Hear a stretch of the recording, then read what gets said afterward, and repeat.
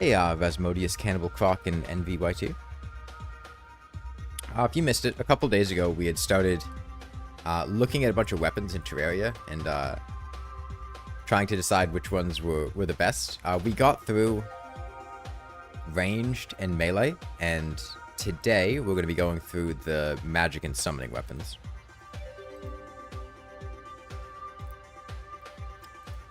So yeah.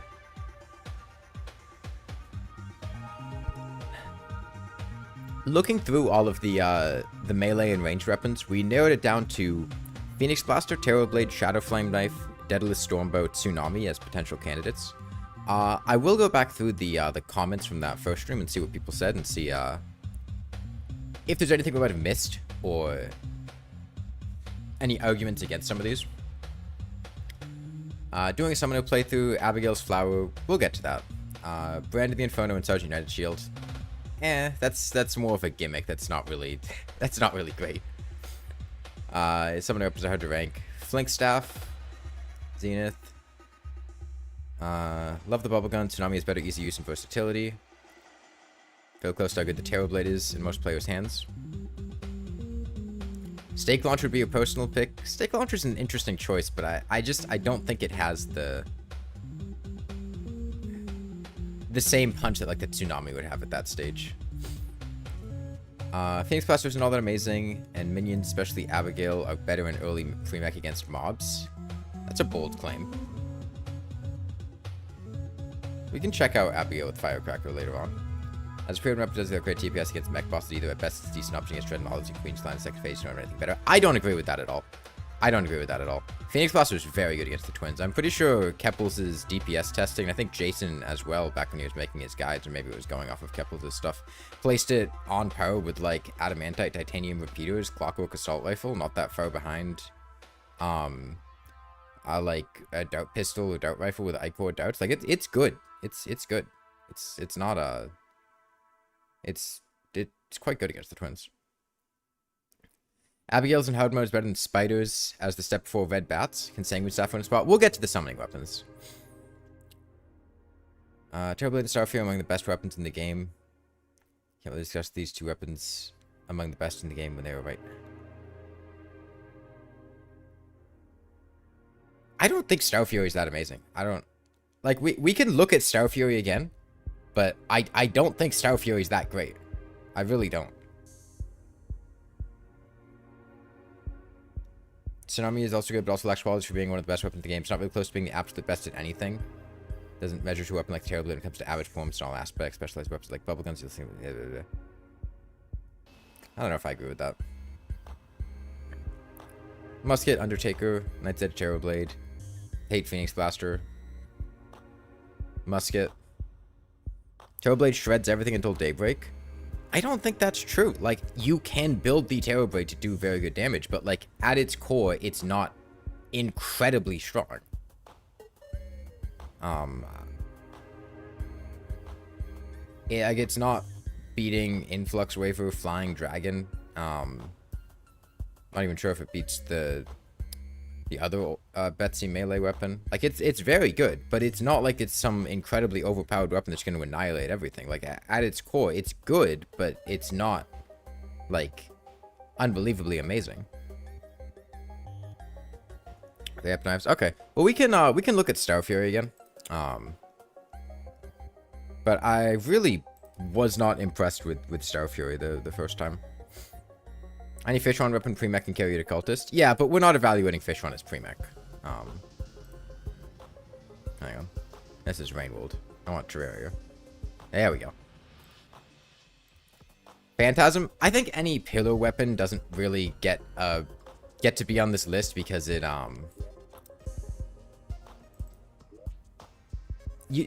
it's only relevant for like 30 minutes of the game. It's really difficult to... Criteria includes easy use obtainment. Yeah, it's not just damage. Damage is not the only thing we're considering. Okay, let's hop on this world, get a Star Fury.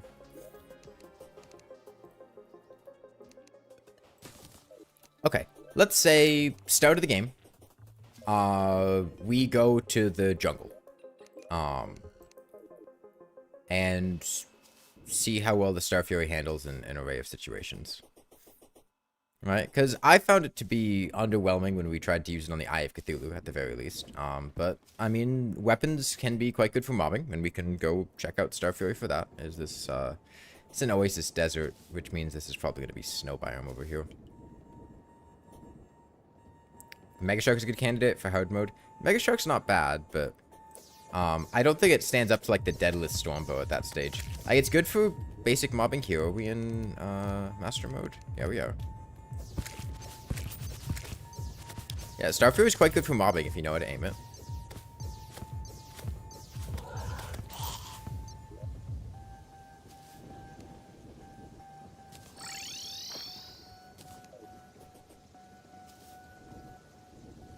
Sanguine Staff's arguably the best summon until Golem. Sanguine Staff's really hard to get. I have a hard time ranking the Sanguine Staff as... Oh, this is a drunk world. Which means jungle would be over there. I have a hard time ranking the Sanguine Staff highly because I have had like 2 to 3 different games where I have tried to get the Sanguine Staff and just never fished up a Dread Nautilus. I've had Summoner games where I've gone the entire game without having a Blood Moon happen. Ever. Not one Blood Moon the entire game. And like, when stuff like that can happen, I really have a hard time rating it well. So I have always been very, very underwhelmed by the Star Fury on Skeletron, but I suppose we can try it out.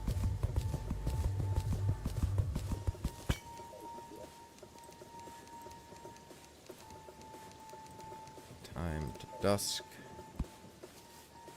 Oh, interesting. The Drunk World has a different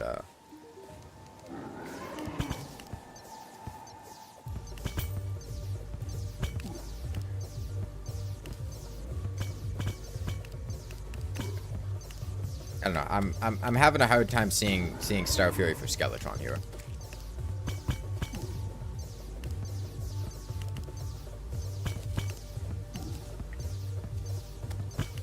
We can try on Wall of Flesh.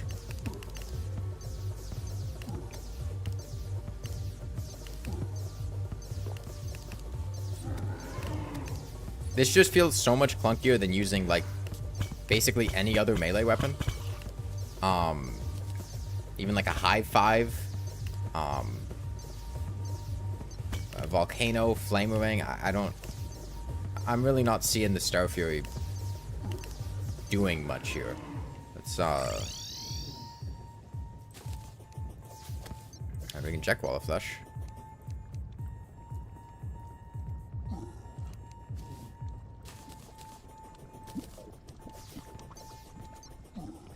Skeleton's really worse than Volcano and Flamerang. It's good because it's OP for a pre-boss sword. Okay, but if it's a pre-boss weapon that doesn't have that much relevancy for boss fights, why would I rank it higher than like a musket or an Undertaker? Right? Like, I get as a tool and for lighting up stuff in caves, it's incredible, but that's not a weapon. That's like, this isn't functioning as a weapon. This is just functioning as a light source.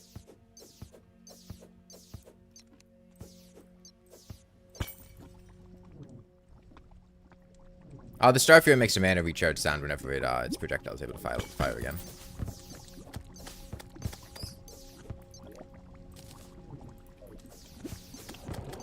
Yeah, normal mode speedrun recently in Star Fury let you kill Skeletron first night. I'm not saying Skeletron's bad. Oh, sorry. Star Fury is bad.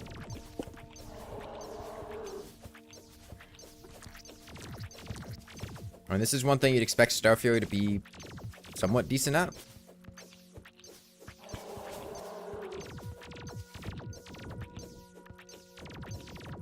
Can cheese enemies through blocks with its stars. Again, I'm not saying Star Fury is bad, but are we really ranking it similarly with the Deadless Stormbow, Terra Blade, Tsunami?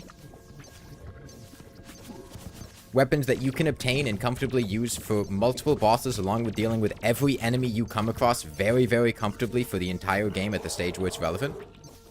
Like, the Star Fury is not doing that. It doesn't have that level of versatility and power.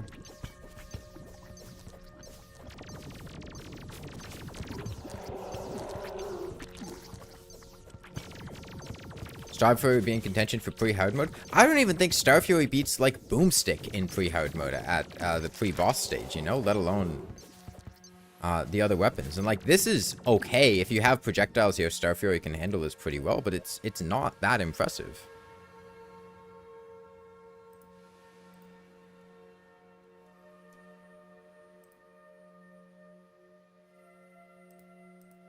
This one? This one.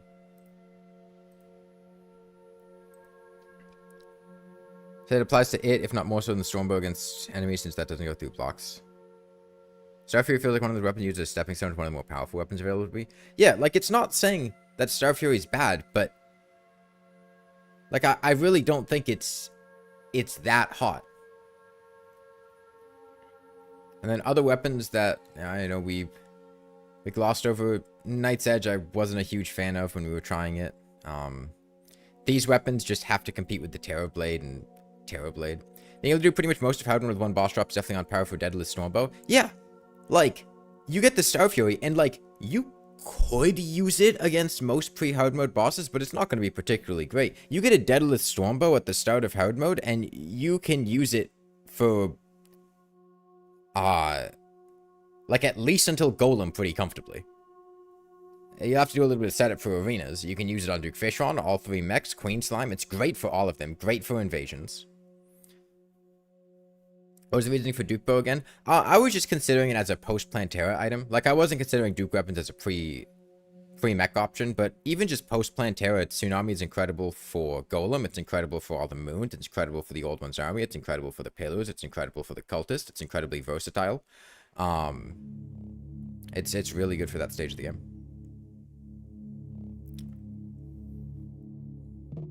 Are we assuming the gaze of a new player or the gaze of a guy with 1,000 hours in the game want to play Terraria in the easiest way? We're considering it through the gaze of the 4 criteria on the left of the screen. How much damage do they do? How easy are they to use? How easy are they to get? And how many things can you use them for?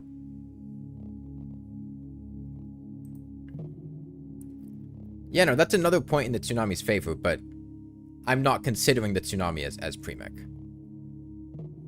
Uzi Venus Magnum? No, no. Are we tested Keybrand and Paladins? Yeah, the problem with them is just that they're not a Terror Blade. Like, you can look at the Keybrand and go, yeah, this is pretty solid, this is pretty decent. But, like, it pales in comparison to the Terror Blade at the same stage in progression in the same class, let alone other stuff. Charmring's not very good. I think I'm content with the list we have for melee and range. The only weapons that I think were a little bit potentially candidates, Vampire Knives are very, very strong, but I really have a hard time ranking the Vampire Knives as an incredible option when they're a 1 in 2,500 drop and literally not available in half of all worlds. Sandgun, I think, is a very, very strong weapon, but it's pretty gimmicky. It's very strong within its niche, but, like, you can't use the Sandgun on regular enemies. Right, you can't just walk up with a sandgun and use it to kill enemies in the jungle or something. You're gonna have a miserable time. It's basically only restricted to boss fights where you very specifically set up an arena, and you can deal very high damage in that, especially to bosses like the Eater of Worlds or the Brain of Cthulhu, but outside of that, it's the nigh unusable because of all the sand.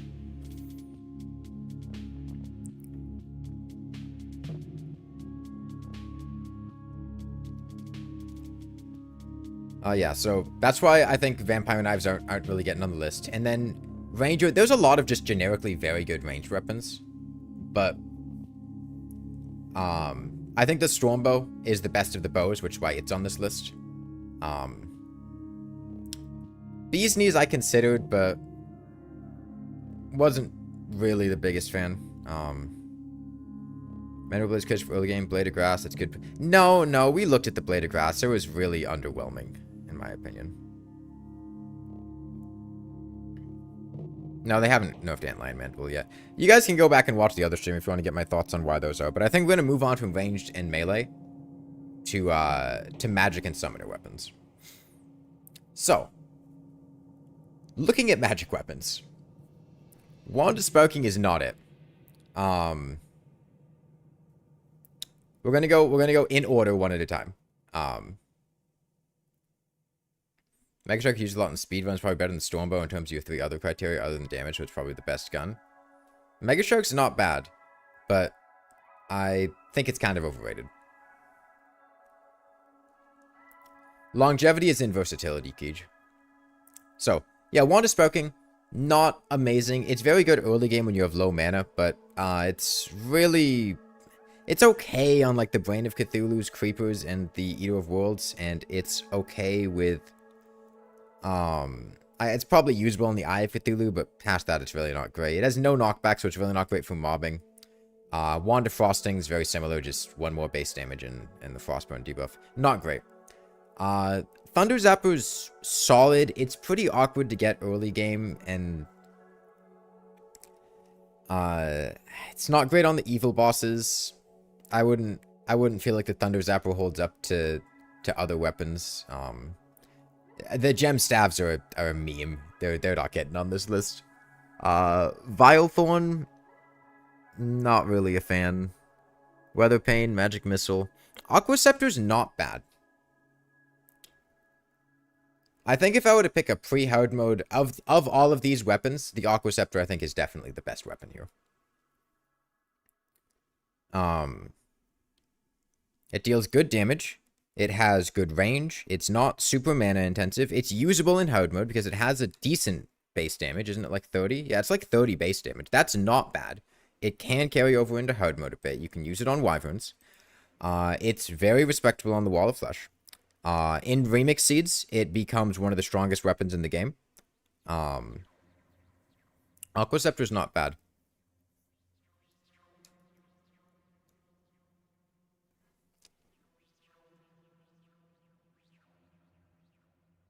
Aqua Scepter was so fire until nerfed. When did they nerf the hit count? The piercing reduction? Yeah, the piercing reduction does hurt a little bit.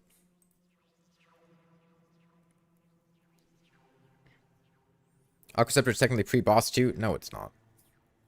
Like, through exploits you could grab it pre-boss, but I would not consider it pre-boss.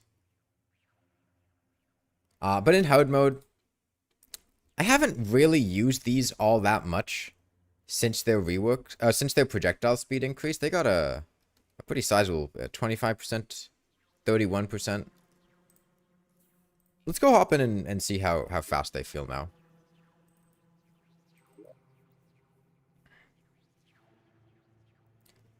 Now, I am going to tell you right now, the Sky Fracture is not making this list. I kind of despise the Sky Fracture. It is one of my least favorite weapons in the game, but we can see how it handles things.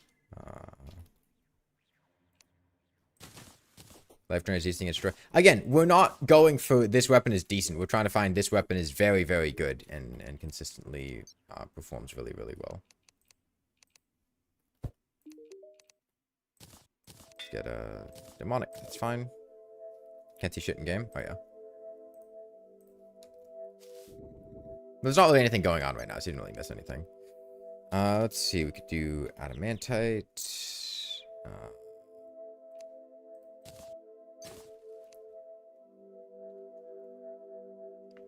I think Rainbow Rod excels. Yeah, I'm fond of the Rainbow Rod. I think it's quite a good weapon.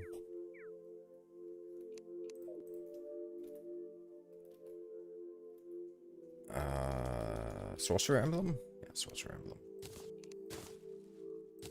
Take off a scope. Take off Destroyer Emblem. Get Frozen Wings. We'll vote with that.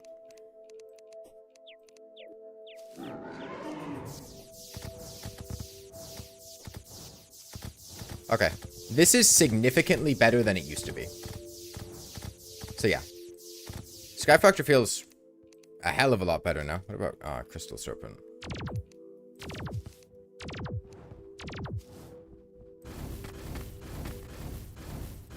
Yeah, both of these weapons feel a lot better. I like the velocity increase on them. I think that the twins are one of the bosses that before 1.4.5 they would really struggle on, but this helps a lot. Yeah, that's quite good. However, I still think the Sky Fracture is an awful weapon because If you've ever tried to hit an enemy close to you, it is so hit or miss. Because the weapon spawns, like, in front of you in such a weird spot. Like, if there's an enemy close to you, or even if you're trying to shoot through a narrow area, like a tunnel, so many of the projectiles just miss. It feels so awkward in those conditions. So I'm really not a fan of it. Crystal Serpent's not bad, though.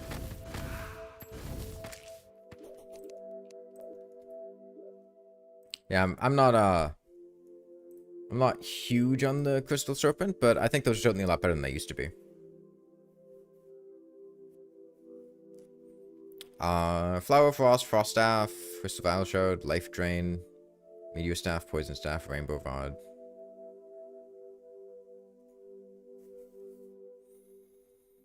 Would I consider Flame Lash? Eh. Tome of Infinite Wisdom is strong and removes Destroyer. How strong is the primary fire on the Tome of Infinite Wisdom? I've never really used it much. We could try it.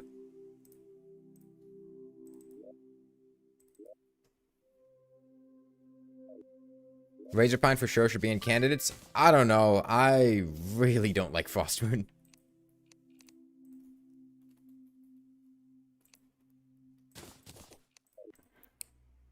What do I want? Tome of Infinite Wisdom. Left click? Well, I know the left click is good for the Destroyer, but the left click is basically only good for the Destroyer. A Destroyer and events. Like, you can't really use it for any other bosses, so I want to know how good the primary fire is. God, magic power, mana regen. Let's say we did a different mech boss first, and are going on the twins.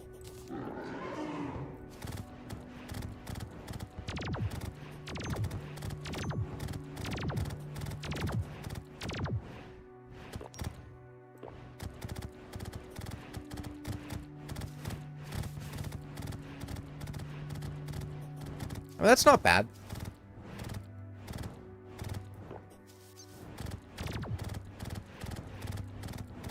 Yeah, that's okay.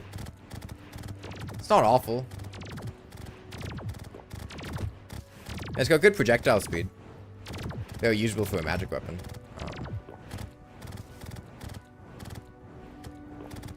I feel like that's... Let's compare this. We've been hitting, like, I think, like 400 DPS, something like that. Let's pull out, like, I don't know. Magic Dagger. Unreforged Magic Dagger. I have to hit it.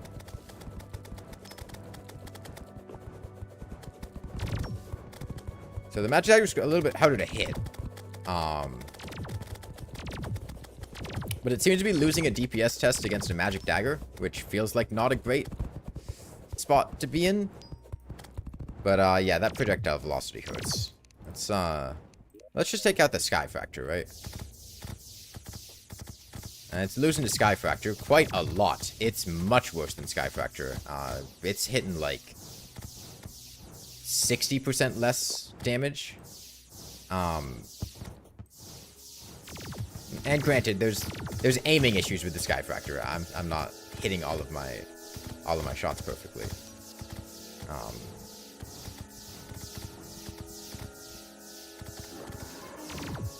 I don't know. I'm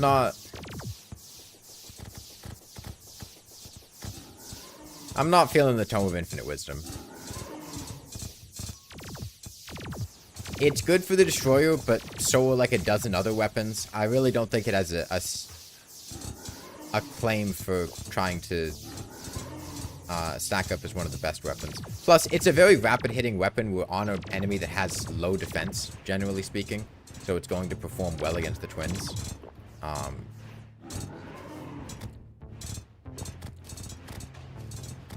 Yeah, this is post 1 mech, and you have to do the old one's army for it, so it's not the most convenient.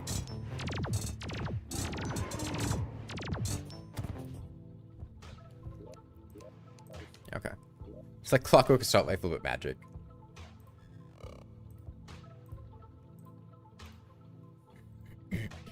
So to me, just looking at all of these wands, which feels like a very arbitrary classification, these are literally staffs. Razer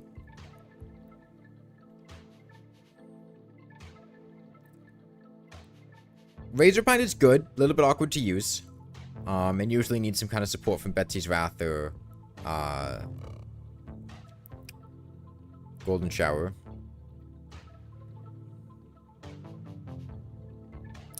I think of these, the Rainbow Rod, I like the most. It's good on Destroyer. It's good on... Actually, is it good on Destroyer? I don't know if I've really used it on Destroyer. It's good on Skeletron, at least. It's really great for regular enemies.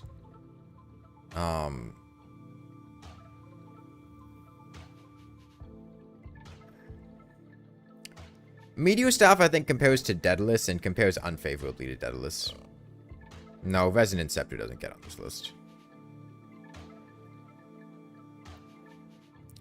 I don't know. I feel like Aqua Scepter, Rainbow Rod. Your life drain is strong due to lifesteal. I've never been very impressed with the life drain on basically any time I've used it, but we can give it a shot.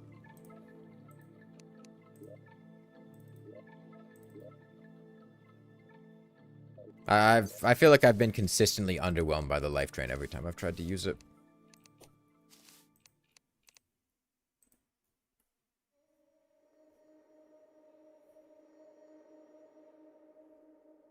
Yeah, that's the other thing. We're looking at the weapons individually, not overall as the class as a whole.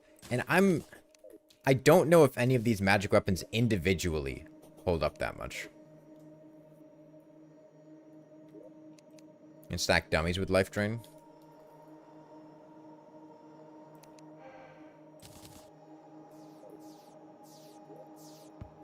Okay, well, I think the life drain would be quite bad on the twins, so maybe we shoot the Destroyer.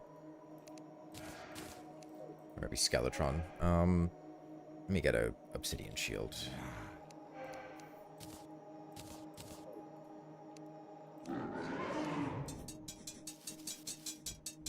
Yeah, I mean, it's hitting a coil, so.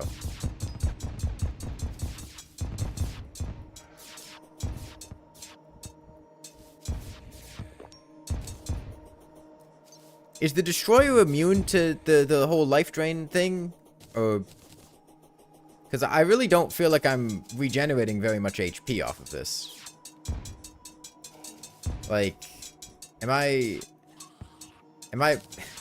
missing something? Because I'm not really healing very much at all.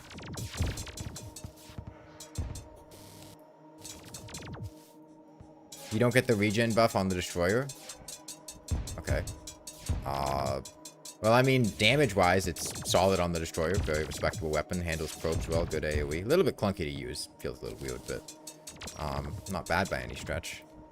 It's not regen, just boosted original regen. You think the Destroyer is immune? Okay, well, let's try Skeletron Prime. Okay, yeah, looks like just... You said we could stack dummies? It Destroyer immune to a lot of debuffs, so I was thinking it was more of a buff for the player.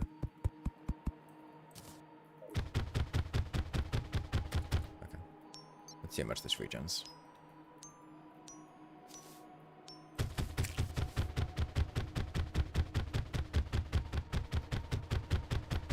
This is the weapon we're glazing? This is the amount of regen that we're glazing? Like, it's not bad, but...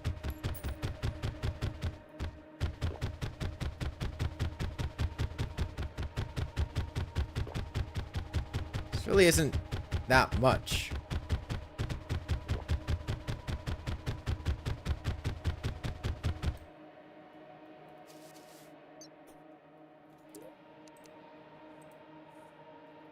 The damage itself is the good part. Okay. Well, try it on Skeletron Prime.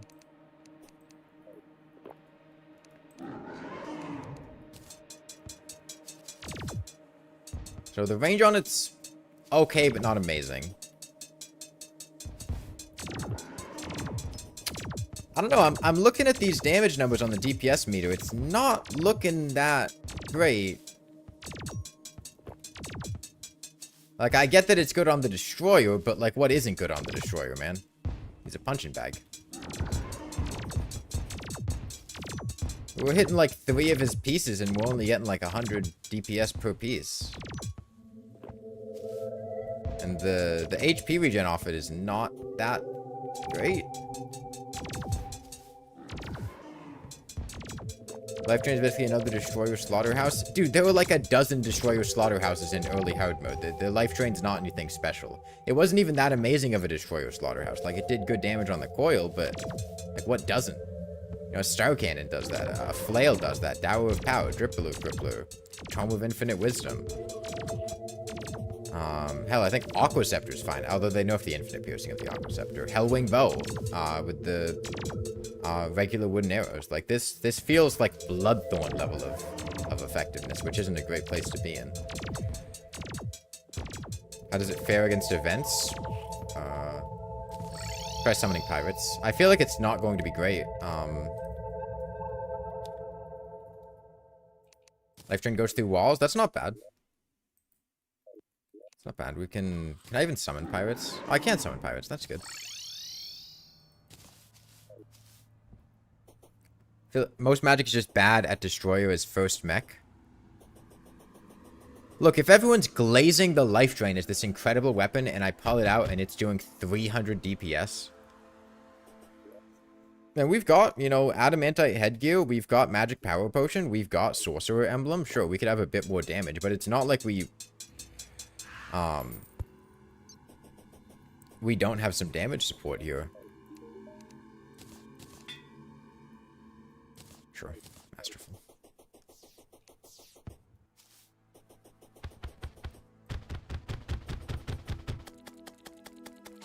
Magic Harp is the most powerful weapon in the world. I like the Magic Harp, but it's a bit awkward to use. Thought this weapon was worse? No, the Life Drain's not a bad weapon. I mean, basically any biomimic weapon is solid at minimum.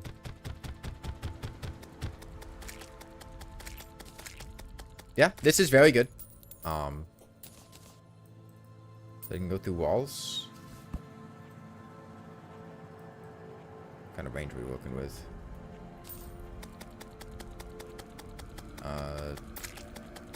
Yeah. Yeah, for invasions, this is very good.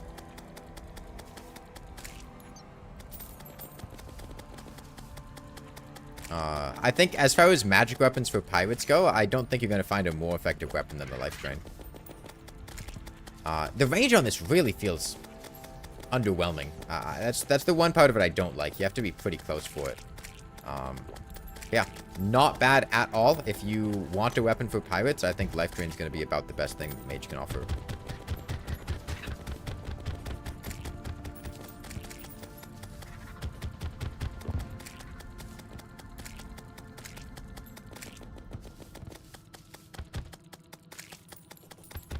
But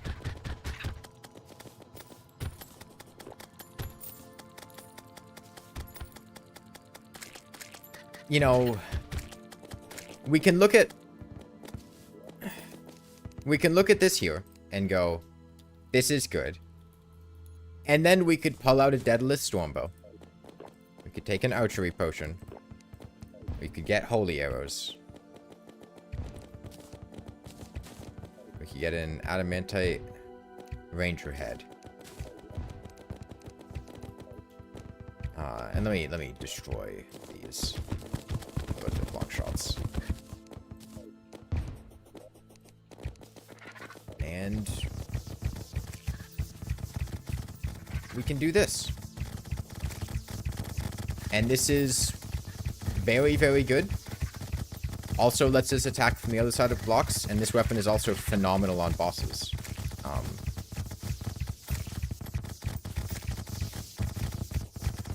It lets us stay much further away, which is nice. We don't have to be, you know, within 20 blocks or whatever the Life Drain's range is. I don't think the Life Drain's holding up to something like this. Okay, Nick, people keep saying that. Tell me what the Star Fury is good for. Like, everyone just says, oh, the Star Fury is great for pre-hard mode. Star Fury is amazing for pre-hard mode. At what? What is it good at? Because I've tried 3 or 4 different things. The only thing I found the Star Fury to be good at is dealing with regular enemies. And if a weapon is only good at dealing with regular enemies, that's not that amazing.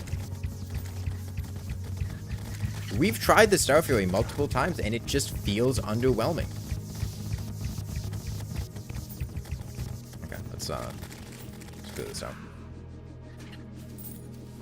Star Fury is good for cave exploring. That's not a weapon. That's not the task of a weapon. A weapon deals damage.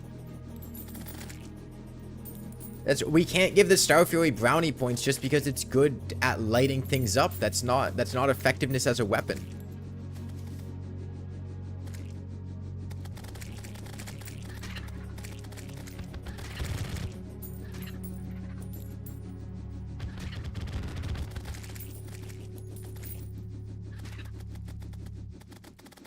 Doesn't that count as part of its versatility? No, it's talking... versatility is how many things you can use it for in regards to being a weapon. Like, how many... Can you use it for single targets, events? How many bosses is it still relevant for? How long is it relevant for? Stuff like that.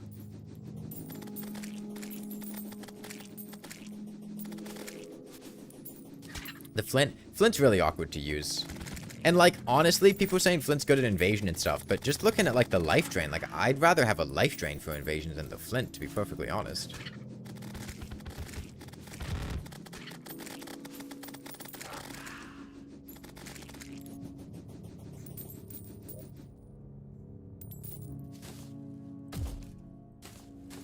Starfire isn't the best at anything, but it's good against Eye Cthulhu, Wildflesh, Skeletron, and Geoclops.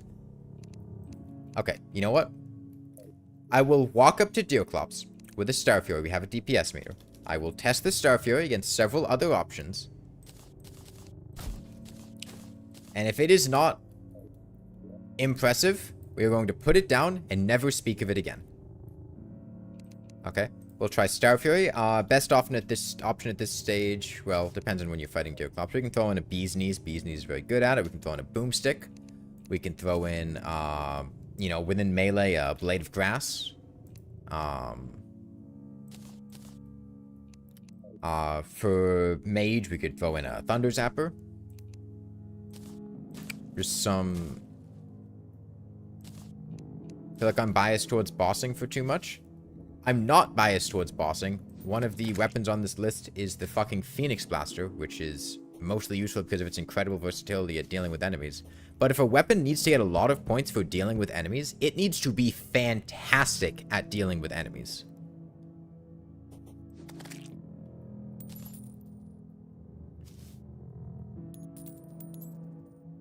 Yeah, we'll reforge things. No, Onyx Blaster doesn't kill up to the Daedalus Stormbow, let alone other things.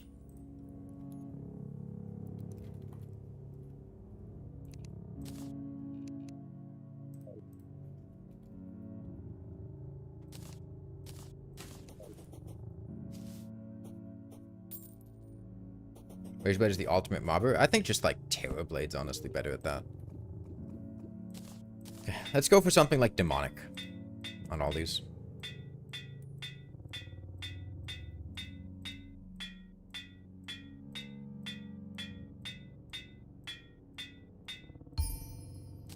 Or, you know what?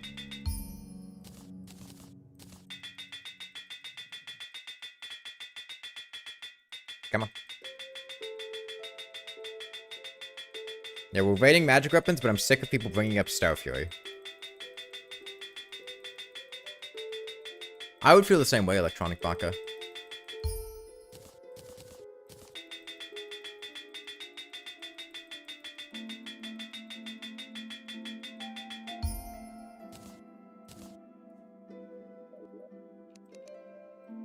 And then, let's just say we have Shadow Armor. Gives a solid buff to all these.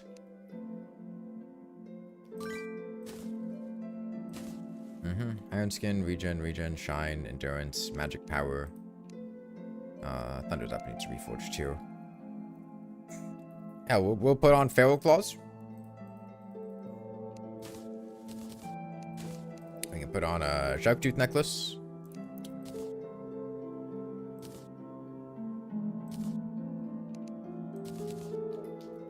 Okay.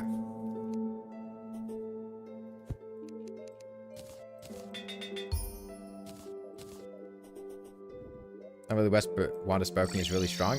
I don't know that it is.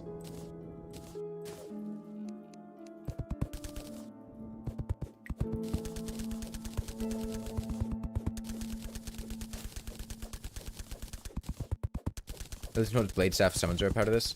We'll get to summoners later. We're on mage right now.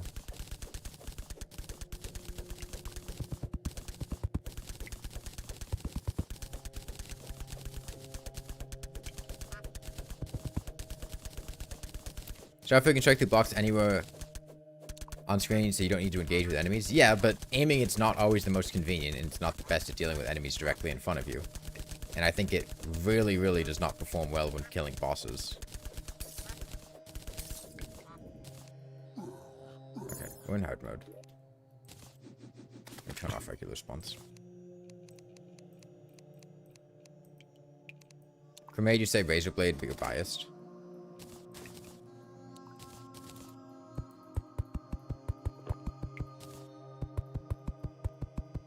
Utility weapons out like Golden Shower, Crimson Rod.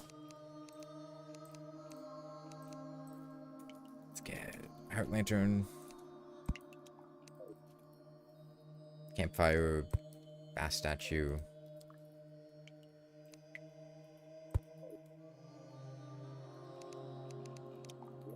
Okay.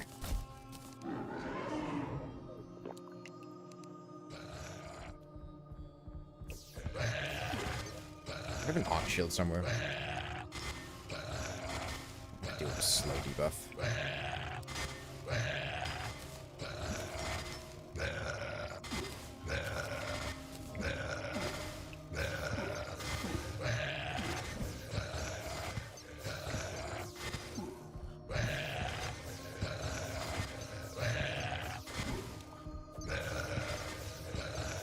Okay, so that's a solid 150, 200 DPS.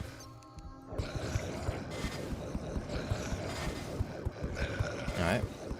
Pretty similar to the Thunder Zapper. With landing the melee hits, bear in mind.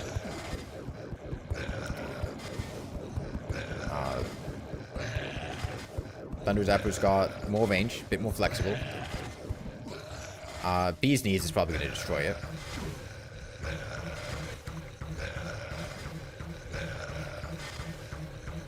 Yeah. Bee's Knees is hitting a solid 200, 250. Boomstick. Let's just do Blade of Grass. We're here.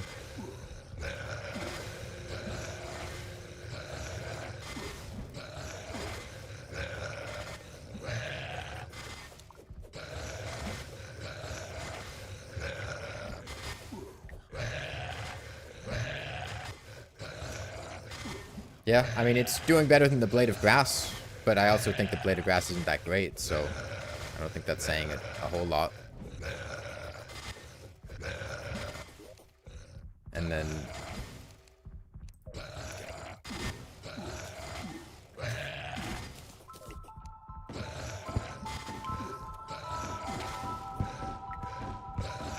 and it's doing much worse than just like a boomstick.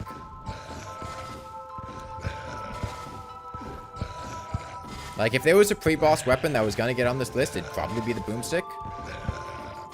And I don't think the boomstick was good enough to make the cut. I certainly don't think Star Fury is. Oh, this is the Rainworld OST. What about face-tanking Deerclops using a hook? Well, we would need freezing immunity to really make that work, but... yeah, no, like... I really don't think Star Fury is it. Star Fury practically places Spelunk Potion early game, which is the most insane X factors of all weapons in the game. Okay, but that's not, like, that's not out of its functionality as a weapon. That's giving it bonus points for something that's just utility.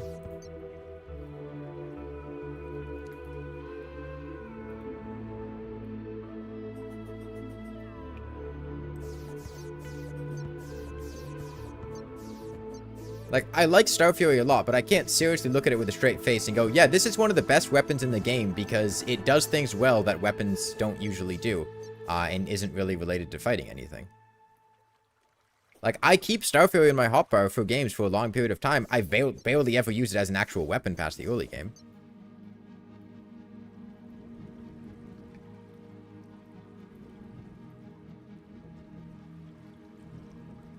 The jukebox doesn't have threat themes, Electronic Baka, unfortunately. Yes, the issue is that pre-boss melee range weapons are atrocious, and Starfy happen to be the best of those bad weapons.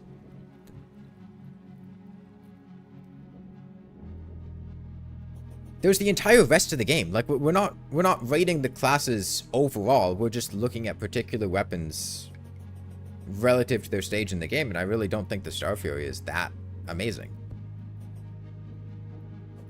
It loses a few points because in for the Worthy Worlds, you can't actually really get it pre-boss easily. Not a huge loss, but a couple.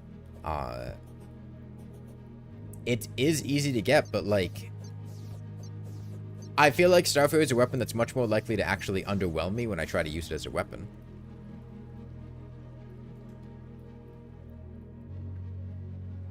Waterbolt's not pre-Skeletron anymore. Star Fury is a manual Spelunker potion. Yeah. And that's great. But that's not really a weapon criteria. Right? Am I rating a fucking snowman cannon on the fact that you can combine it with mini nukes and destroy 400 blocks a second? Right? Should the snowman cannon make this list because it's a really good pickaxe? Because that seems like rating a weapon on something that's tangentially related, but not really related to fighting things at all. It's just something else cool that it can do.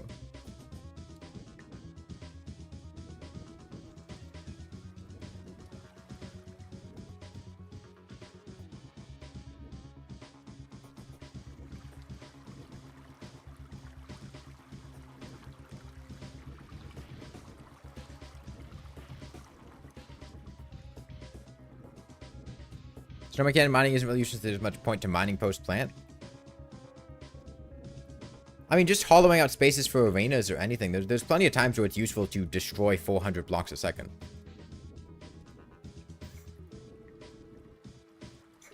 I used the Star Fury to kill a tortoise during my Get Fixed Boy hardcore run. Okay, I've used a lawnmower to kill an ice golem before. That doesn't mean the lawnmower is a great choice for an ice golem. It's just the best of the options that I had at the time. Dynamite's something that, if an explosive was going to make this list, grenades were going to make the list, and grenades did.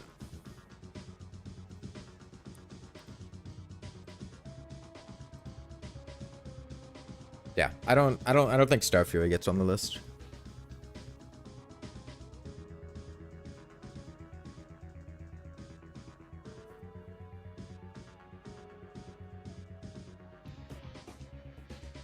As far as the Onyx Blaster didn't be mentioned, but you just showed up, generally you go to for that part of the game. I mean, the problem is, we had both the Onyx Blaster and the Daedalus Stormbow on the list at one point. But the problem is, the Daedalus Stormbow is kind of just a lot better than the Onyx Blaster on a lot of these. I think.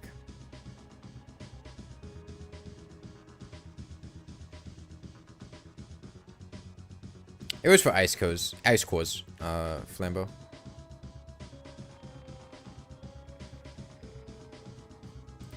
Yeah, I mean, we can put on the Rainbow Rod. I do like the Rainbow Rod quite a lot. I think it's a very comfortable weapon. It's very easy to use, easy to get. I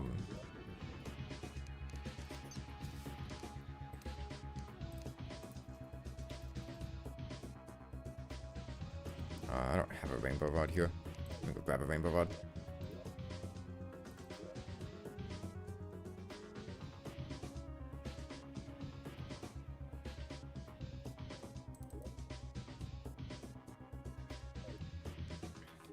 We can do a Meteor Staff Stormbow comparison. I have a Meteor Staff. I don't have a Rainbow Rod, so.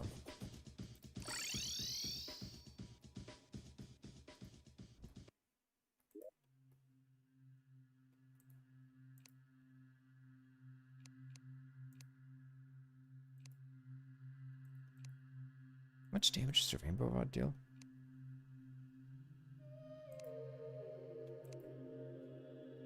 61?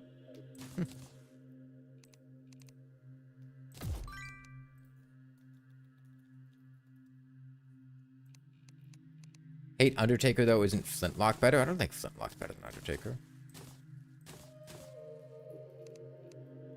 Okay, we have Rainbow Rod. We have Meteor Staff. Meteor Staff's very mana hungry. I do know that.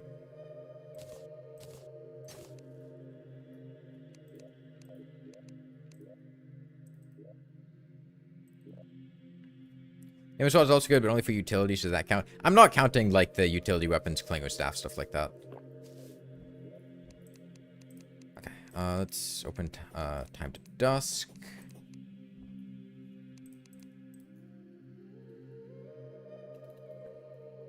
Sure, let's try the Destroyer. Meteor Staff should do well in the Destroyer.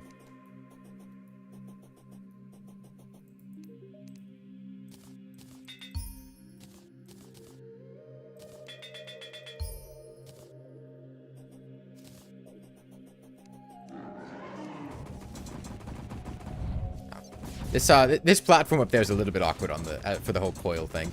We could have gotten a bit more damage there, but that's fine.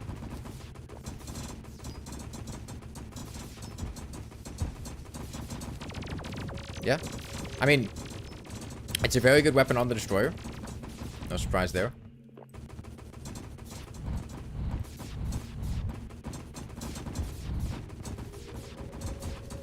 You can kind of just sit up high, attack low. If there wasn't this line of blocks, it would be doing a lot better.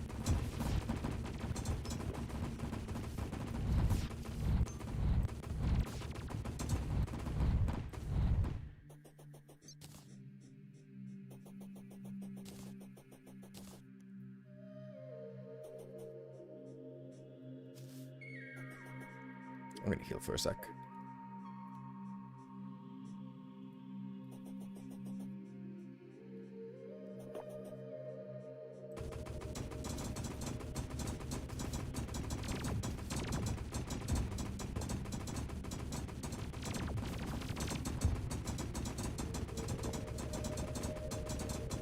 Yeah, I mean, in a setup like this, Meteor Staff's very, very good against the Destroyer. Can't really shoot us. We can manage his probes very well. We just kind of stand here, shoot down.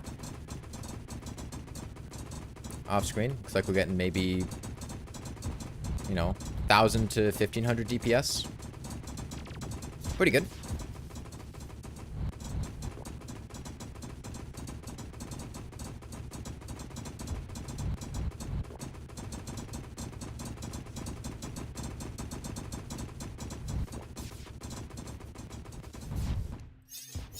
Okay. Now I'm curious as to how the Rainbow Rod performs on the Destroyer. It's got a little piercing. I mean,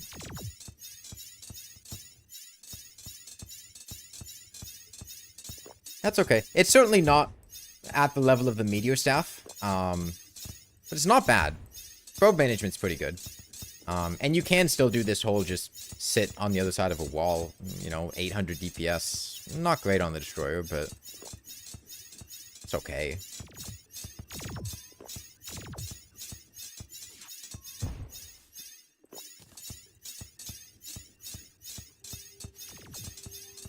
And it's much better at managing probes. And, I mean, the Rainbow Rod has very, very good capabilities dealing with regular enemies. We can try it on Skeletron. I'm a big fan of the Rainbow Rod on Skeletron. Nice part of the Rainbow Rod is you don't really have to think. You kind of just sit here and hit the attack button. It'll home into enemies for you, deal solid damage. And you can do, you know, stuff like this if for some reason you need to attack around corners and the auto aim's not doing it.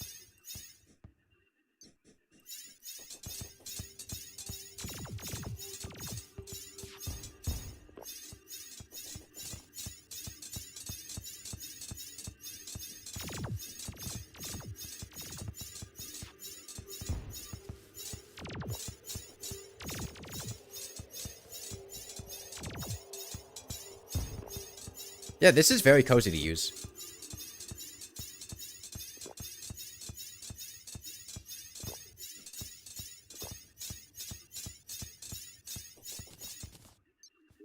Okay. And now let's try the Stormbow. with Unholy Arrows.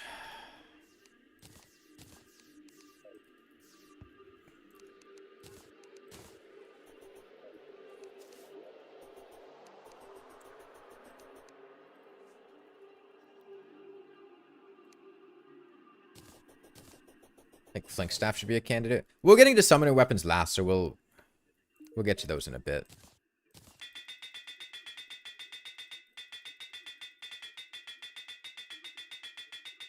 Come on.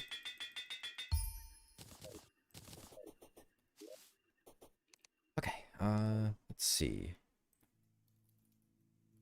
Mechanical Worm.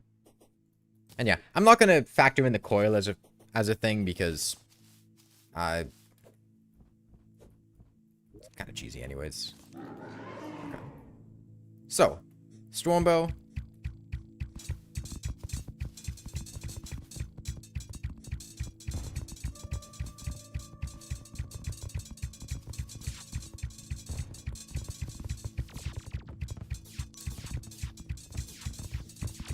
It's not like we have the best setup here, but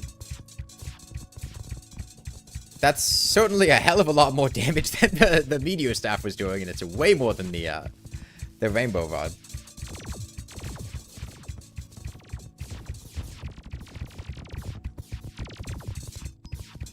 You know, the probe management, it's not doing as well as the Rainbow Rod. Rainbow Rod had a much easier job managing probes.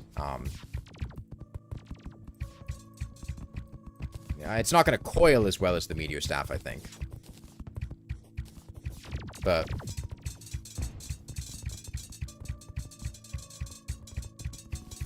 that list is very good. Also, I do want to check out. We've been hitting like 1500, 2000 DPS. I want to see how much better Unholy are than Holy, because I hear people talk a lot about using Unholy instead, but I'd like to actually see how the difference is.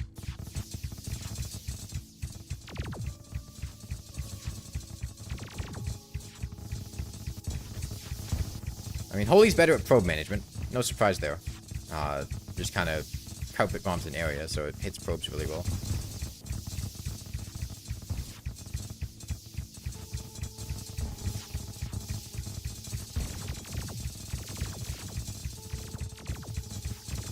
Yeah, so Holy looks like it's capping around 1500, like the 1000 to 1500. Seems about similar to Meteor Staff, honestly. Unholy was hitting a solid 2000, 2500. So yeah, Unholy's definitely better on the Destroyer.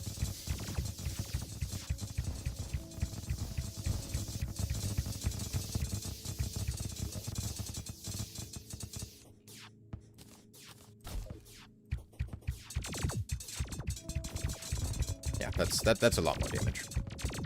Also, you can just buy Unholy Arrows, whereas Holy you have to farm for and everything. Does the Storm get an arrow count penalty with Holy Arrows? I believe it does for all piercing arrows. I think that applies to Unholy as well. Can I try Aqua? Sure. We can put on the Aqua Scepter. It won't have a Reforge. To compensate for that, I'm going to throw on this, maybe a Destroyer emblem.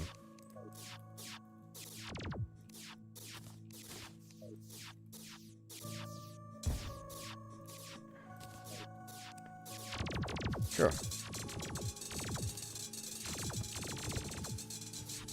We're in God mode right now. We're infinite mana.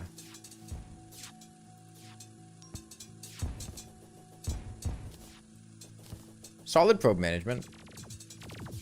Damage on the Destroyer itself. Not bad. A little bit more awkward to use than something like the Meteor Staff, because we do need more of an actual line of sight. Can't hit around corners. If we can angle our shots well, we can do a lot of damage. Problem is, by virtue of being a mage, we can't stay super close to the Destroyer without taking a lot of damage from lasers. Yeah, I mean, if you can get all the piercing hits like this, looking around 1500, not bad at all.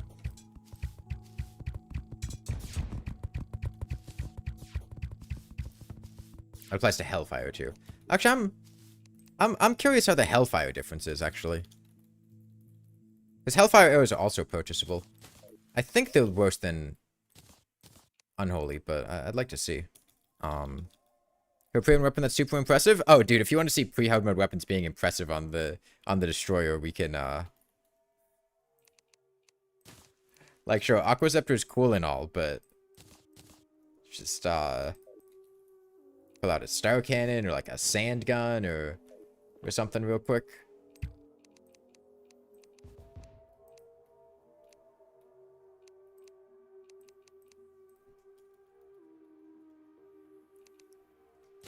Jousting Lancers are kind of one-trick ponies, trash box. So I don't really want to consider them for stuff like that. Any weapon that's theoretically very strong at one particular thing, but requires a lot of setup, or is just kind of awkward, I don't particularly want to entertain. Yeah, so, like, the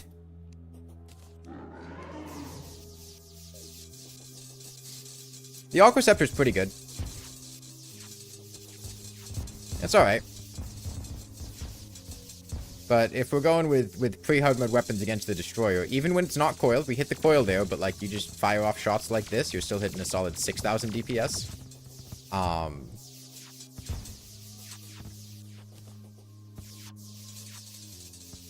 Just line yourself up along his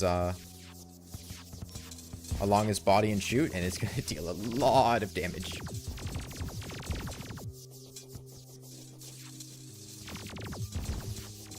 It's quite good with like a unicorn mount or something. You can... I don't kill my NPCs. You can kind of just run on a platform.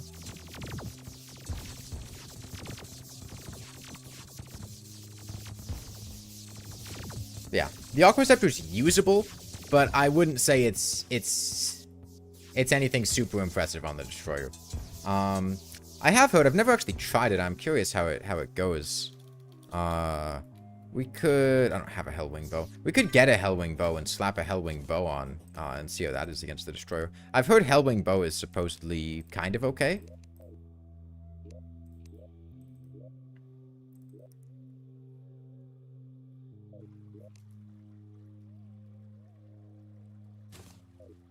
Not like amazing, but like kind of okay on the destroyer. I will reforge this one because Hellwing Bow is low base damage, so it's going to get shut down a lot. And honestly, just to give it the best chances, I'll slap on a Sharktooth Necklace.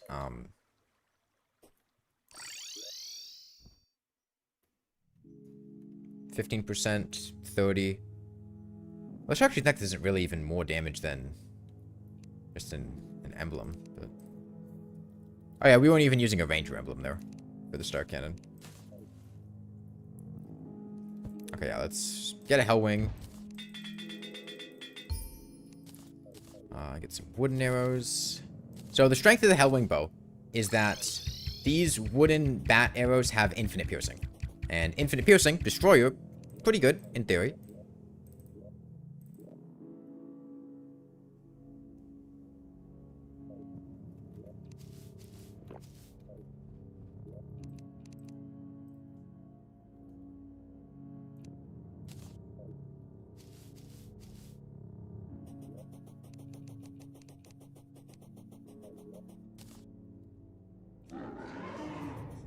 Oh wait, no, that was the wrong weapon.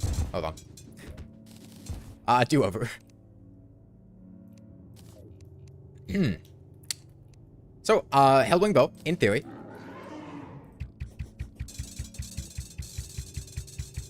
That's not bad at all. That's, I mean, we're attacking a coil right now, so, you know, a little bit of bias. But non-coil destroyer, this is a solid... and if we're hitting along his body and we're getting that infinite piercing, it's doing a solid 1,000 DPS, maybe. Probe management's okay. Not amazing, but okay.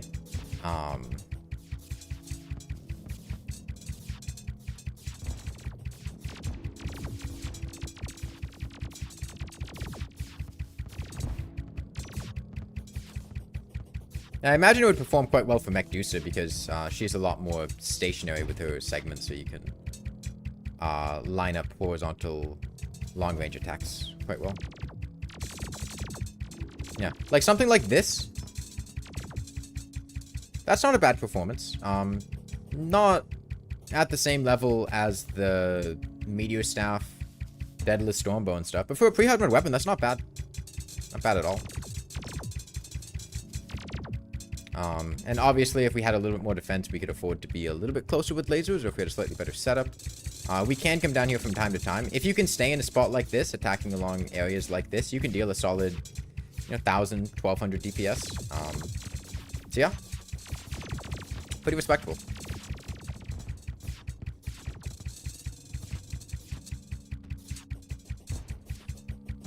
Okay, and we can look at a few other weapons.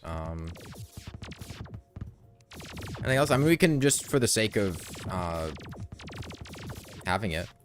Phoenix Blast or Exploding Bullets, not particularly great on the Destroyer. It's not one of the things that it shines at super well. But let's say we get a Destroyer emblem to compensate for the lack of Reforge. Put that on here.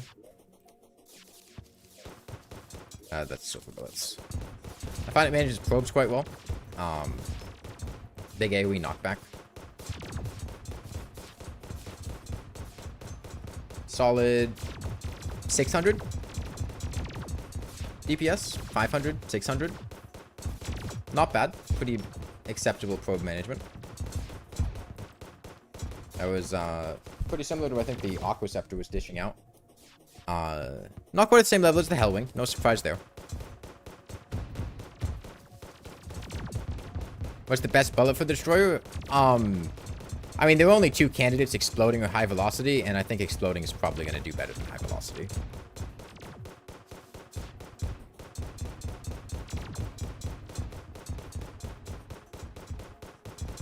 Yeah, not reinventing the wheel or anything, but solid, respectable 500 or 600 DPS.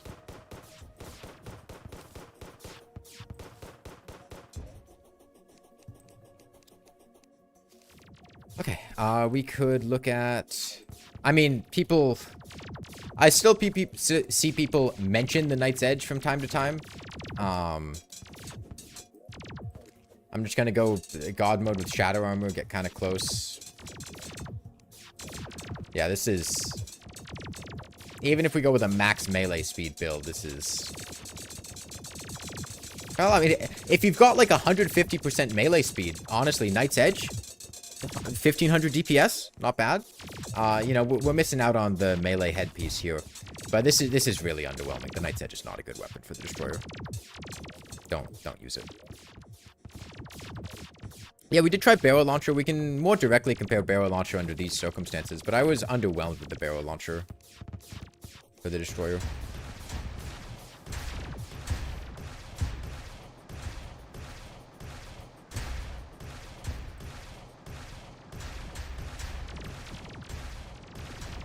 Yeah, I mean, like, that's not a bad amount of damage, but I don't know. It feels like it's not the best at managing probes because the projectile velocity doesn't really do well at hitting, vertical enemies. Good conditions, you could be hitting 1,000, 1,500 DPS, which is similar to Meteor Staff, a little bit worse than Stormbow. We could also pull out Dart Rifle, Coast Darts, see how that compares. But yeah, I wasn't a big fan of the Coast Dart, Dart Rifle. And the damage numbers here are loose. We have no Reforge because our Goblin Tinkerer died, so it's a little bit subpar. I know in the multiplayer world we were doing, dual dungeons, I think Dart Rifles with Coast Darts were second or third on our DPS list after the Stormbow. It's not a really great performance from these. I mean, this isn't the ideal circumstance for them, but like 900 DPS on this is 1,300.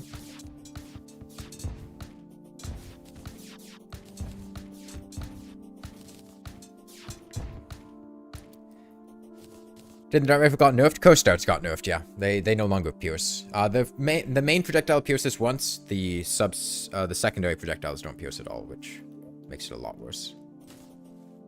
Yeah, it's still, like, kind of okay, but it pales in comparison to the Stormbow or other options. Or, I mean, God forbid you pull out, like, a Drippler Crippler or something.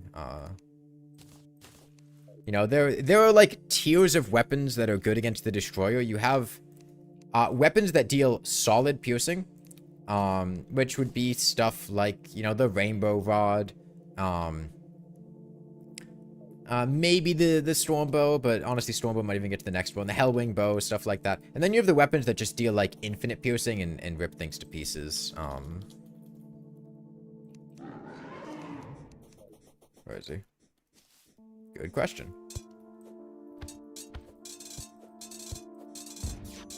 Even, like, non-coiled Destroyer, flails can easily hit thousands of DPS, just lining up shots like these. They're really good. And if you hit them on the coil, it can do a lot.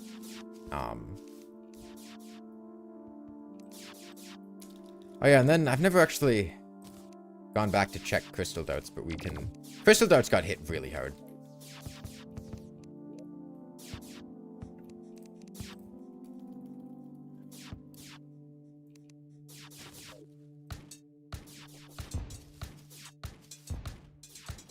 Just a lot of damage fall off per hit. On the Destroyer itself...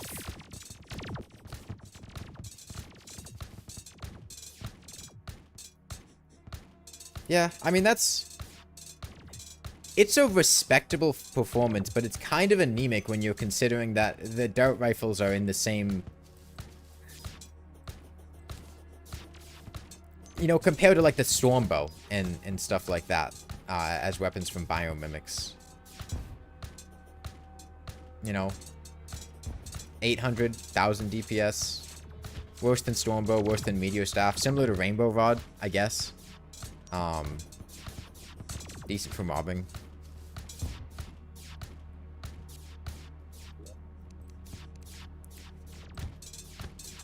I mean, I think sometimes people just use weapons because they're good, not because they're overpowered. You don't have to nerf something just because they're overpowered. Just because people use them doesn't mean they're overpowered.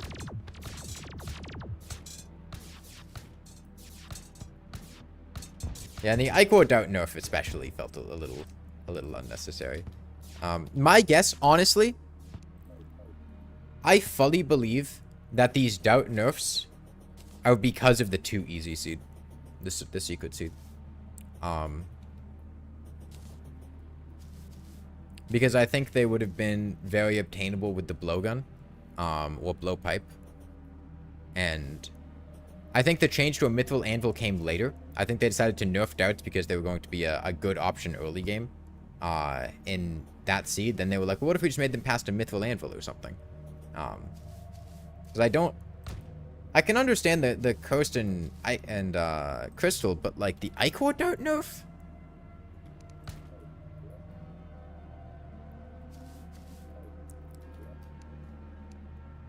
Okay, but yeah,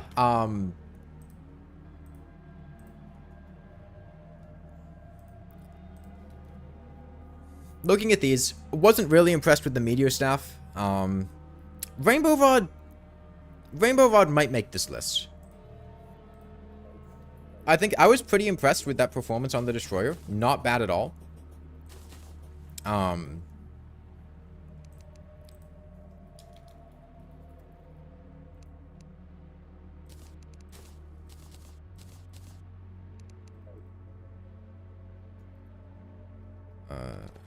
Adamantite, Mage.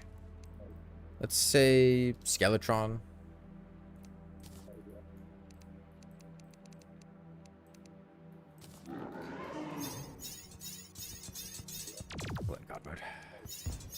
Rainbow Rod's really good at Skeletron. You can essentially focus 100% on dodging and just kind of stand away and just click the attack button. Alright, move the ceiling.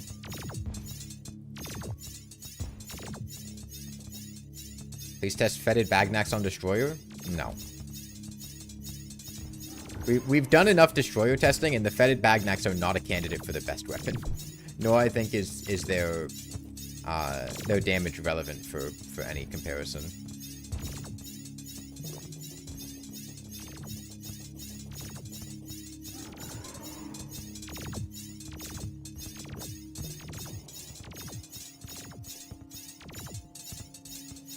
Yeah, Rainbow Vault, you can basically just stay off screen.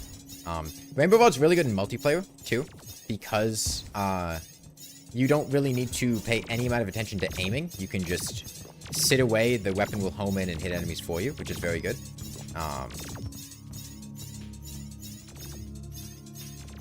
Laser hand's kicking my ass a little bit. Alright then, we'll do that again. I should give myself slightly better ascension speed. Do I have a balloon? Yeah, Rainbow Vault's good. I do a bundle of balloons. I wasn't using them. I should use them.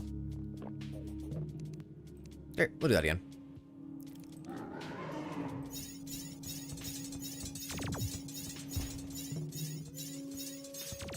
Credit Bagnacks are the best on the Destroyer. I think if you're just looking at raw DPS, the Super Star Shooter is probably the best weapon on the Destroyer. Super Star Shooter, Tome of Infinite Wisdom, basically anything that coil insta-kills. And Super Star Shooter, even if you're not coiling, still does a lot. You can see Vampire Knives being harder to obtain than other weapons. Choose a weapon you get on every playthrough of yours. I mean, I just think the fact that Vampire Knives are literally unobtainable in half of all worlds kind of takes them out of the running, right? If we're actually considering how well could a player get this weapon consistently, whatever, and the answer is it's literally impossible 50% of the time, I don't think I can look at that weapon with a straight face and go, yeah, this is a great weapon.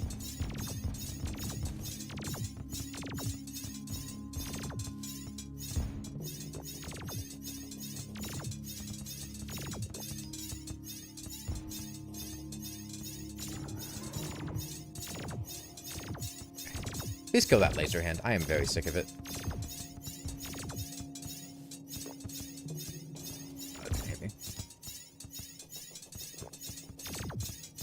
So the one downside to the Rainbow Rod is it's not very good at focusing down a single target. It's more of a Carpet Bomb crowd control situation. This boss fight's over now. The laser hand's done.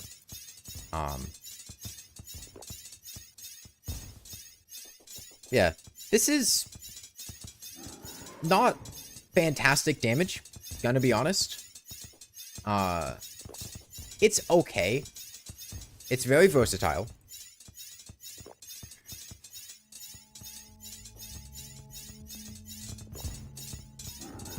Like Rainbow Rod is better single target if you manually track the shot over the target.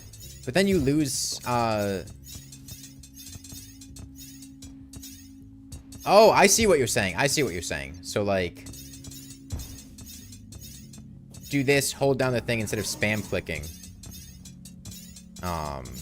Do something like this.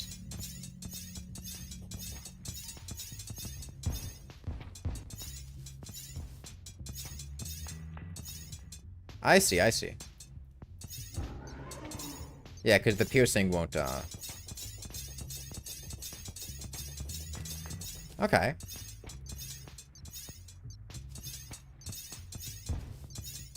Maybe I'll do that again and try that and see how fast we can kill the laser hand. Because once you can kill the laser hand, the Skeletron Prime fight's basically over.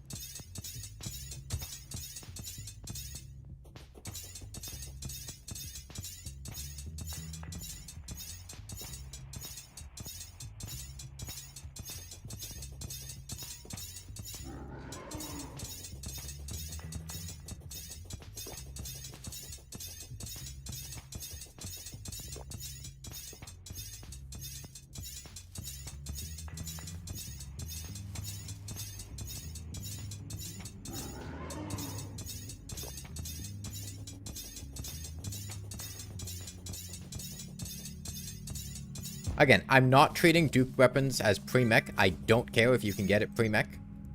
I'm treating them as post-Plantera. And it's very good. But I am going to consider it as a post-Plantera weapon. Okay, yeah, let's try this on the laser hand. I mean, I need him to get down here is the problem.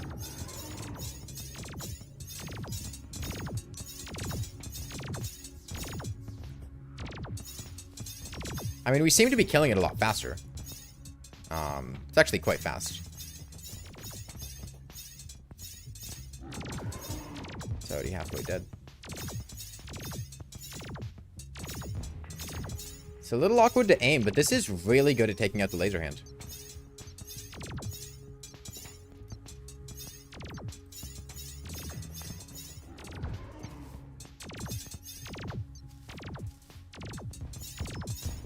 Yeah, I would say that's actually a very good weapon on Skeletron Prime. Because of how quickly it can take out the laser hand and how it can do it relatively safely.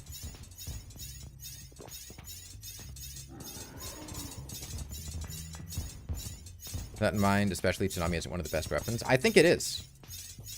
I think Tsunami is, of the 3 late game bows, Eventide, Aerial Bane, Tsunami, the best, the easiest to obtain, the most versatile. It's very good for pillars with glorified arrows. With just like Ichor arrows, it's fantastic for Empress of Light. It's good for Betsy. Good for Golem. It's really good at taking out regular enemies. Yeah, I'm quite liking the Rainbow Rod. This, I mean, so far we've only used it on, you know, Skeletron Prime, which isn't a huge, but the weapon is too noisy to be the best. So we have to ignore the noise part. Yeah, we've done this before, but Aerial Bane is underrated. Aerial Bane's really annoying to get. I like the Aerial Bane, but it's really annoying to get.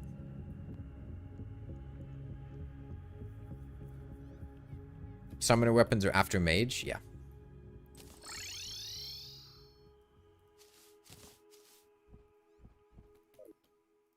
I don't know. I don't really like the Razer Blade Typhoon. I'm going to be completely honest. I don't really like its mechanics. It's awkward to use in tight spaces. It's a bit clunky. I don't like how when you're attacking crowds, it generally just hits one target once, then moves on to the other one, as opposed to sticking to one target and clumping against them multiple times. I find that to be a little bit annoying on the pillars.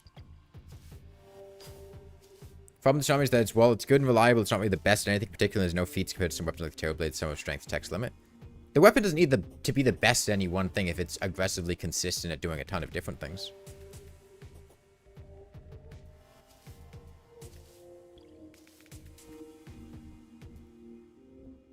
Counterpoint, Tsunami is also significantly easier to use than both the bubble gun and the blade staff. Like, sure, in terms of raw DPS, it loses out a little bit in comparison to the maximum capability of those, but it's also much more versatile and easier to use. Gets a lot of points on those.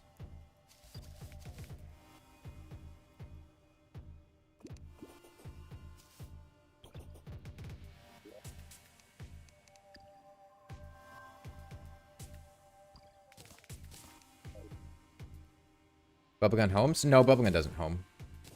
Yeah, like, Razer Blade Typhoon, we have a pillar spawned in the world, don't we? There's a Vortex pillar over there. Is there a Solar pillar? Let's go Solar pillar. I don't want to deal with Vortex. Vortex is annoying.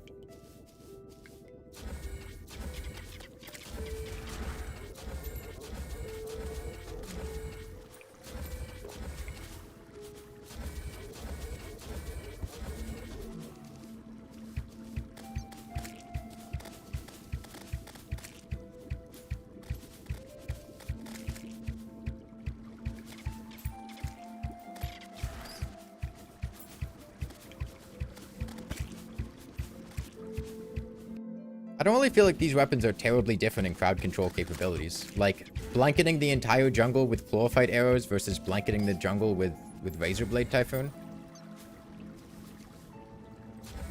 Razer Blade Typhoon's a bit better at tracking airborne enemies and things like that.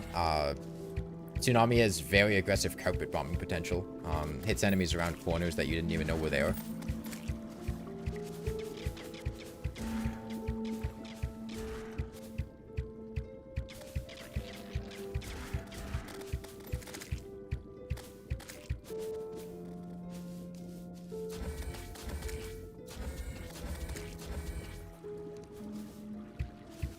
Qualified ammo can be expensive. Yeah. I think it's that expensive.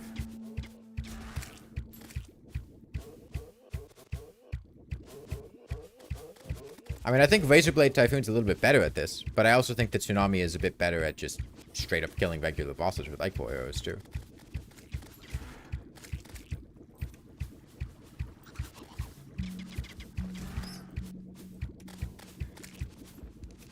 I think I'll walk over to the pillars.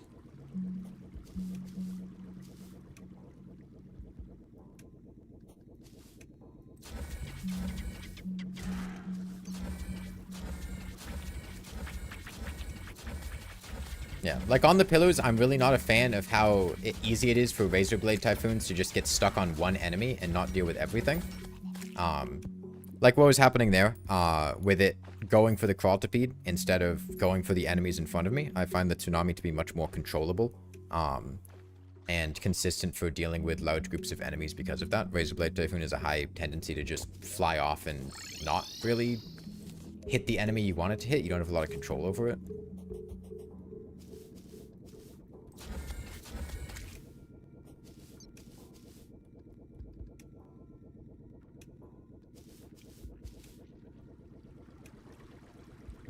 Yeah, Daedalus almost got removed for not working underground, but I decided that it was strong enough to still make the cut. It doesn't need to be perfect in every category, and I think if it's strong enough and still okay enough in other categories, that's okay.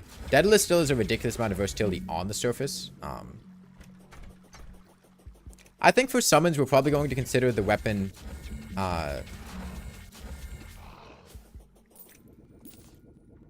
both as a, in very good conditions and not ideal conditions, but we have some time before that.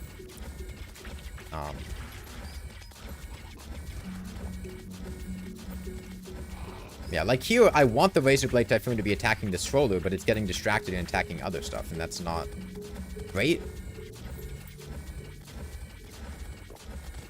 A little bit awkward. Great for stuff like this, hitting around corners, these guys. Here, I wanted to attack that thing, but it's not attacking them because it's getting distracted by stuff behind me.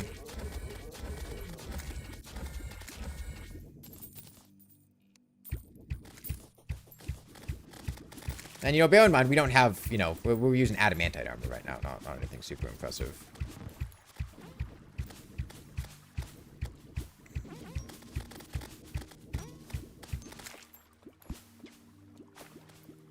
Firecracker with slightly changed condition to be the best weapon in the game.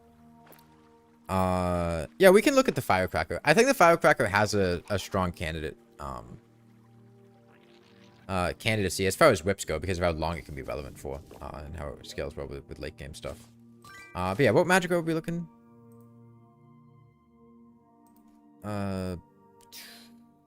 Rainbow Rod? Yeah, I mean, Rainbow Rod's really good for Skeletron Prime. Let's see. Let's go to the jungle. Using it into post move load, it's a 1-4 drop from relatively easy to find boss. At that point, just click it. Close range. Talk about the Razer Blade Typhoon? Oh no, a Firecracker. Yeah, Firecracker's quite good. And we can just show up to Plantera. Alright.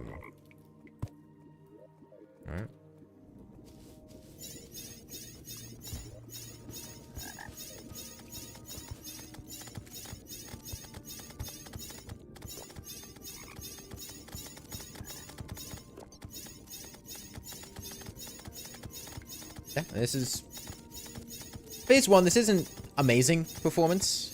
Let's compare this to like what's a good Plantera weapon? Venom Staff?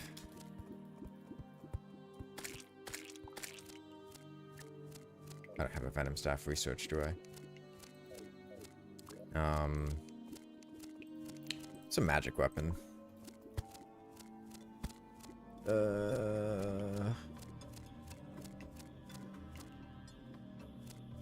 Orange Zappinator?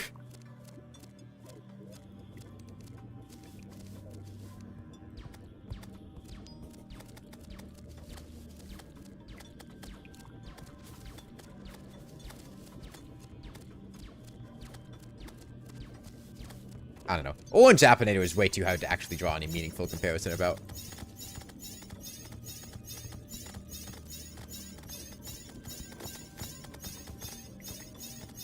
Now, what I'm curious about is once we hit phase 2, so Rainbow Rod would be quite bad, I think, just at face value. However, if we do that, Skeletron, oh, there's a hoist there. The same thing we did with Skeletron, where we keep our cursor on Plantera, and just do stuff like this.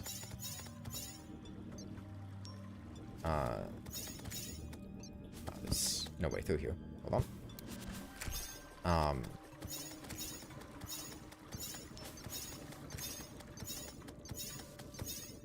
It's okay.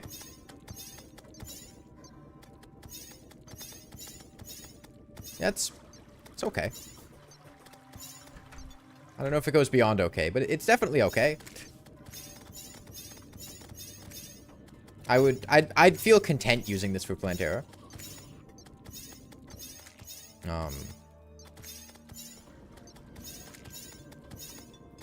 You do have to kind of look at her a lot more. Whoops.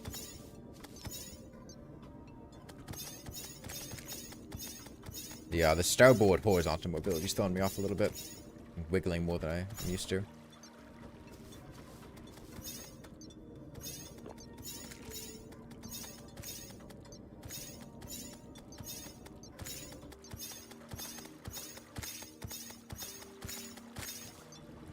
Yeah, I think that's pretty respectable.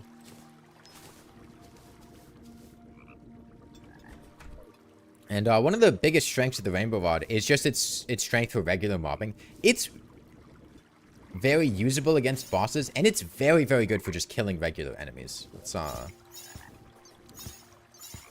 this weapon is post-1 mech, not pre-mech, but you get it from the yeah. So you can do stuff like Rainbow Rod. You're really not doing yourself any favors here. I'm trying to show off why you're cool. You gotta actually home into the enemies.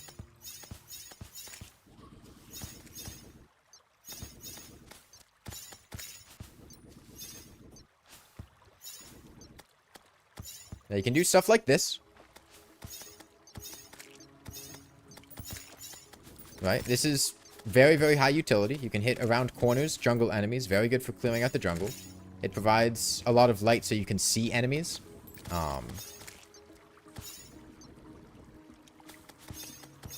Pretty good knockback. Keeps things at bay. If you're in a dangerous situation, you can kind of just spam it like this. Don't need to think about much. You can pay attention to the projectiles. It'll home into stuff for you. Damage is respectable enough.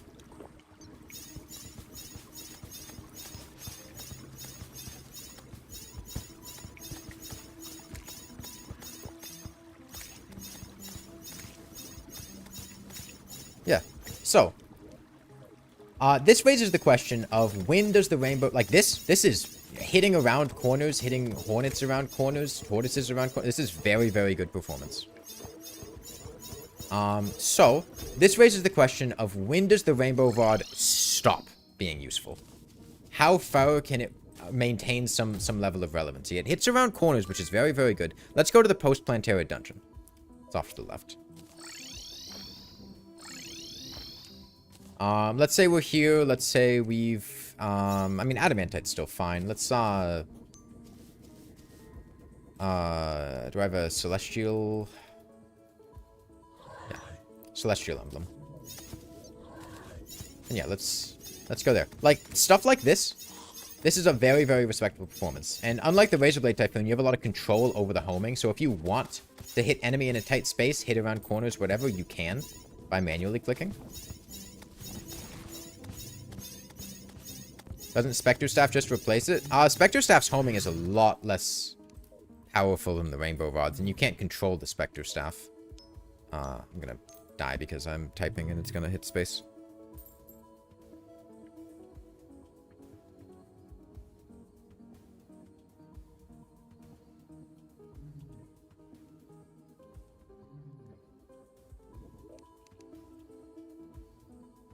I don't have a Spectre Staff.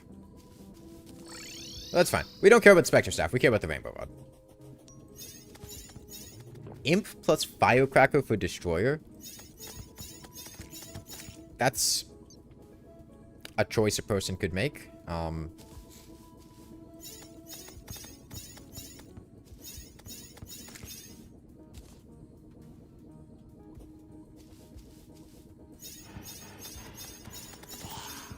I'm sure you could do it. I'm not sure that would be a great choice, but... Okay, yeah. Let's say post-Planetary Dungeon. How well can Rainbow Rod do? Firecracker doesn't belong here. The Firecracker's not anywhere. We haven't gotten to summoning weapons yet. We're on magic weapons. We're talking about the Rainbow Rod. Like, we could talk about the Firecracker, but we're not there yet.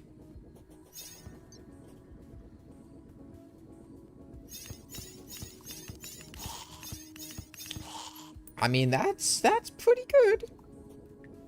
That's not bad. I think how it handles casters and stuff like that is going to be pretty important. Nettle Burst can be quite nice in this. It can line of sight enemies, which is really nice for skeleton snipers, things like that. What's our spawn rates at? 2.3. Yeah, it's got good knockback, which is very relevant here. Yeah, we can deal with that. Keep in mind, we're at 2.3x spawn rates, so we're going to be getting hit by guys a lot more frequently than we would otherwise. This is a really easy way of dealing with all these super dangerous skeletons. Caster comes in. Caster gets stun locked. Get a rocket launcher. Paladin up here can probably do... Hey, we can line of sight check the Paladin. We can hit this guy from out of line of sight. Water Bolt comes in. There you go. My favorite dungeon enemy, Water Bolt. Yeah, I wouldn't say it's the greatest of Paladins, but what it could do, probably, is just... Yeah, keep him damage locked here. This is pretty good.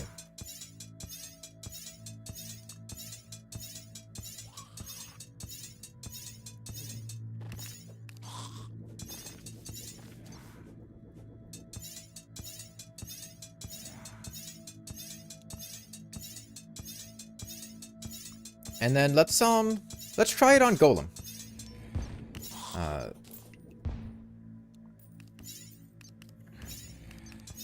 I think this is very, very usable just for, you know, regular mobbing. Being able to hold it down, I think, is a huge part of its effectiveness. If we were just spam and click, it'd be a lot worse. Let's say big group of guys here. Got ectoplasms. They get stun locked. Super high knockback on this thing. Deal with dungeon spirits. Get Kraken. Yeah, for a post-mech weapon and Bone Lee, you know, enemy with a huge amount of knockback resistance, we don't want him directly against us. We can just line of sight him. This is a really, really incredible weapon. Super versatile, super useful, both at bosses and regular stuff.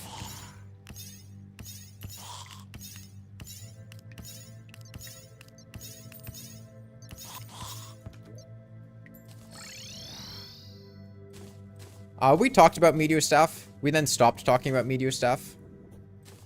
But we did talk about it briefly.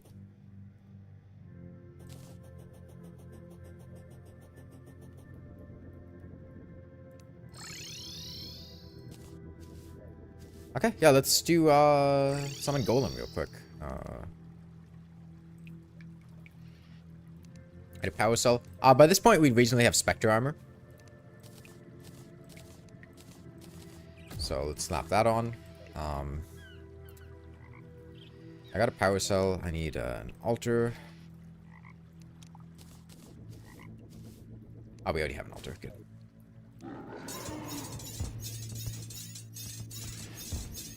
Yeah, this one I think we can just spam click. Granted, this is a very, very, very generous arena for Golem. Right, in terms of actually avoiding Golem here, I mean, I do have a starboard equipped because I was lazy and didn't feel like swapping wings, but this is atypically large for when you'd be fighting Golem. Bear that in mind. This is not bad damage. It's dealing with his fists. It's killing his fists in phase 1. Once we kill his fist, the damage will probably get a bit better. Honestly, killing his fists this quickly while keeping the head intact is a bonus, because that means that you spread out the danger in the fight. Right, the end of phase 1 when he starts firing lasers, if he's still doing hands there, it gets a bit more dangerous, but if he's if his hands are already dead, which the Rainbow Rod seems to be handling, it's pretty solid. Once his hands are down, we can just use the click option. Keep it tracked on his head.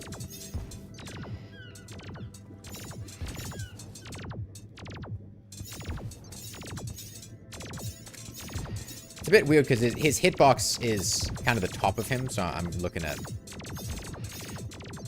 his general body to try to keep tracking, but I have to try to stay on his head specifically.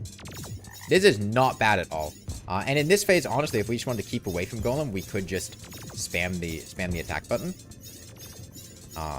Or we can do the spam click thing. It's honestly pretty mana efficient when you do the clicky thing too, because your mana regenerates while you're holding the Rainbow Rod, which means you don't really have to drink many mana potions, which means you don't get much mana sickness.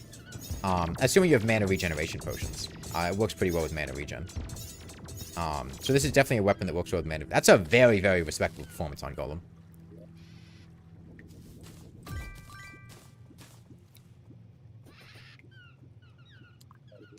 Okay, what if we went to Duke Fish Farm? Right, I have a starboard, so this will be, dodging pretty simple.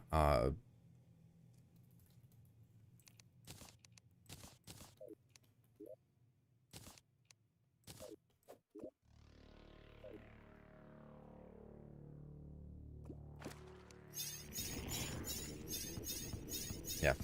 Keep in mind the dodging isn't accurate. We're just using this to test how effective it is in damage.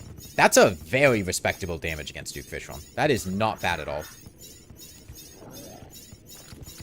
For a post 1 mech weapon, that is not bad at all. If this tracks him in his 3rd phase, I forget if it does. Homing in his 3rd phase isn't usually the best, because I think he has a period where he's not able to be homed into, but for a weapon that's just stay far away and hold down the attack button, this is very, very good.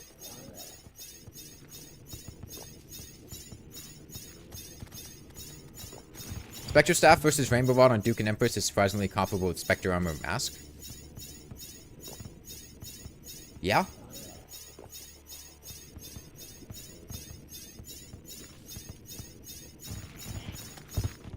So what can't the Spectre, or the Rainbow Rod do?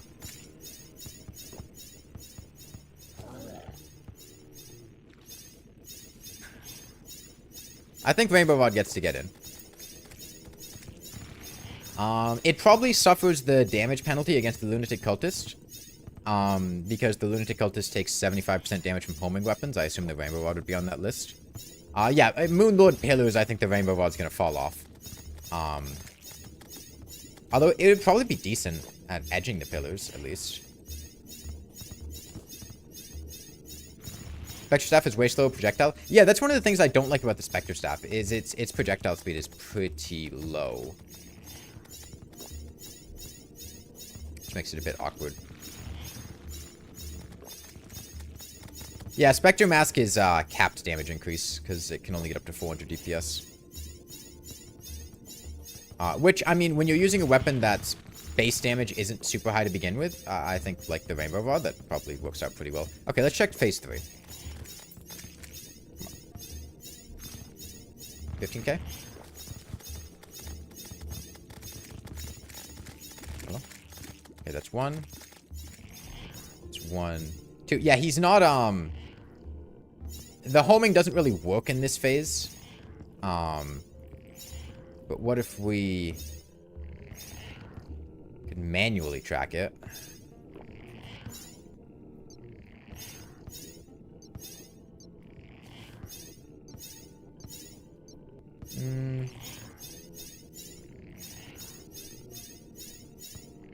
Yeah, I think it's falling off a little bit in this phase, definitely. The manual tracking works okay, but homing in general doesn't tend to work super well on Duke Fishron's 3rd phase.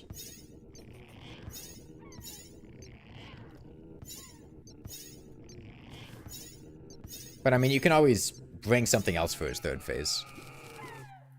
The skill ceiling seems really high for this. Yeah, there's definitely a skill ceiling. It's a low skill floor, solid skill ceiling because of knowing when to hold and click and whatnot. Plus, it's pretty cool. How well would it perform against Empress of Light? We could check. Honest Strong Insignia.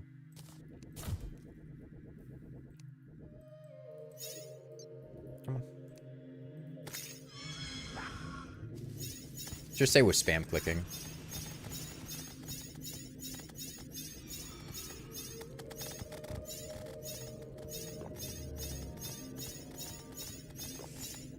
Eh.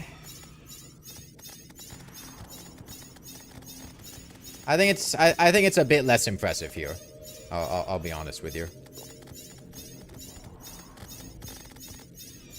It's not awful, but it's fallen off a little bit. Yeah, the single target DPS on the Rainbow Rod's not that amazing. I think the Spectre Armor's doing a lot here. So that's, you know, 400 DPS or whatever. But I mean, you could use this to get a Razer Blade Typhoon from Duke Fishron, and then just use that, you know?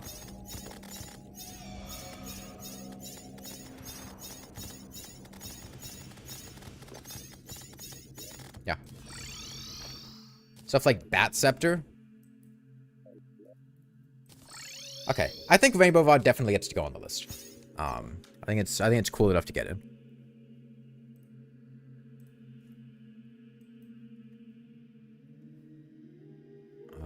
Where is it? There it is.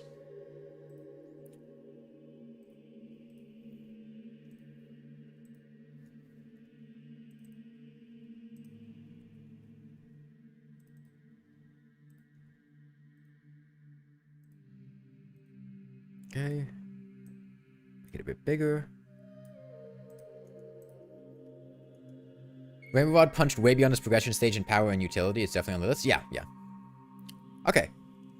So the question is, are there any other magic weapons? Bat Scepter is too good. I've seen you say Bat Scepter several times. I haven't used the Bat Scepter much. We can try it. Is the Bat Scepter better than like the Razor Pine?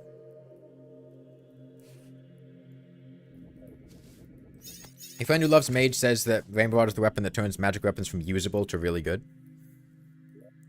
We can try it. I don't think I have a Bat Scepter on me. Go grab one.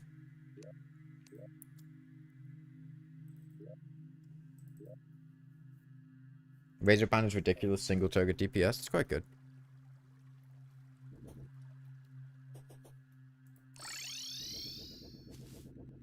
Yeah. I don't want to look at things just through what's their ceiling in theoretical damage. So, Bat Scepter's here. 78 damage.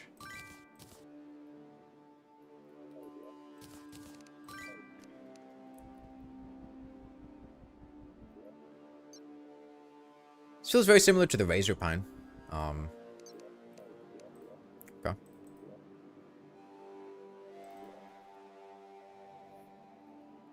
You can put it on Duke Fishron. Bit of Reforge on it. This might be one of the weapons that works better with Dark Artist mixed set, but I'm sure it'll be fine.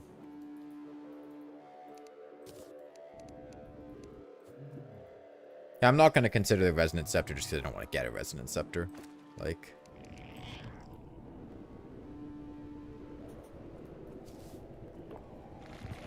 This is one of the least satisfying weapons I have ever used. What the... Does this thing even make sound when you're firing it? Does it have any SFX? It's just completely silent. I thought Mage was for people that like their power fantasies and cool weapons. What the fuck is this? Alright, so it's got homing. So that's solid. Respectable damage on Duke Fishron. Not bad by any means.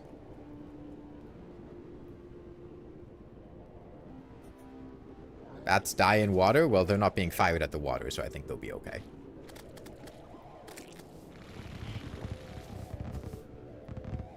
It makes wing sounds when it fires. Yeah, I mean, it's not bad. I'm not... What is it? Is there anything it's particularly good at? Because right now it kind of... A lot of mage weapons kind of have the issue of... There are just so many magic weapons in the game that are just good, but not, like, incredible at any one thing, or versatile at doing a lot of different things. Yes, that's 1 dash. 1, 2, 1, 2. It's pretty good for his third phase. Much better than the Rainbow Rod. The bats linger a bit, so they actually hit him pretty consistently here. Yeah, that's a very respectable weapon for Duke Fishron. Does this come from Pumpkin or Morningwood?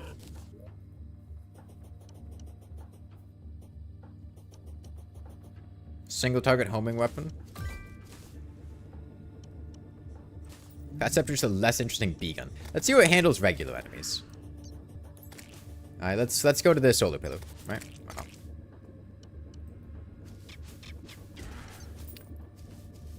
Razer Blade is better in terms of DPS and utility than Bat Scepter. We will go to the solar pillar and see how it performs.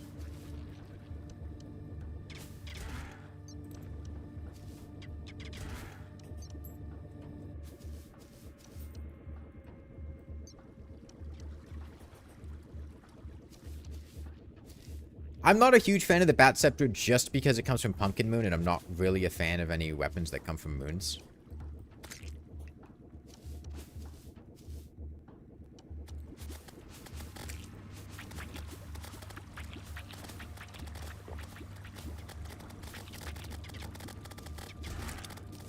Yeah, it's not quite pushing the same level of damage that the Razer Blade Typhoon was pushing, but this is not bad by any means.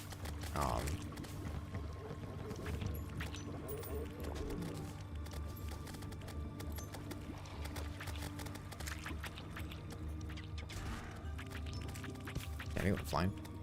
Yeah, that's okay, but I don't think it's...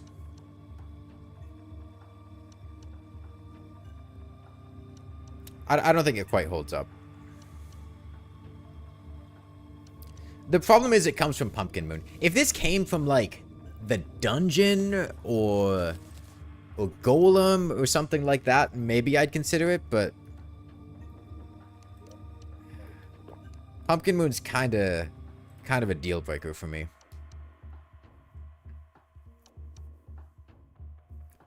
Even if Bat Scepter was good, it's not satisfying. Well...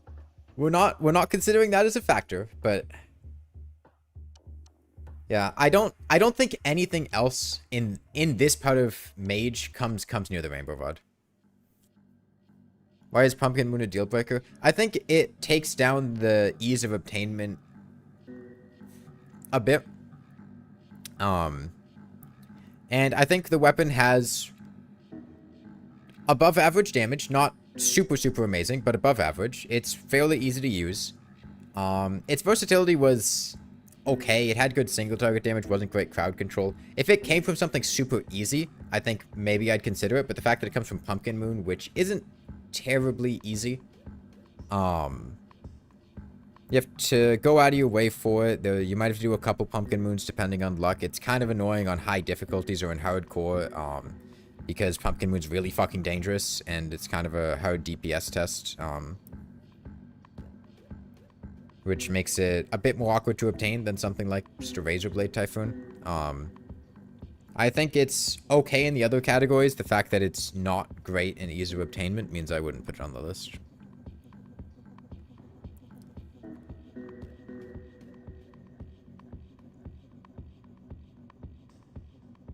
I'm not saying Pumpkin Moon is bad. I'm just saying, if we're considering weapons on these factors, I don't think the Bat Scepter was strong enough in damage or versatility to be exceptional. It's very easy to use, but it gets points on that.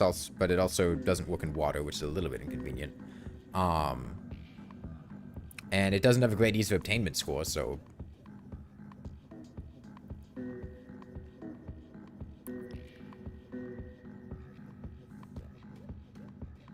Flying Dragon is extremely good on Cultist. It is, but it comes from Tier 3 Old One's army. It's post-Golem. Like, it's... The problem... Anything that late in the game needs to be really good and really versatile, like the Terra Blade, or like Duke Fishron weapon drops, in order to have a candidacy, I feel. Because there are a lot of weapons that are good at that stage, but you need the ones that really stand out and shine as being exceptional. Oh, yeah, no, I'd absolutely say Pumpkin Moon's easier than Frost Moon. I hate Frost Moon.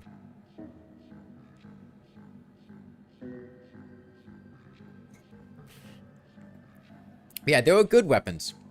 but the weapon needs to be really exceptional, versatile, fairly easy to get, and easy to use to get on this list, I think. So, I think that excludes basically all of these except for the Rainbow Rod. I don't think any of these... There are some strong weapons here. Razor Prime Betsy's Wrath can output some serious DPS. Aqua Scepter can do some really nice things in pre-hard mode. Tome of Infinite Wisdom's a cheese machine. But I feel like holistically, overall, the Rainbow Rod is by far the best one here. So then we've got the magic guns. I can't seriously say that the gray Zapinator or orange Zapinator belongs on this list. They're really fucking annoying to get. Just sleeping for a traveling merchant, waiting for them to sell it. No.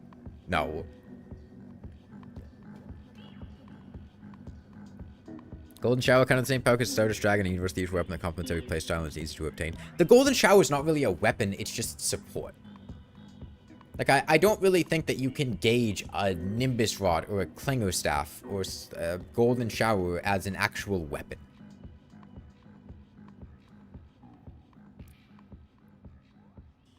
Zapping is not like how Zapping is how to get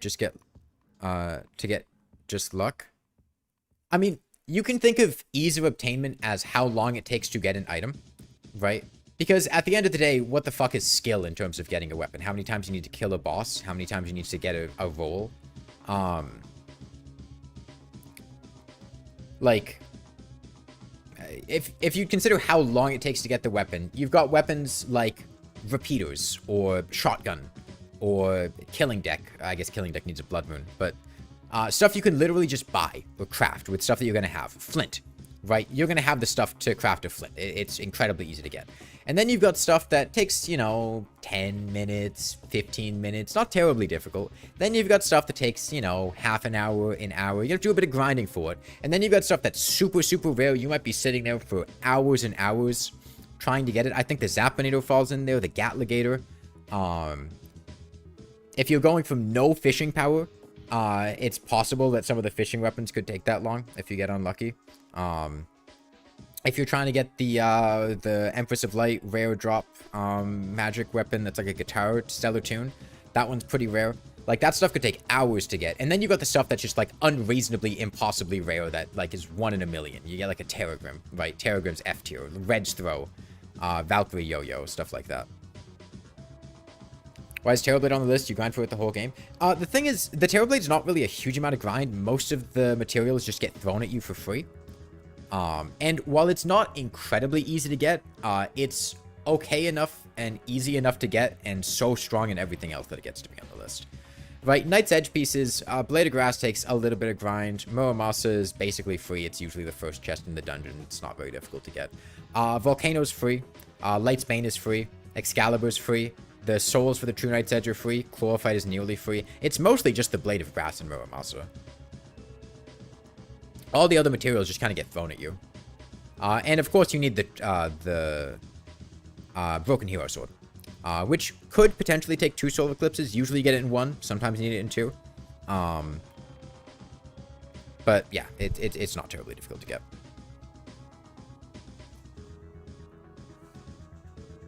Yeah, B-Gun's not very good. B-Gun's not very good. Global iframes, my beloved. Laser rifle. How is the laser rifle after the buff? I haven't used it that much. I remember somebody saying the laser rifle was quite solid. I'd be interested to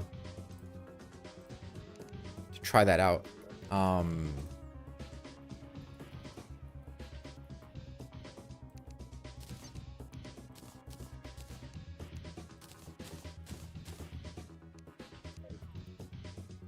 Laser rifle is quite good now, but you wouldn't consider it the best. I'm kind of just curious as to how it is. You know, it's not...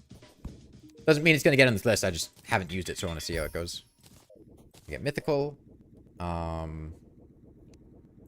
Frozen Wings back on. Take you off. Take off the Insignia. We put on a Shark Tooth Necklace. What about Heat Ray? Heat Ray's not bad, but it's just not amazing either. Okay, let's try it on the twins. All right. Turn off spawns.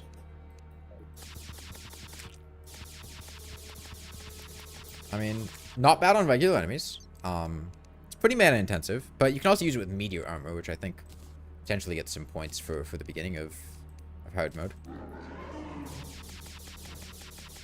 Very easy to hit with. I mean, 400 DPS, 500 DPS. That's not bad. For a weapon you could very feasibly just be entering hard mode with. It's not incredible, but not bad by any means. How many pierce? I'm not sure.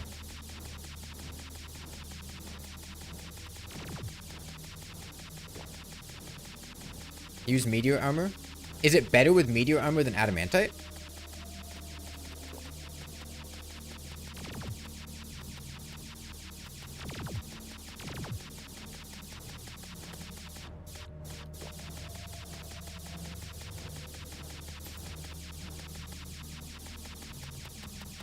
It's mana free.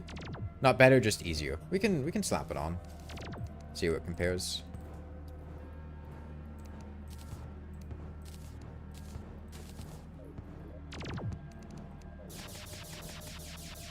I mean, it's easier, definitely. Don't really have to think about it. Damage definitely looks a bit lower. Yeah, it looks like we go down to maybe 350 instead of 400.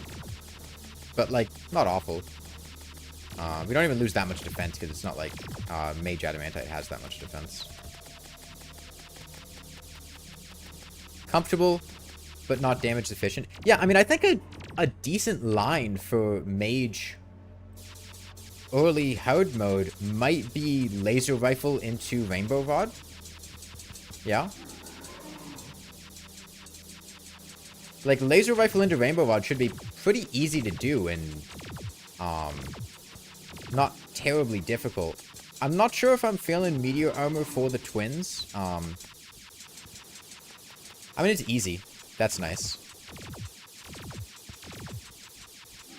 But I'm not feeling Meteor Armor.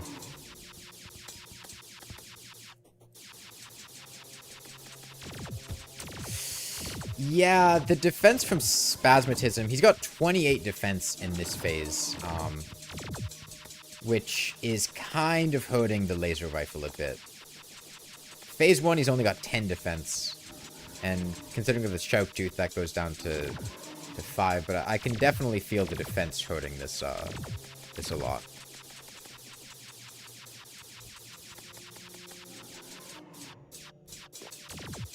Laser rifle is not very good. Well, keep in mind this is a weapon you're entering hard mode with, so you know.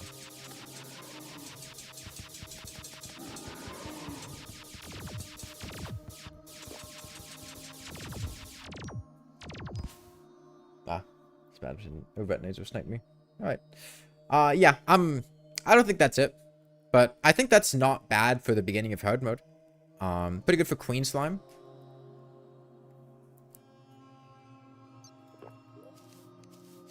Yeah, let's say we just took a laser rifle, we just entered hard mode, and we're going to the Crimson to smash altars or whatever.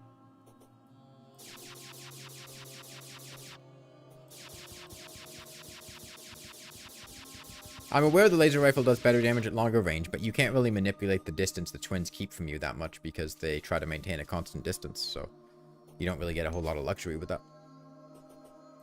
It's good to farm souls. Yeah, I could see that. Like, I think with laser rifle, meteor armor, you could very comfortably have a solid setup walking into hard mode, but you also kind of have to get the drop from the Wall of Flesh, which can be a little awkward. Any methods to get 50k sand in one world? Nowadays, you can go AFK with a sand gun with ammo reservation.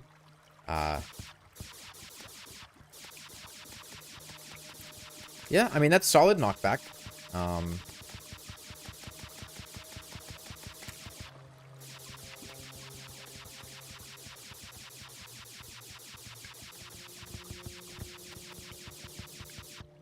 I feel like it's just okay.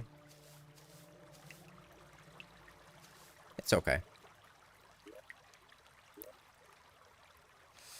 Alright, there are antlion farms too. Yeah, but I don't think laser rifles are anything too impressive. Wasp gun, leaf blower. These two weapons aren't very good, right? I never really get them from Plantera, but they're not. I don't think they're very good. Not that they're unusable, but I don't think they're particularly good. Why isn't Star Cannon on the list? Dude, I'm not gonna... I think Star Cannon's a terrible weapon because you have to sit there farming fallen stars just like AFK for hours, dude. Yeah. I don't think any of these weapons are particularly great. The bubble gun's not bad. Bubble gun does have low range. Very good damage output. But I think in comparison to a lot of these other weapons, I don't think it's quite as versatile and easy to use. I'd much rather have a Razer Blade Typhoon than a Bubblegum. Overall, I think.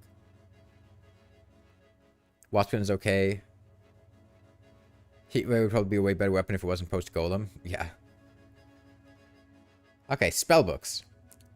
Waterbolt, Book of Skulls, Demon Scythe. Waterbolt doesn't get on this list because it's post-Skeletron now. If this was 1.3 Waterbolt,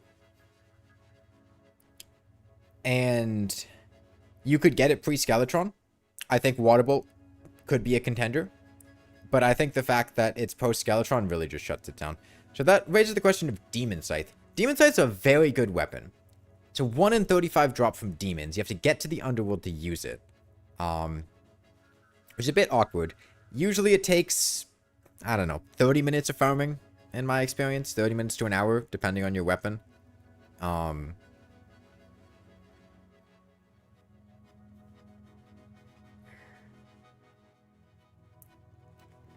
don't know.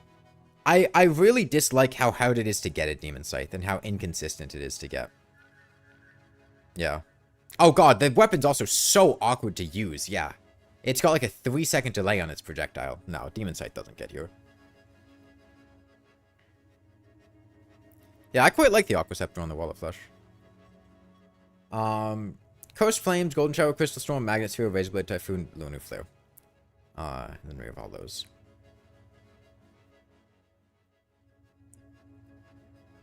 So I think we have to ask the question, is the Razor Blade Typhoon a better candidate than the Tsunami? So we can look at both of them in a couple different situations and see how they compare to each other. Razor Blade Typhoon's very good. Don't you know, it's been reworked and nerfed a couple times, but it's very good.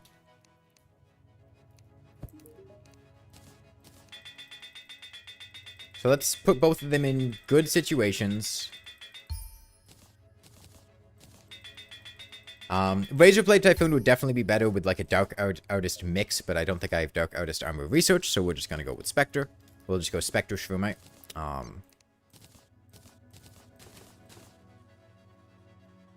Sorcerer Emblem, Celestial Emblem, take off Sharktooth Necklace.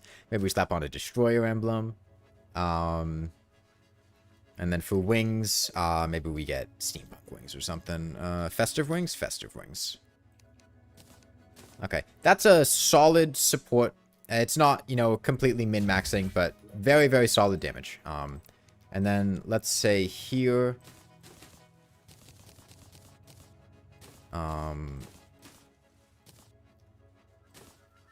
we put on...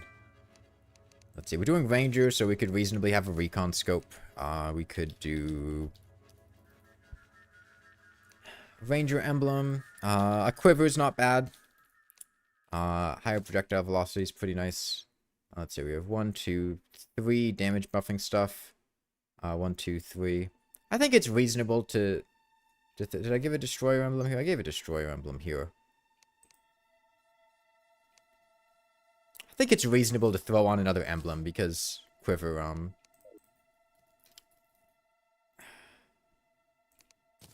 bow damage. I think that's one of the strengths of Ranger at this point is that you have the recon scopes. Tsunami's slightly better, but they're both in the same tier. Razer Blade Typhoon's kind of the same boat as the Rainbow Rod. A Jote, very solid everything, but there's better options for nearly everything. I mean, I think both the Razer Blade Typhoon and the Tsunami are very good at all of these categories. Like, not very difficult to get. They're both very easy to use. They're both very versatile. They both deal good damage. Arrows, I'm pretty sure Ichor arrows are the best for the Tsunami. And then we probably want to get super mana potions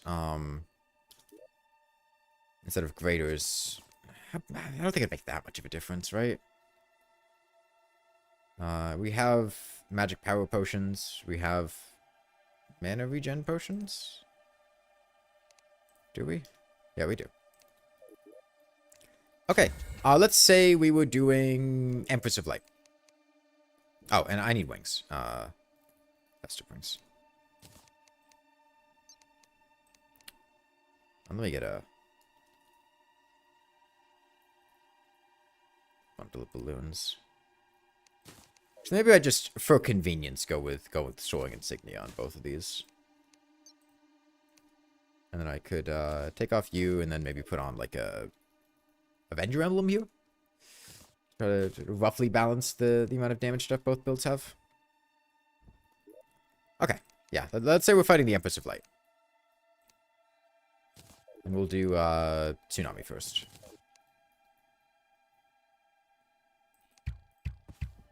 Hold on.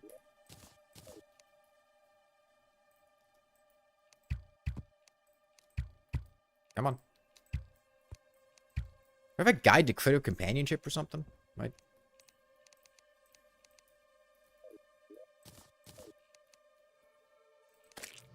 There we go.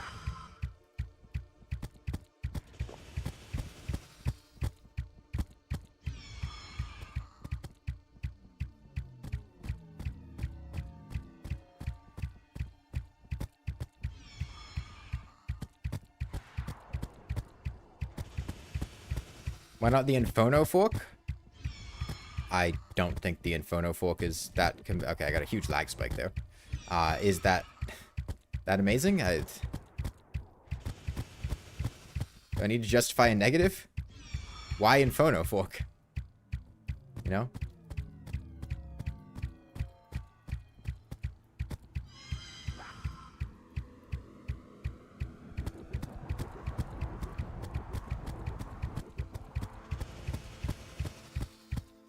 We're going a little bit high.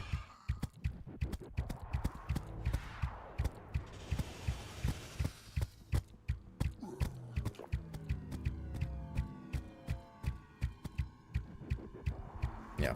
I'm definitely missing a couple of my shots. I could be aiming a little bit better.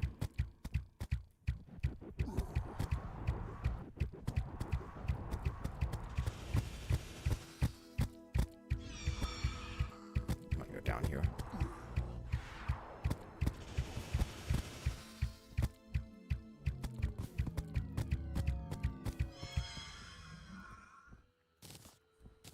Okay, that was a solid minute and a half. Not bad at all.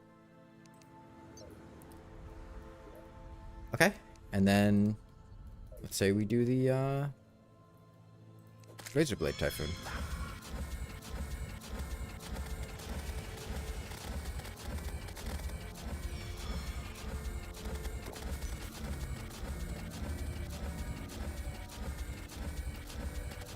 You love Razor Blade for enemies and Tsunami for bosses. Alright. I mean, the damage definitely looks lower. I think with Tsunami, we were pretty comfortably hitting, like 2,000 something DPS. We seem to be hitting, you know, 1,500 here. But we are hitting more consistently, so there is that.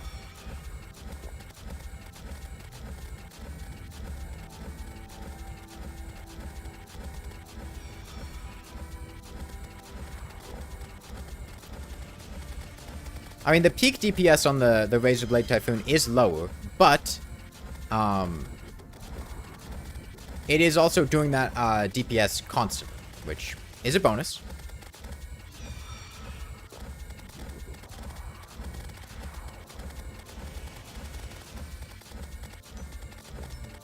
I have not fought the Empress of Light in a while. Getting hit by attacks that should not be hitting me.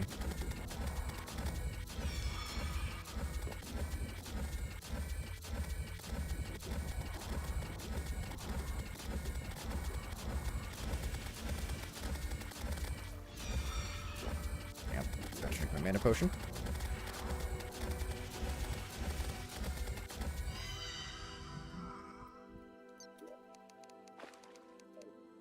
Okay, yeah.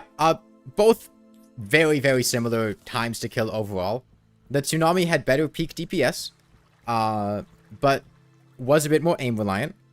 The Razer Blade Typhoon, overall similar, but dealt that damage more consistently. We could look at the Lunatic Cultist. I think on the Lunatic Cultist, Tsunami is going to perform a lot better.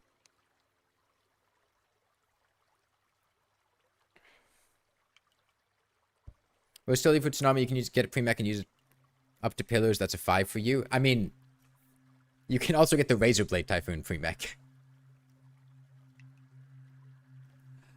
Yeah. On the Empress of Light, I think I would prefer the Razer Blade Typhoon. Definitely. Razer Blade Typhoon allows you to keep more distance from her, which is nice. And Empress of Light moves around a lot. You tend to be moderate range to her. It can be difficult hitting her with projectiles from the Tsunami. So I think there, Razer Blade Typhoon definitely wins. Moon's Razer Blade Typhoon probably does better there, because it's general mobbing crowd control. Does very good on that. In pure damage on the pillars, Razer Blade Typhoon is probably better. If I was playing hardcore, I'd definitely rather have a Tsunami. In general, I think if I was playing hardcore, I would rather have a Tsunami in most situations. On the Cultist, I'm fairly certain Tsunami is going to perform better than the Razer Blade Typhoon, especially given that there's much less risk of accidentally hitting a clone. And I don't think the Razer Blade Typhoon is going to home into the real Cultist, and you might accidentally hit a wrong one and try to aim at him. Moonlord, you're not really using either one. I'd probably, if I had to pick one for the Moonlord, I'd probably rather pick the Tsunami, but I kind of just like the Tsunami. Subsequent Duke Fishron kills. If you're trying to farm for wings or something, Tsunami's probably a lot better. Should only take a minute to test. We can look at it. We can also look at the Old One's army. Razer Blade Typhoon's probably gonna be better on the Old One's army.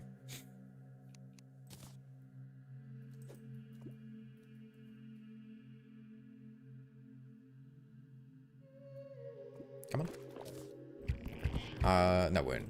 Hold on. It's on the wrong setup.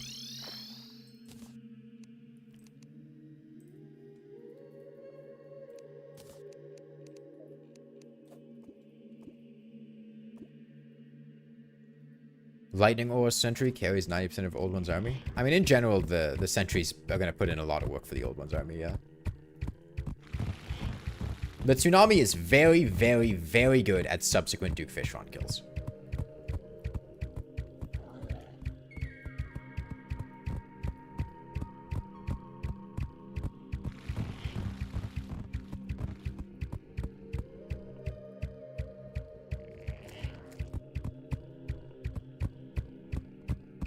If you were trying to farm for Duke Fishron wings or something like that, I would definitely pick a Tsunami.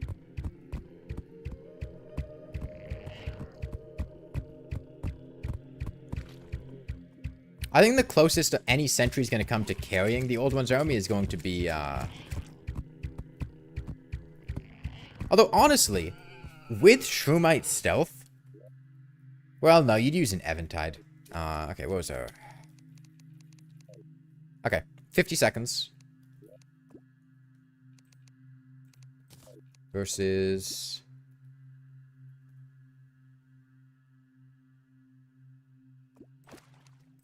Oh, wait. Wrong setup.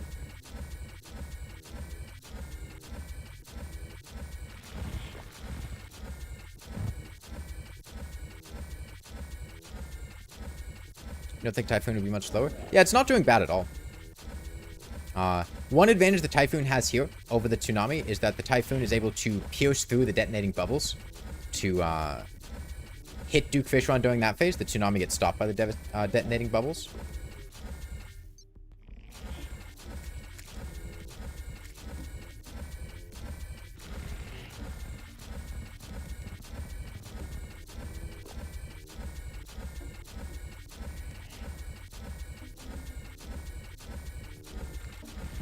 Typhoon might suck at third phase. We'll see. Homing attacks in general tend to not do the best at his third phase, but we'll see how it goes. He's about to enter it. It's about 14,000 HP on Master Mode. We'll go up high. Okay, yeah. It's definitely struggling a little bit with the third phase.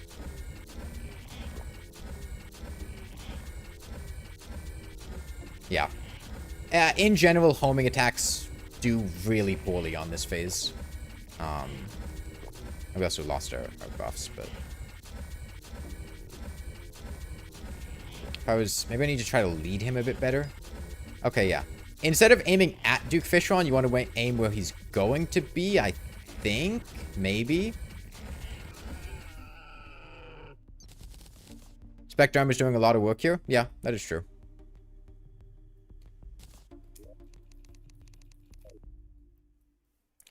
But, I mean... I would definitely pick a Tsunami for re-killing Duke Fishron. Razer Blade Typhoon's not bad. I'd also probably pick a Bubble Gun over Razer Blade Typhoon. It's not really the weapon's strong suit. If you don't count the third phase, that was better than the Tsunami. Yeah, I mean, if you don't count the things that the weapon was bad at, then it's better than the other weapon.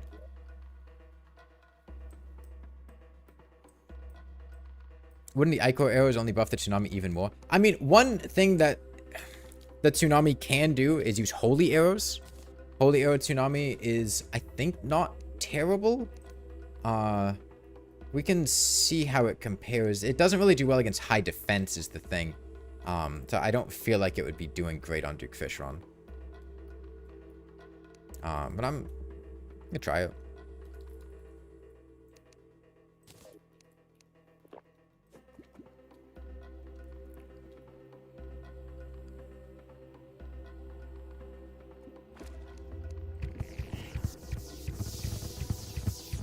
Yeah, so ideally with Holy Arrows, you kind of want to get him more vertically. Something like this.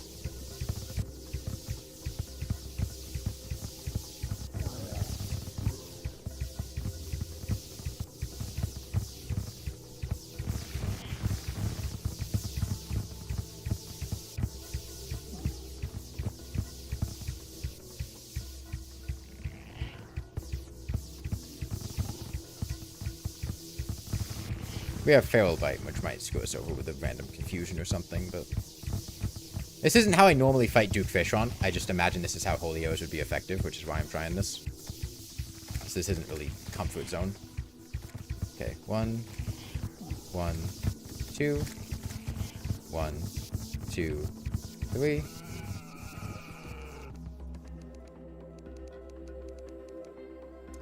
Yeah, I was about on par with Ichor.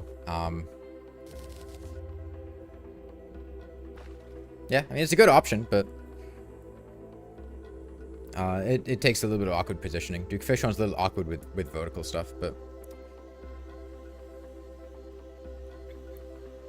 yeah, I think... So, overall, damage... Tsunami has a higher peak DPS on single targets.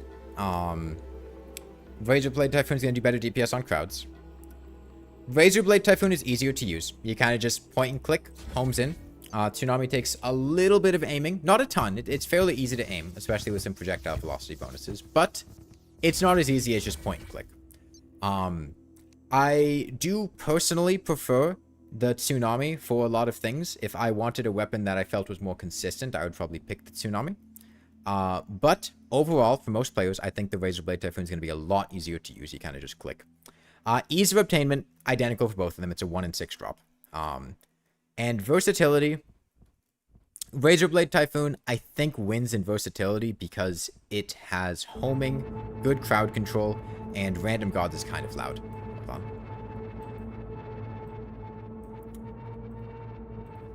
on.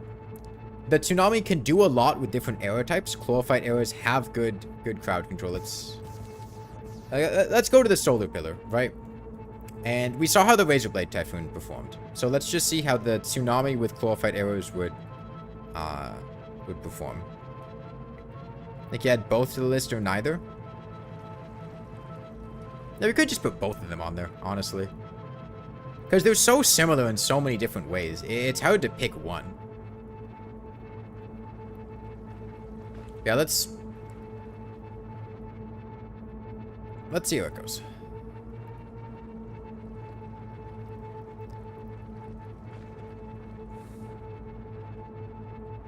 I mean, let's say you kill Duke Fishron post Plantera.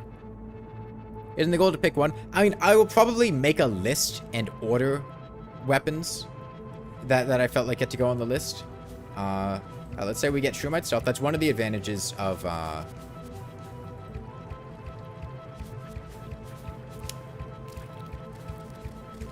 Chlorophyte Arrows, is you can very effectively use Shrumite Stealth.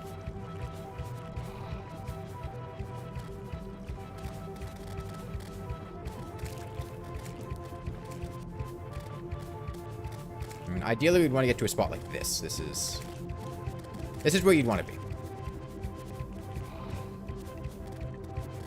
Boy, it's gonna mess with me.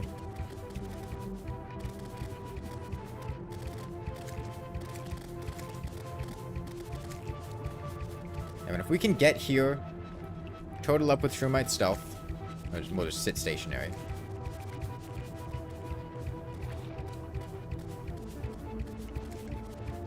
This is a very easy, very safe way of dealing with the pillars.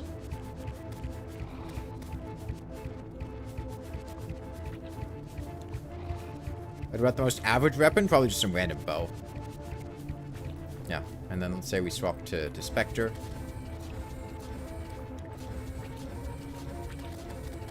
Hits around corners better.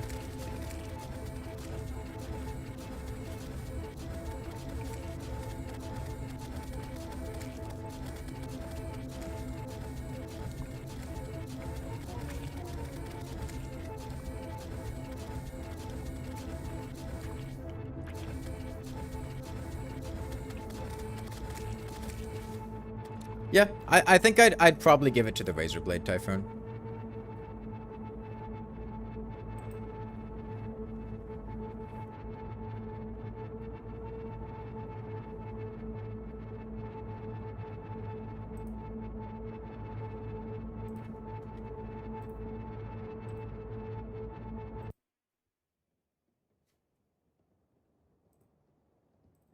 Okay, I'm gonna swap Tsunami for Razer Blade Typhoon.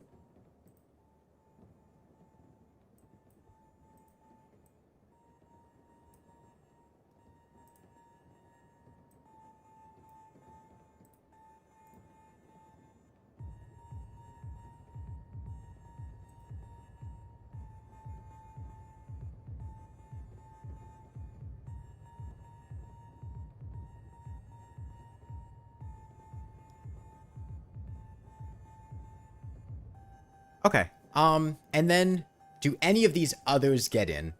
I don't think any of the support weapons really count. Klinger Staff, Nimbus Rod, I don't think stuff like that really counts as a weapon. Spirit Flame's way too annoying to try to get.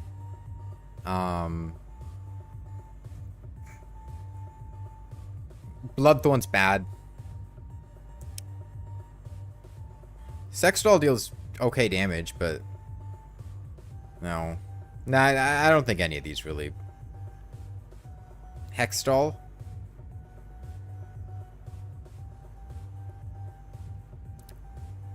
How's Nightglow?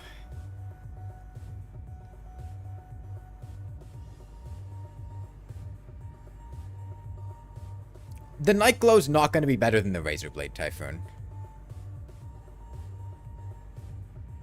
Right? Like, if we're comparing the two of these, the Razer Blade Typhoon's gonna win.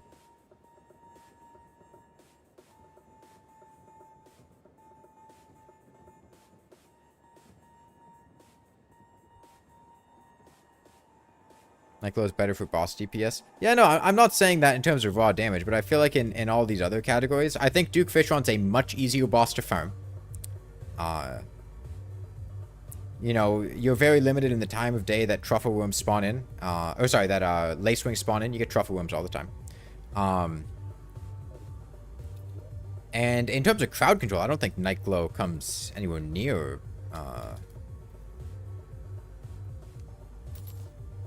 What's Nightglow?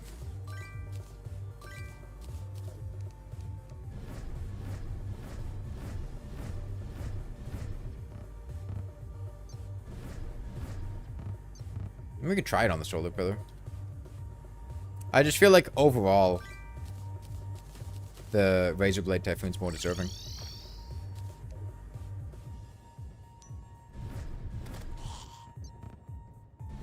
Yeah, Empress of Light farming's kind of miserable. It does get very good points in ease of use. It's literally just click and then the weapon just kills things.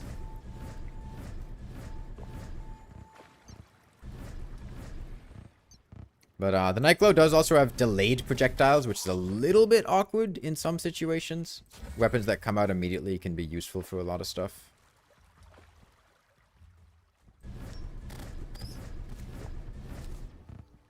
No Reforge. Unpleasant, but not a huge one.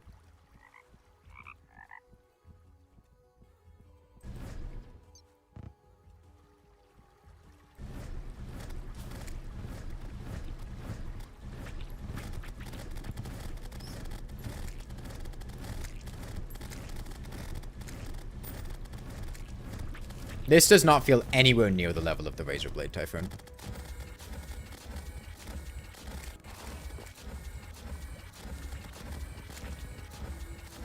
Like, Razer Blade Typhoon does not require me, no,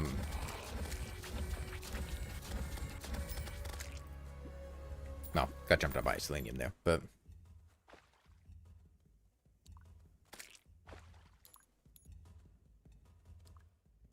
I would prefer the Razer Blade Typhoon.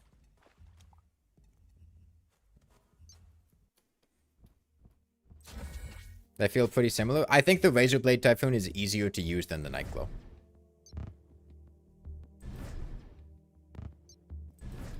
Nightglow gets killed by defense. Gets shut down quite a bit more, yeah.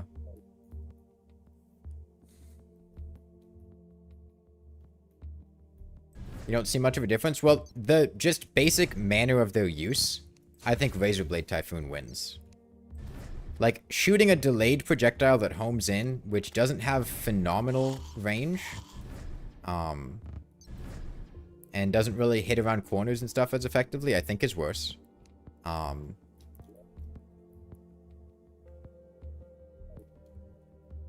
In obtainment, I think the Razer Blade Typhoon wins.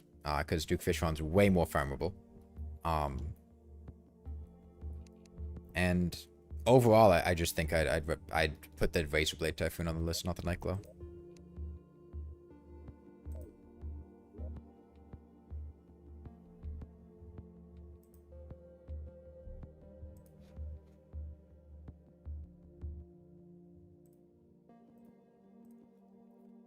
Okay.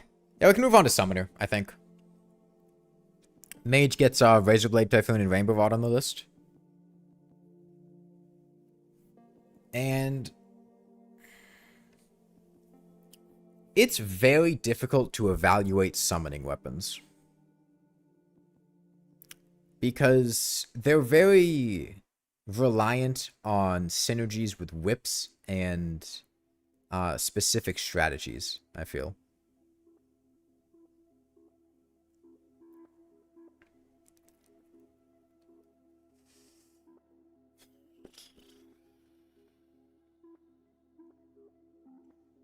So I think it's very easy to say sentries ain't it.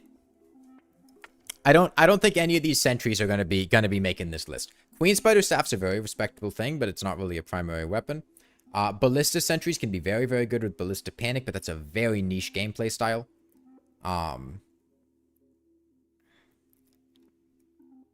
As far as these themselves, Finch Staff is absolute trash. Slime Staff is bad. Flink Staff is good. I do not like Abigail's Flower, but people have repeatedly said that Abigail's Flower is very good, so maybe we'll test her. I don't like Kativa. Foxbox is very good. Mushroom Staff, I feel like, is not easy enough to use. It can excel with proper support, but I think the setup required for that is something that's a little bit awkward. Mushroom Staff's not awful. It's not. It's just, the thing is it uses local iframes, not static iframes, so you really need a lot of summon slots for it to excel.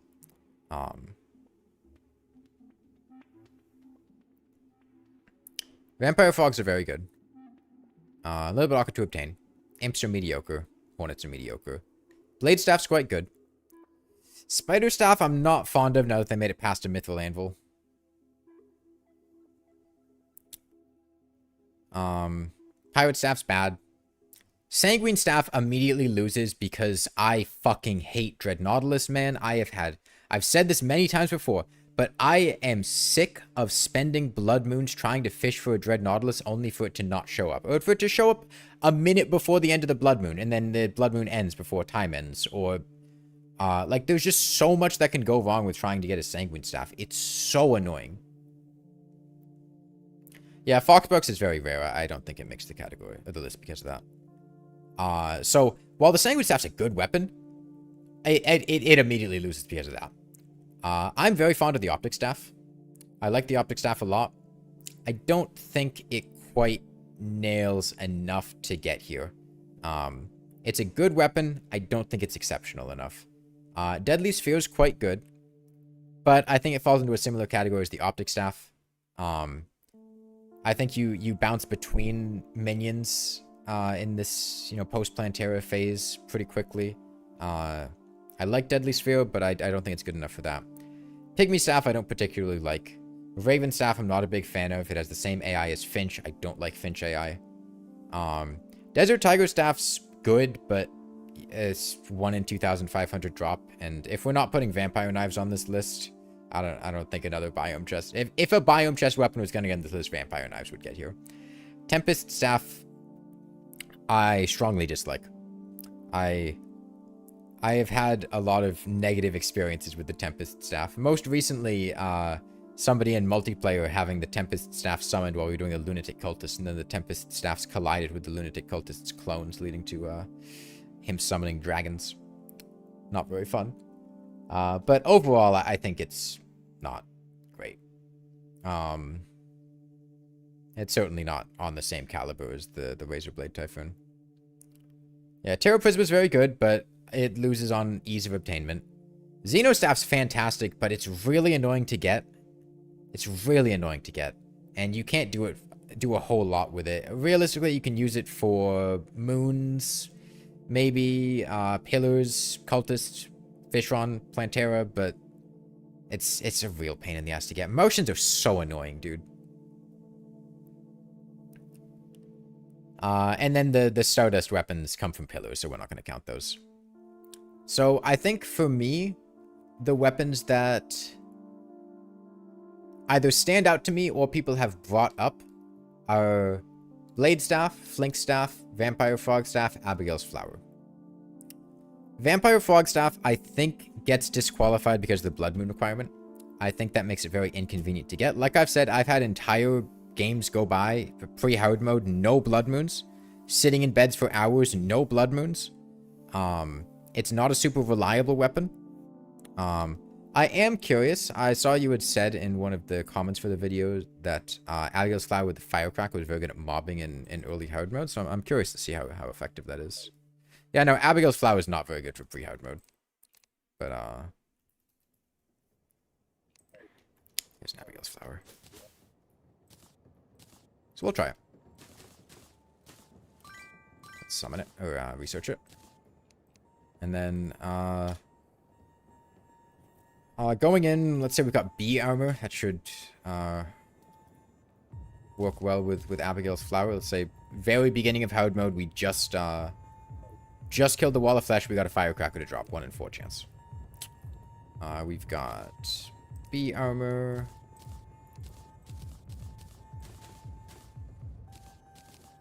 We've got a Summoner Emblem.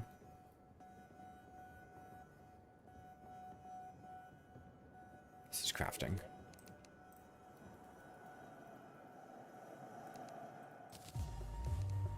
Got boots. Let's say we've got Feral Claws to whip a bit faster. We've got Sharktooth Necklace isn't great with this. Pygmy Necklace. I should have a Witch Doctor somewhere, though.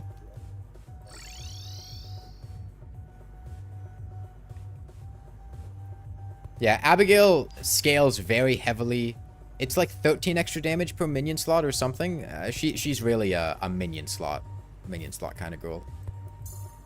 Yeah. Let's say we get a necklace. And then we've got 2 more slots. I don't know. Charm of Myths and Balloon. I don't really care. Okay. So this gives us 1, 2, 3, 4, 5 slots. If we wanted, we could drink a summoning potion for a 6th, but I feel like 5's a pretty reasonable amount. We don't have Firecracker. We have a Wall of Flesh treasure bag. Need 1 more. Let me go to the Underworld and kill the Wall of Flesh real quick.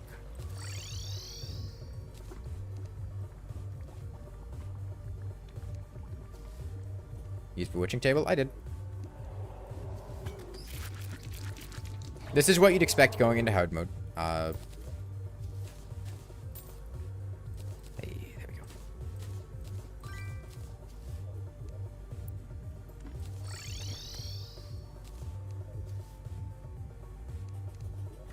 And then so we get a good reforge on Abigail, Fabled, and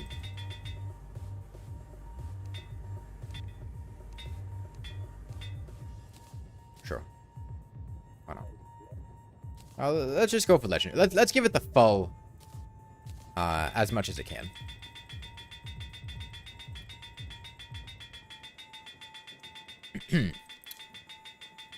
Let's give it the full. As much as we can.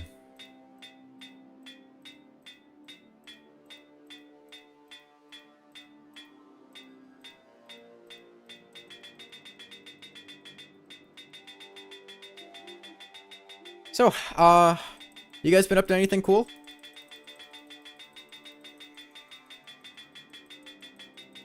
I've been tired. A lot of schoolwork. Okay, there we go. Jesus Christ. What was it, like 200 reforges or something?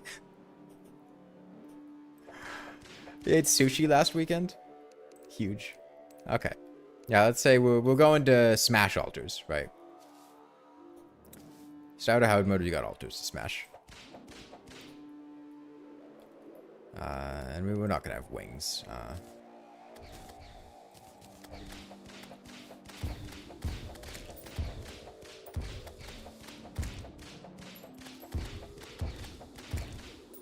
Yeah, I mean, that's not bad.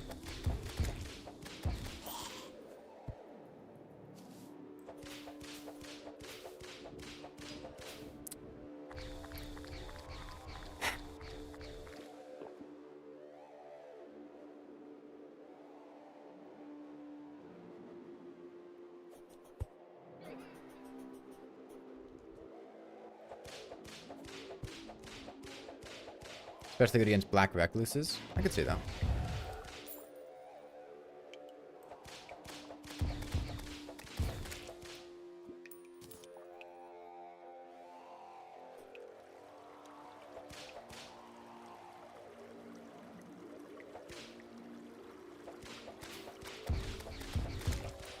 Yeah, I mean, this is not bad. But I feel like this is about the only thing Abigail is useful for. And it also is kind of reliant on getting that 1 in 4 drop, because I imagine if we had a Spinal Tap, this would be significantly worse. I don't have a Spinal Tap. You got a 1 in 4 drop of getting the Firecracker. Yeah, this is a lot worse. Still not awful. It's a reasonable summoner line for early hard mode, but it's a far cry from this.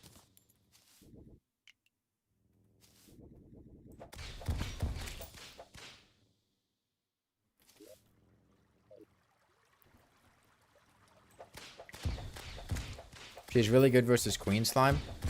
I don't want to fight Queen Slime, man. I don't like fighting Queen Slime.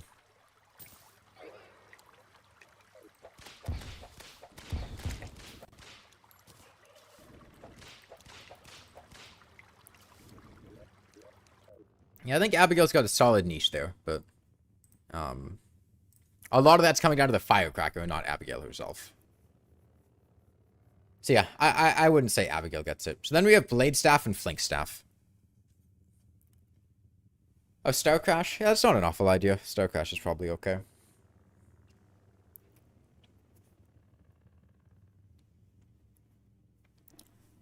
So, I really don't like Queen Slime. I find she's always very annoying. But the Blade Staff is very good.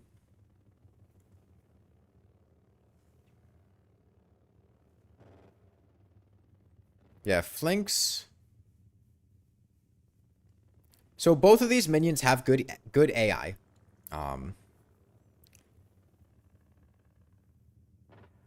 Blade's AI is probably a bit better than Flinks's.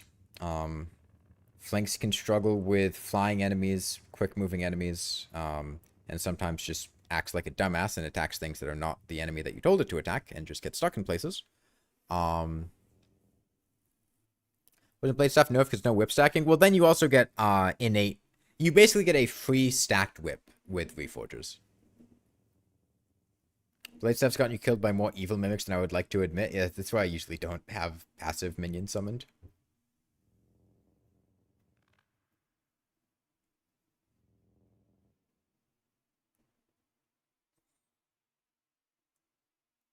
So, in terms of ease of obtainment, Flink Staff easily wins. Easily. Blade Staff's what, a 1 in 3 drop from Queen Slime? 1 in 4 drop from Queen Slime? I find Queen Slime insufferable to kill, honestly. She is probably the boss that I enjoy fighting the least in the entire game. 1 in 3. I mean, it's between Queen Slime and Deerclaws, but Queen Slime is so annoying. So I would definitely say Flink Staff has a lot better in, a much better score on ease of obtainment.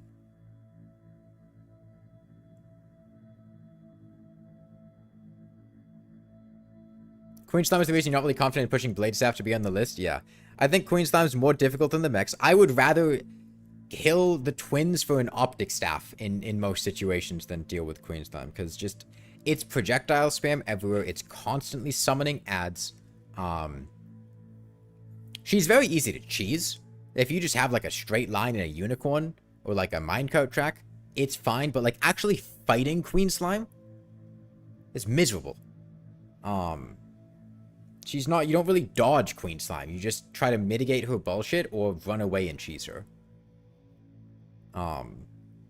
And I think she's a boss that's very easy to die to. Which extends how long it takes the weapon, and it's a 1 in 3 chance of getting it. So yeah. Obtainment definitely goes in Flink Staff's favor. It's not like Blade Staff's terrible to obtain, but it's nowhere near as easy as the Flink Staff, especially once they reverted the nerf. Queen Slime is easy to summon, but fighting her consistently is basically unicorn, shark, lava, or die. Yeah. Minecart, roller skates might be fast enough too nowadays. So ease of use. They're both very easy to use, right? Yeah, they're both easy to use. You summon them, their AI is adequate. Versatility. Blade Staff wins in versatility. Blade Staff's very versatile. It has good single target. It has good crowd control. Flinks kind of struggles against crowds. It's only hitting one target at a time. You take Flinks against, like, Goblin Invasion or something like that. It's not doing incredible.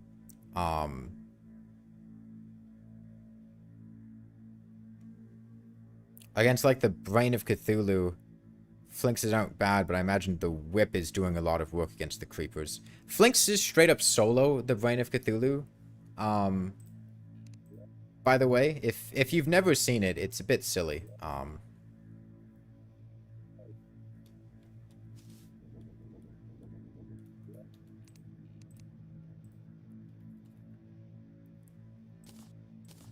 Yeah, let's say we've got a fur coat.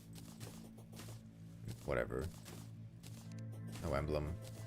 I think just 2 flinks is enough. Let's get a reforge.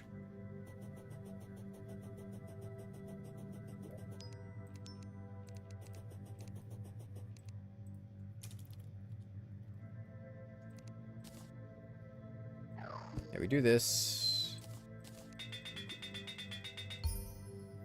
Okay. Get down. Honestly, just 2 flinkses.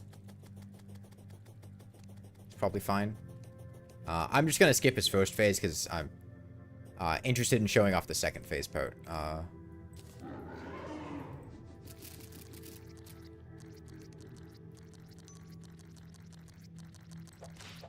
on, flinkses. Come on. Yeah, you can kind of just sit still. And he can't really do anything to you. Which, is very silly. You can, use a whip and deal more damage. If you had a 3rd flanks and a whip, this would be a little bit better. Let's say we get a snapthorn or something. Isn't this just a summoner thing? I mean...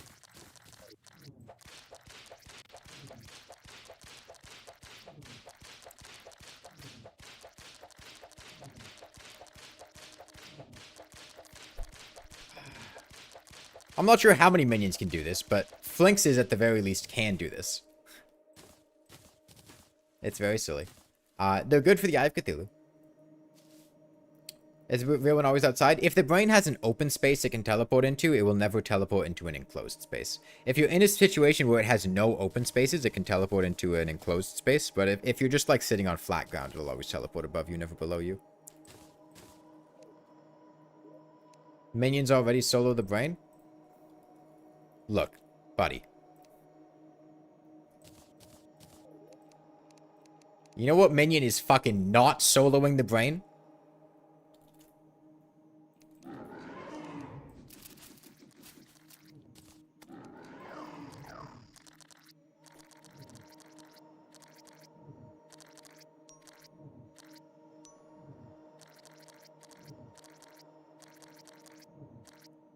Like, sure, if he's teleporting on the spot where the finches already are, then sure.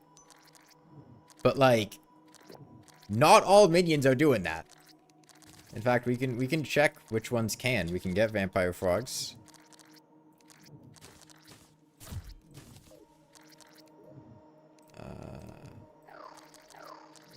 Vampire frogs might be able to. No, they overjump. They're a bit too aggressive with their jumps. They don't fully stunlock. Keep in mind, the brain has fairly high defense, so... yeah. Vampire frogs aren't doing it. What?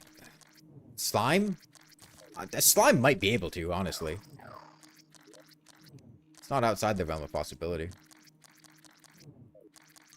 Nah, slime's not doing it. Yeah. I think that's about all the summoning weapons you'd have at this phase. I don't think any of the other ones are doing what the Finch is doing.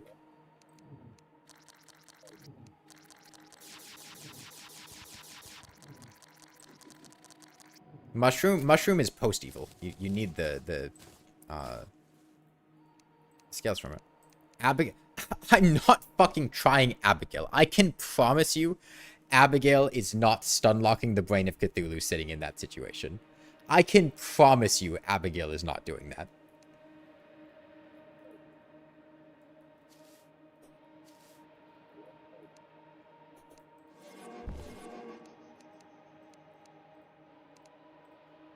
Abigail sucks, man.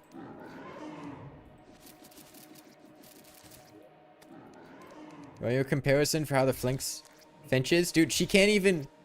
Like, look at how slowly she's moving. She hits once and she doesn't do enough knockback. She is by far the worst performing minion here.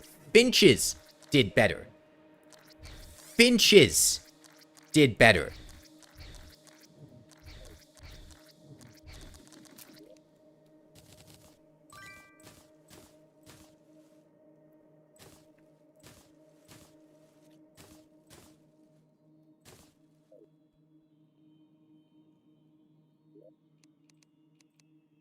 I mean, it does raise an interesting question.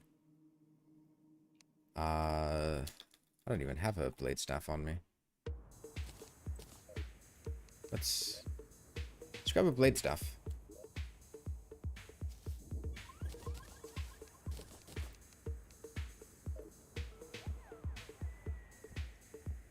Finches, if you manually summon them on the brain, could probably keep you from getting hit. I guess.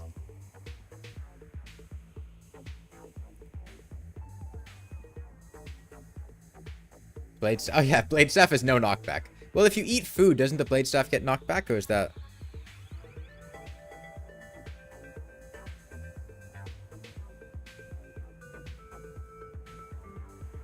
Yeah, I need to get a blade staff anyways.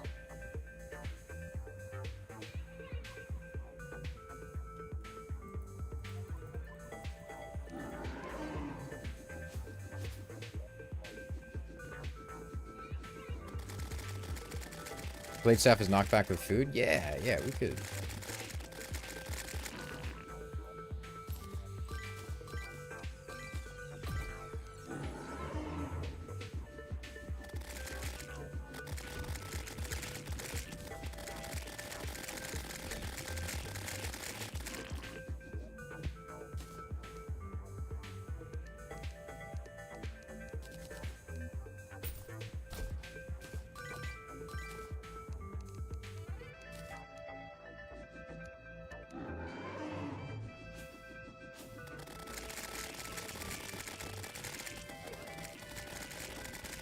Yeah, Finch is okay against larger targets. Just you can't do the same sit still.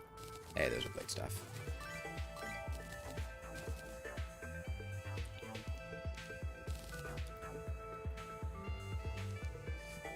Okay. Well, I feel like the main test is, you know, will 2 blades stun lock the Brain of Cthulhu? It should have knockback with food buff.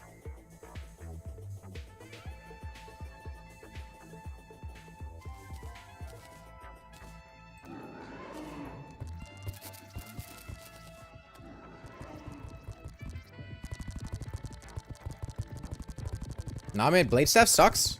No, terrible. It's worse than Abigail. Can you believe this? What is it? Hercules beetle?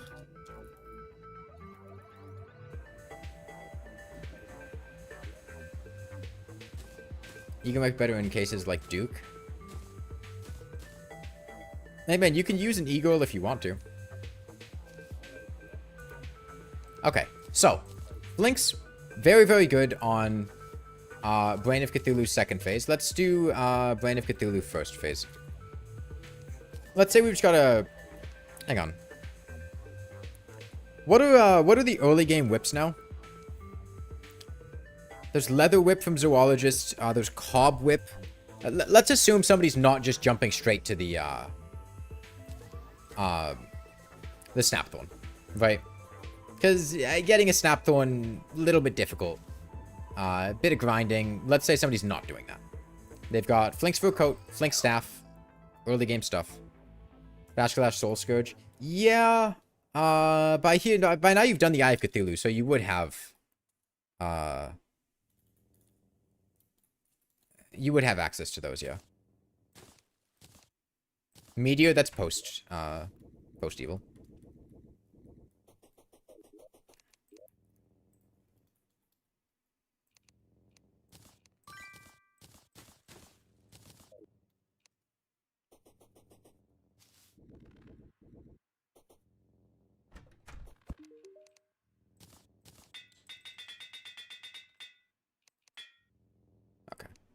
You know what? I'm done doing the reforge roulette wheel. We'll just go with that.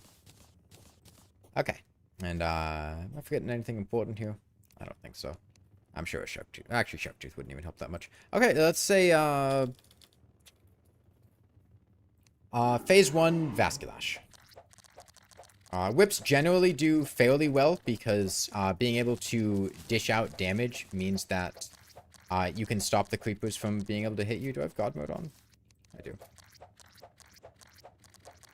Right. Didn't mean to leave the crimson there. I'm sorry, Mr. Brain of Cthulhu. It's fine. This is perfectly acceptable damage. Not the most impressive damage count ever, but like it's getting the job done. Perfectly adequate.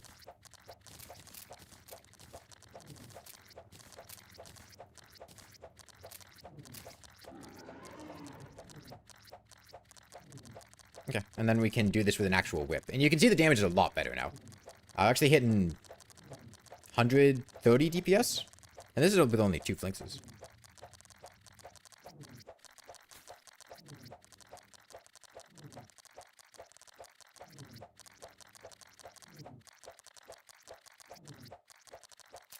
Okay, yeah. Very respectable performance there. Let's try Eater.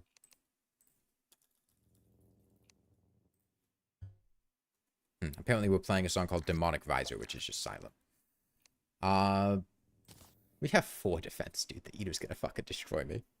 It's not gone, it's just this part of the soundtrack is silent.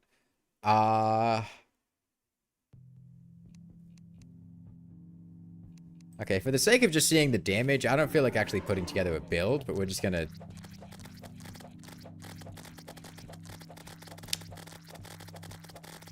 This is not great. I'd even go so far as to say this is kind of bad. You'd probably have better luck with a Finch.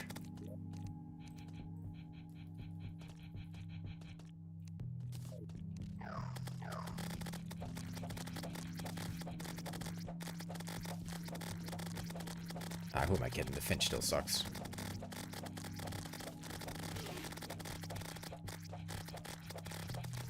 Snapthorn poison does a lot. Yeah, I know, but I'm assuming no Snapthorn here. Granted, we don't have the armor piercing for the Finch here, but this is...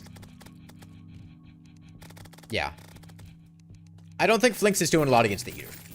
If you're in a corruption world, I don't think it's going to be doing you many favors.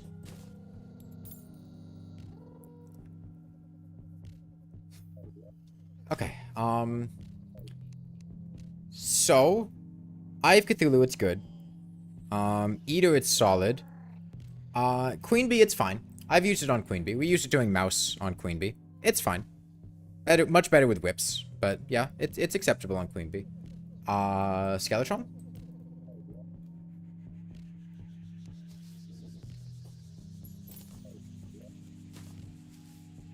Deerclops? Be good for both of those. Wall of Flesh, I can't imagine it's particularly great.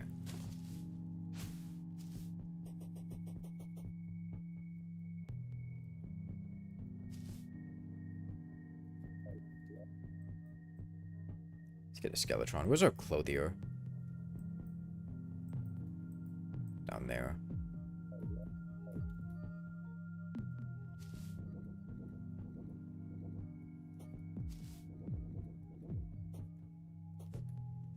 Yeah, I think Flinx is very solid.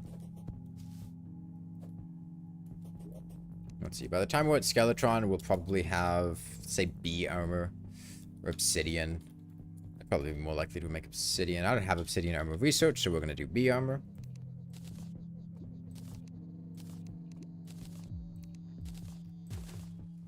And, yeah, we can have a Pygmy necklace by now.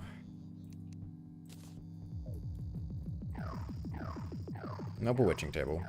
Gives us 4. And, totally reasonable to have a Snapthorn by now.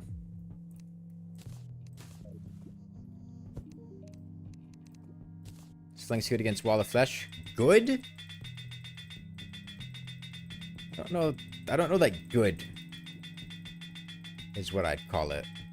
I'm sure it's maybe usable, but I don't think it would be good. 5 flinches wouldn't be very good. I don't care.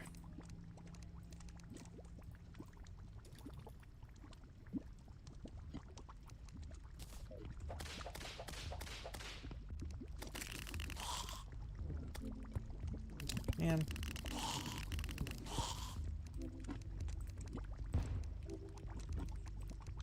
Get back here. Skeletron spawned too quickly.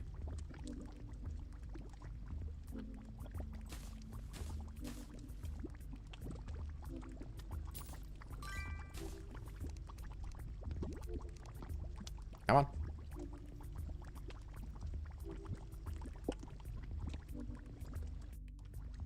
Come on, Mr. Clothier.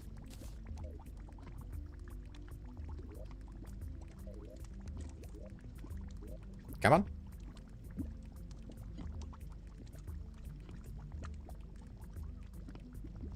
It's hard to have one best weapon for pre-hardmode summoner, considering you have to mix 4 different summons for optimal damage. Okay. Again. There are 4 criteria on the left side of the screen. Damage is only one of them. Damage is not all that matters. We're not going what is the best possible damage you could get. No, NPCs spawn on screen.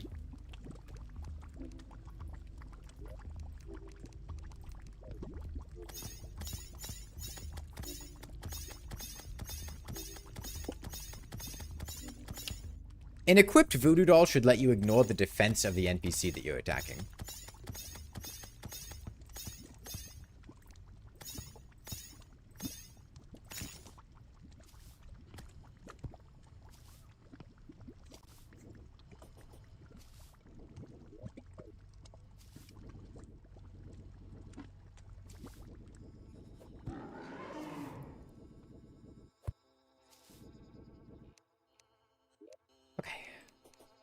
Let's go ahead and turn you off. For you.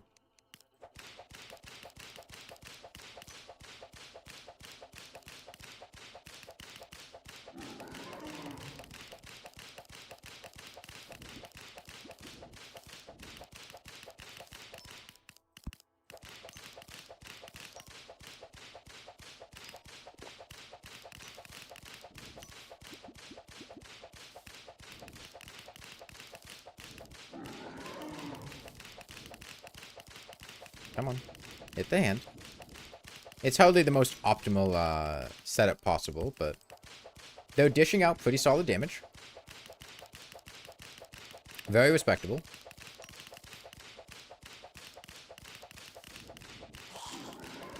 That's one. Come on, kill the hand. Come on. What about flasks? I don't... Okay, you could add 4 DPS to Skeletron. If you really wanted to. Just take 160 on the side, just add 4 to that if you want to know what a flask would do.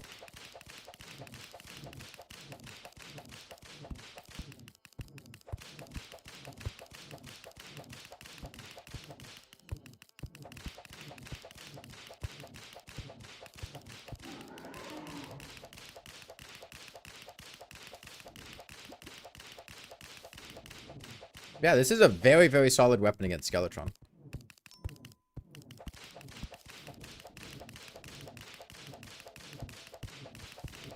For a pre-boss weapon,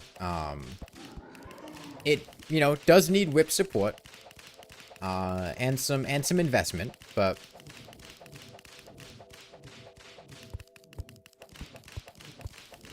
those summoner reforges did a lot, especially with the early game summons to make them very, very good. This is a very impressive performance. Let's compare that to, I don't know, Molten Fury. I don't have Molten Fury researched. Boomstick. Alright, Boomstick's a good baseline. We'll have, Shadow Armor.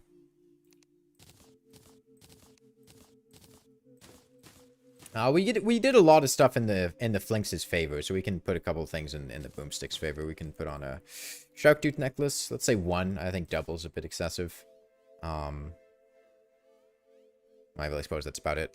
Yeah, and we can go reforge the Boomstick. And that was 2.5 minutes. Granted, there was some time getting Skeletron up to the arena, so you know, maybe it was more of like 2 minutes once we actually got there, but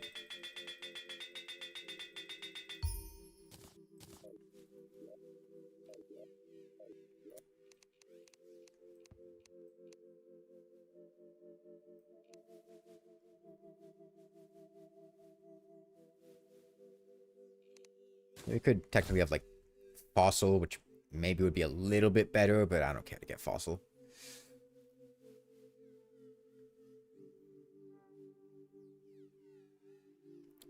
Hey, Kiddo Smarina. Every minion needs a whip. Yeah. But it's very hard to evaluate summoner weapons because of the fact that they're very lackluster without whips, generally. And I think overall, honestly, with what I've seen with the flinks here, I think it's better than the blade staff. I do. One, flinks without whips is still solid as support. Whereas blade staff without whips is kind of just depressing. I've found.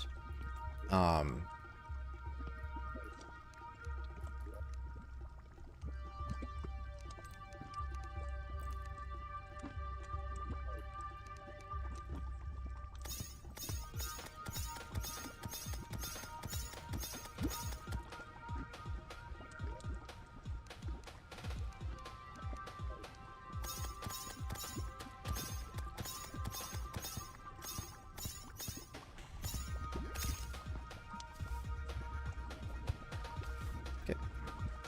Go back up.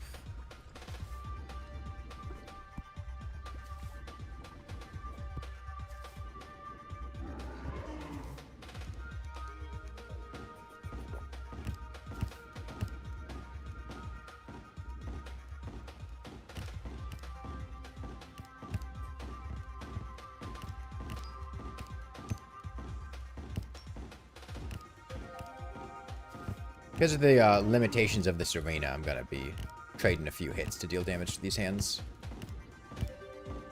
Normally I'd be on platforms where I can shoot down, but I kind of have to be somewhere the hands can hit me.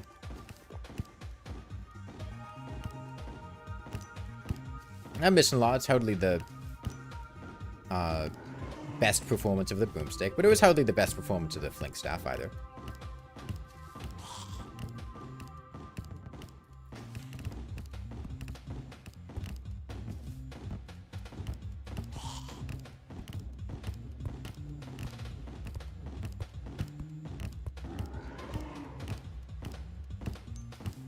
You don't think Firecracker is worth it on the Moonlord unless you're running Tank Summoner? Yeah, I've never been a huge fan of the Firecracker and the Dragon. I've usually found just the crit chance whips to be perfectly acceptable. I'm not sure how the Constellation holds up. Haven't really used it, but... Now that there's a Pillar Whip, I feel like it'd be surprising if that wasn't just, you know, the best option in most situations.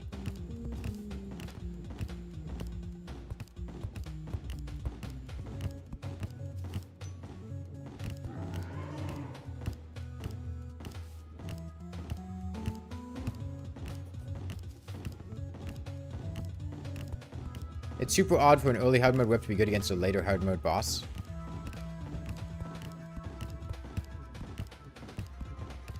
It's just kind of the nature of how whips work.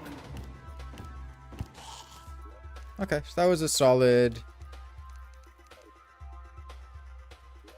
I mean, not that much worse than the boomstick. Obviously, if we were in an actual arena, the boomstick would have been a little bit better.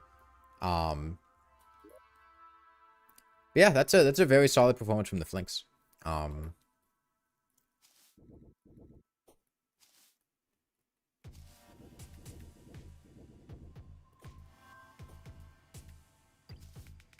Yeah.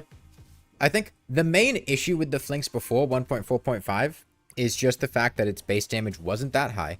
And because of that, defense could really put a damper in it. But now that you can get 10, 25 armor penetration, which is enough to penetrate basically anything in pre-hard mode, I think the pre-hard mode minions, the flinks especially, are very strong.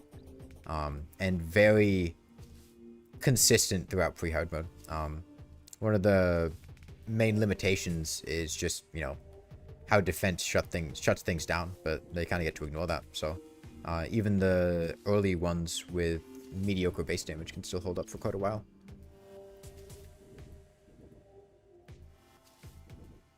So yeah, of the pre-hard mode minions, Flinks is definitely the best. So yeah, I'll put Flink stuff on the list. I think it gets on.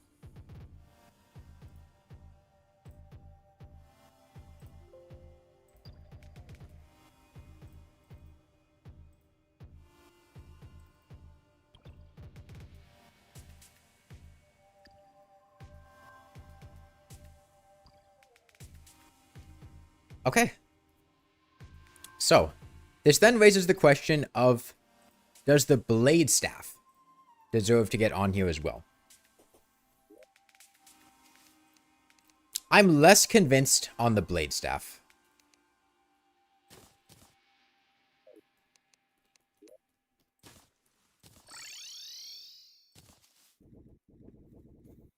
Let's try it under a few situations.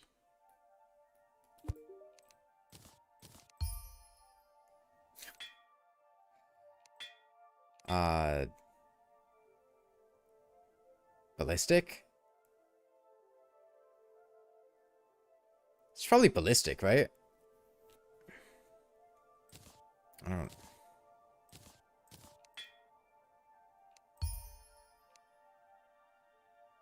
Focus is the best in high damage builds.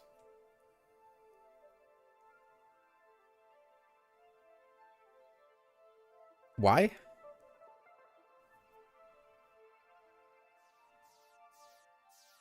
Multiplicative scaling, I guess. How many damage bonuses do you need for that to give you 2 extra points of damage? If it rounds up to 2.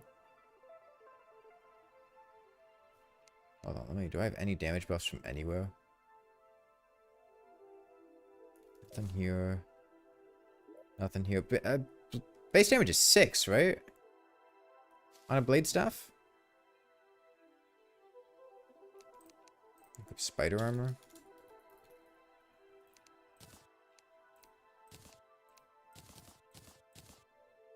I'm not sure what you... I'm not sure what the point is. How does spider armor change anything? +5? That's not +5. That's +4. Focus is +4.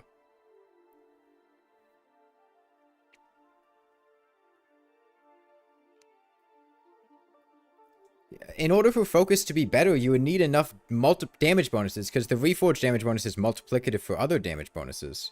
You would need enough damage bonuses to get 2 extra points of damage, which on a blade staff feels like a lot to try to put in. No?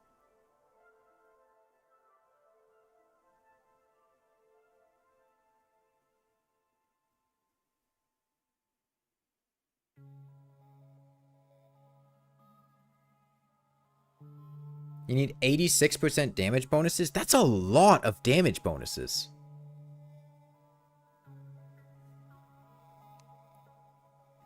Right? This is 10, 16, 28%. Right? You can get 28 from Menacing. That's 56%. Summoner Emblem. That's 71%. Wrath Potion. That's 81%. And then you need another 5% on top of that, so food buff. So you need full Menacing, Wrath Potion, Spider Armor. All of, like, that's a lot. It's a huge amount of investment for 1 point of damage. So yeah, I think if people are saying focus is the best modifier for blade staff, I think that's really missing a lot of context there. I think for most players, ballistic is going to be better, because I don't think most players are walking up to fights with 86% damage bonuses. 10% from the old one's army accessory, yeah. But again, full Menacing is a lot. You know, even if some players have Menacing, they might not have literal full Menacing. They might have some Menacing Angry. They might have other stuff. There's a +5 damage versus +5 damage if you get 86%. No. I think it's because the 17% from focused is multiplicative, so I think that's the point where you get an extra 17% to eke out another damage point from the 86%.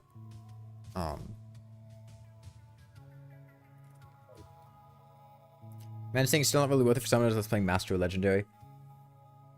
In general, I think there are better sources of damage than Menacing, but it ultimately comes down to playstyle preference. You get a bonus when not whipping? Yeah, I guess. Okay, let's get Pygmy Necklace.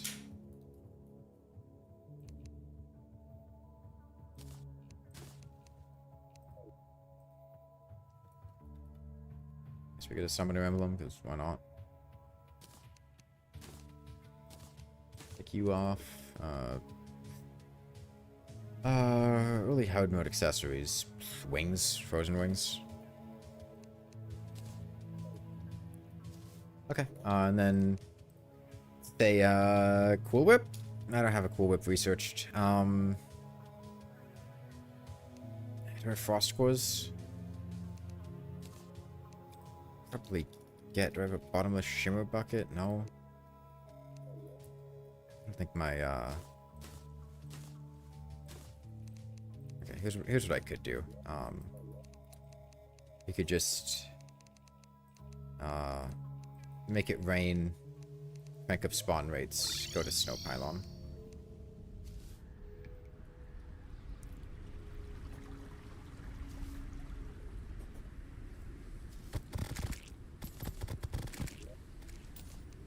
And well, we've got spawn rates cranked up anyways.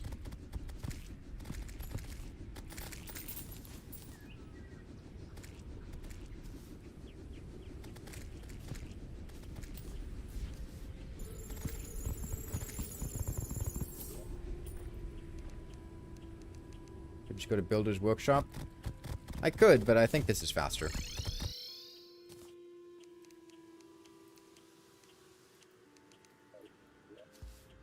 Okay.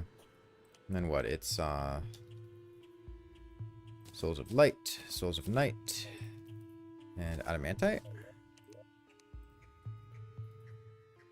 Oh, no Adamantite, just Souls of Night and Light.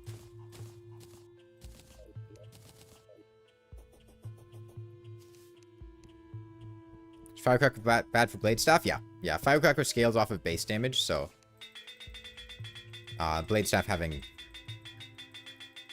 bad base damage means it doesn't work well with Firecracker. Man, the Goblin really does not like reforging whips, huh?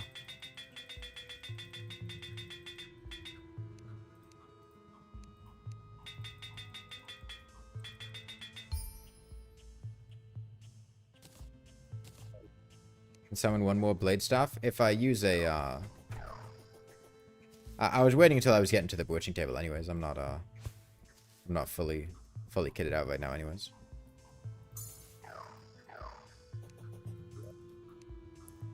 Yeah, let's use this, say on Twins. Research this. Am I missing anything? I don't think we're missing much. But yes, I don't think it's too important.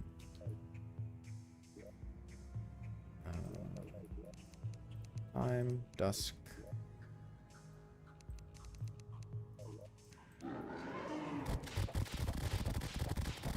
Cool Whip has enough range to actually hit the Twins, which is nice. Some whips get, like, just at the edge of the range. Solid DPS. Single target, that's very good.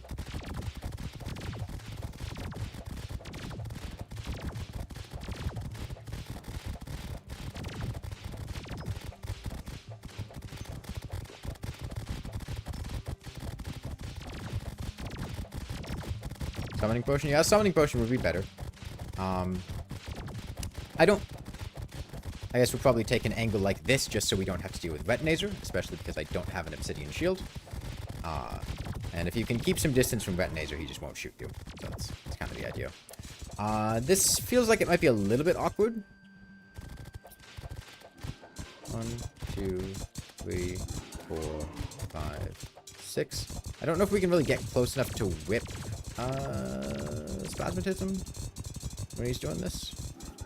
So we lose a lot of DPS during this, but that's okay. Yeah. Really do a whole lot there. I really do not like you, Retinazer.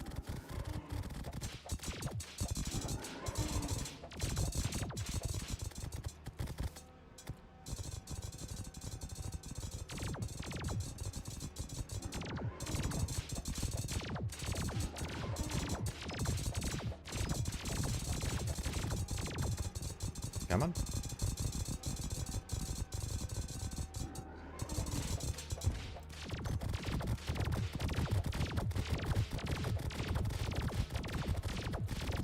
Once he gets out of phase 1, we'll be okay.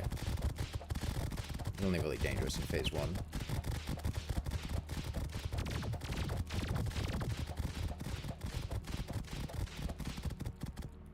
I was really hoping he transitioned down here. Okay. I'd kill for a match of luminescence here. Not my plan.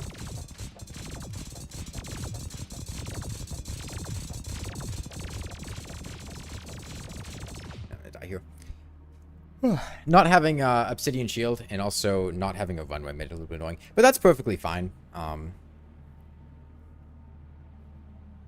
Yeah.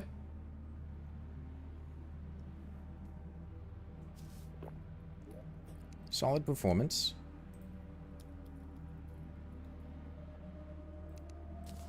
Frost Necklace. I think more of Magiluminescence. Magiluminescence and I could handily dodge that with anything. But I would have much rather had an Obsidian Shield than a Frost Necklace there. Because most of it was just getting knocked off when I was trying to get in a platform here. Okay. I need to reuse my Bewitching Table.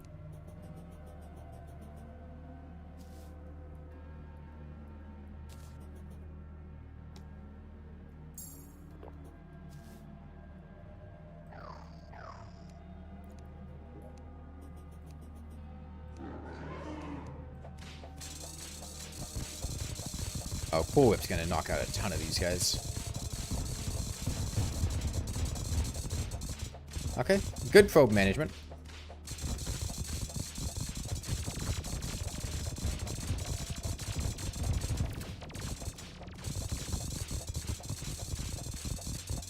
Okay, and we can do this other side of the wall thing over here too. It works. 1000 DPS, roundabout. Not awful. What was that? Similar to Coast with, oh, well. As for the Blade Staff doesn't feel like actually attacking, then we lose out on a bit of damage there. Yeah, I mean, a good chunk of this damage is coming from the Cool Whip. Not the blade itself. The Cool Whip projectile is doing a lot here.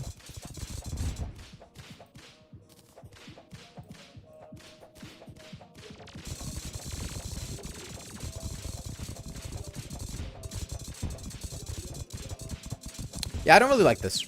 I'm not a big fan. I don't like having to get this close to the destroyer. Makes dodging the lasers kind of annoying, especially with how squishy we currently are. And I don't think it's dealing enough damage to justify that. You know, we compare that to, let's say, Optic Staff. Don't have an Optic Staff researched. But Optic Staff's very, very good on the Destroyer. And I'd much rather have an Optic Staff than this. Even sitting here with full face taking point blank. 1800. Which doesn't really feel that impressive.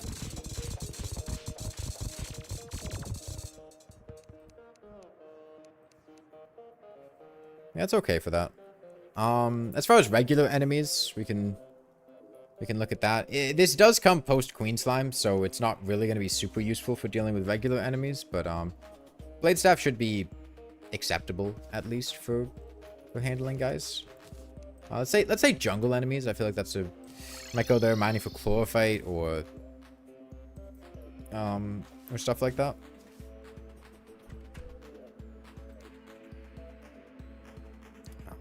died to Destroyer.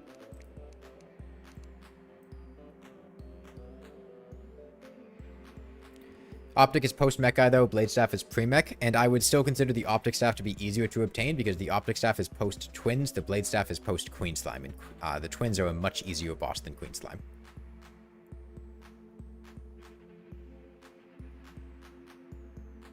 Okay, that's spawn rates, not time.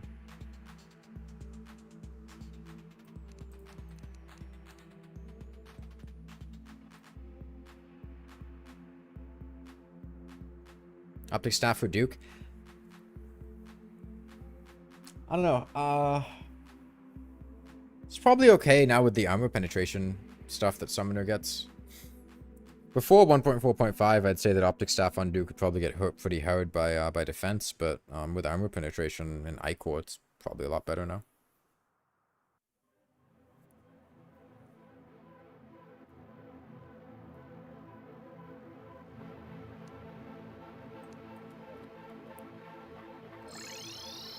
I don't know.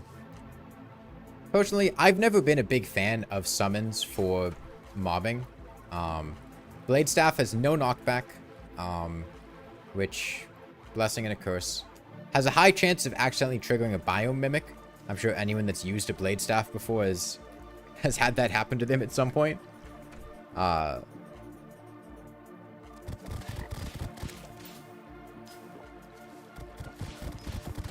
It's very good at just finding stuff to kill, though.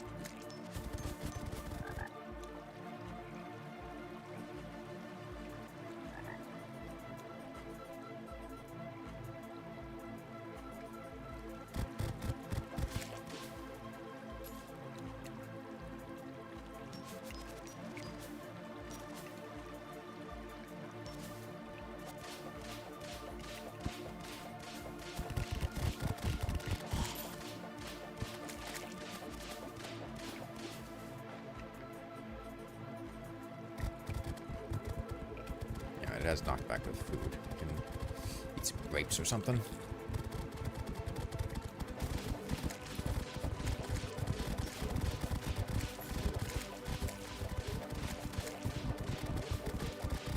I mean, this really isn't very much knockback. No? Am I missing something? Like, it's stealing some knockback, but it really seems like quite a small amount. Not enough to really stun lock. I think the whip here is doing a lot more than the blades. Like that alone, that's not stun locking the jungle creeper. But with the whip, sure. That's not.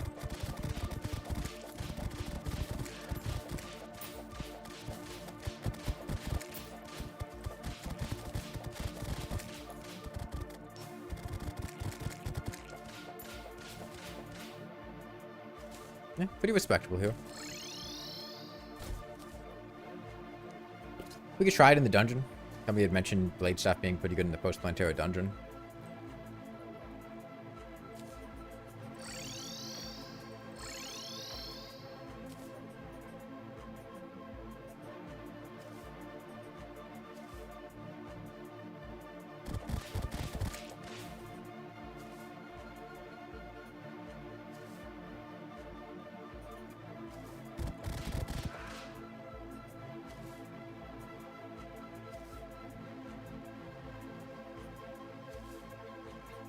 Yeah. As far as regular spawns, it's handling them pretty adequately. A bit better than adequately. Pretty well.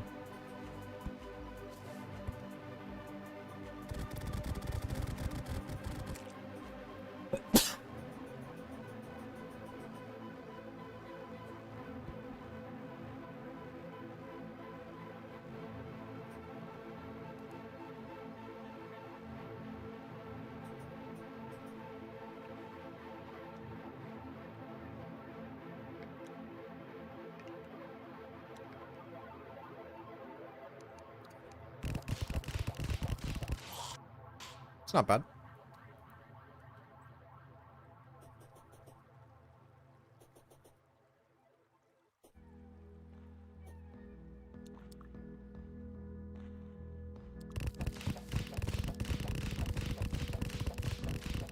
Bit less impressive.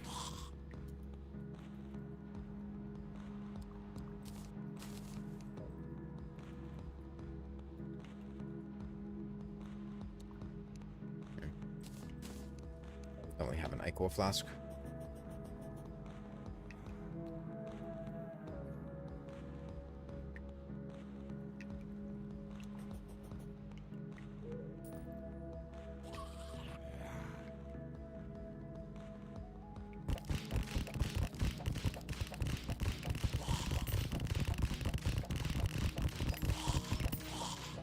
Yeah, that's the kind of thing with what I was talking about, the knockback being a bit underwhelming. But that's like the Rainbow Rod. The Rainbow Rod was a lot more adequate at keeping the enemy stunned before getting to you.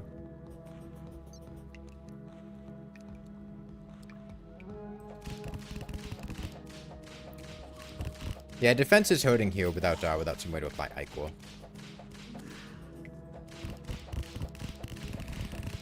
Let's compare this to Deadly Sphere. Do I have a Deadly Sphere? Yeah, I've got a Deadly Sphere.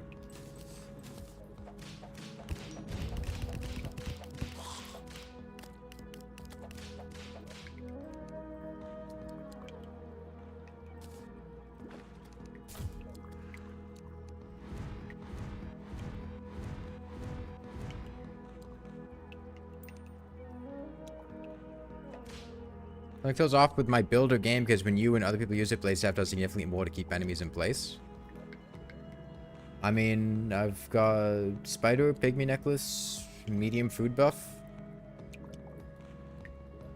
I don't know what else would be doing stuff there. Come on, Deadly Spheres. Alright, Deadly Spheres suck. Does Titan Potion work on minions? I don't know. Alright, so Deadly Sphere is not getting on this list.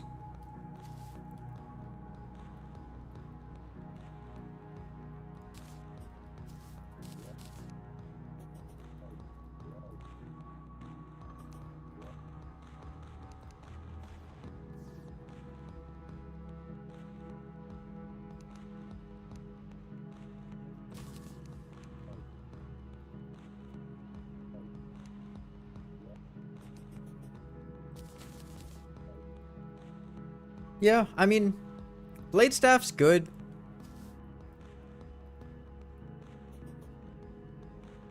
I don't think it's at the same level as the Flink Staff.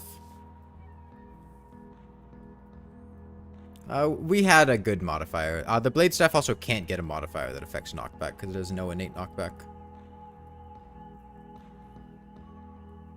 I mean, I had 6 blades. It's possible that with more blades, like 8 or something, it'd be a little bit more effective, but I found it to be very underwhelming in terms of knockback. Quality of food buff, maybe a major food buff, I think adds slightly more knockback. Hercules Beetle? Did you have a Hercules Beetle? Because Hercules Beetle gives 15% summon knockback or something, right?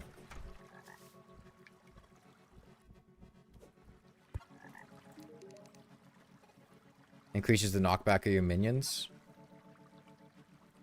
I don't know if this is additive or multiplicative, but maybe. Put it on.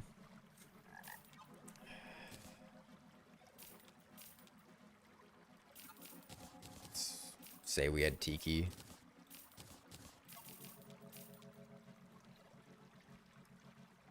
Sun and Moonstone? Yeah, but I'm not gonna. Sun and Moonstone. Blade Staff stun locks enemies even pre-mech. That has not been what I've been...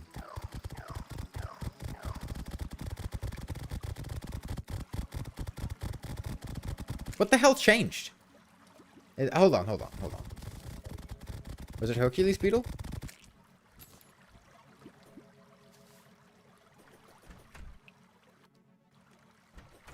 It might have been Hercules Beetle.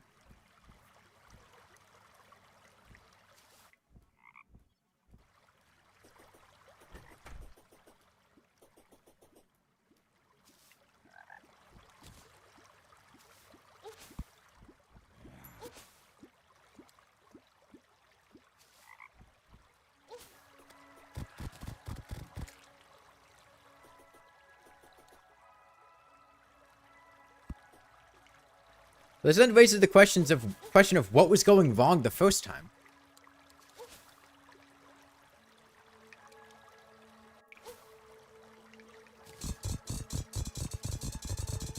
Yeah, that's effective. But that's not what was happening.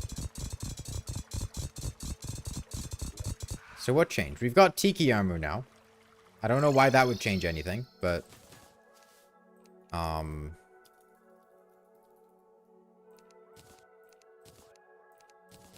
we could revert to Spider.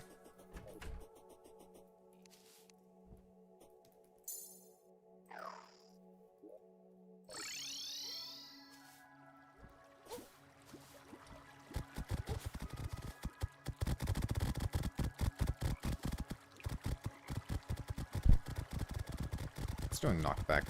Why are my minions doing knockback, actually? What is the source of knockback here? Is it... do they set their knockback when you summon them? Is their knockback set when you summon them? Yes, it is. Okay. We summoned with Hercules Beetle originally. So that's why they were doing a lot of knockback there. That was because of Hercules Beetle. So right now, I think what had happened is we summoned the blades the first time without food, then ate food, which did not add knockback because we already summoned them. But if we cancel these now, eat food, and then summon them, this should allow them to keep knockback. Yeah, now they're not unlocking things. And similarly, the Hercules Beetle, we were holding that over because we summoned them with the Hercules Beetle and then swapped off. It's like how damage was set back how summons used to work, but not anymore. So you need to make sure you eat food or have whatever before you summon them, and not eat it afterwards. As a rule, projectile does not change qualities during its lifetime, but summons literally do change their qualities during their lifetime. That's a whole thing with them, because it used to be their damage was set when you would summon them, and then you'd summon them with high damage and swap to something else, but they do change their damage. Like, that does update with summons, so as a general rule, it doesn't really work with summons, because the main... they are the main exception to that.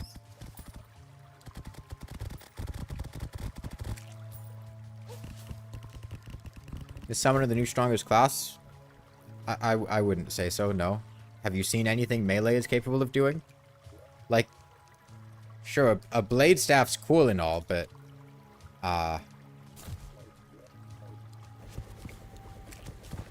Summoner's not doing this.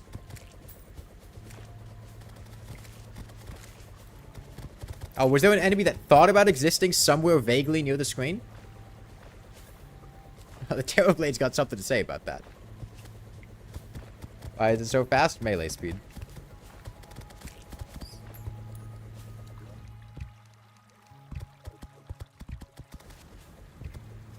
Well, there are tanky summon builds, electronic Baka too. But.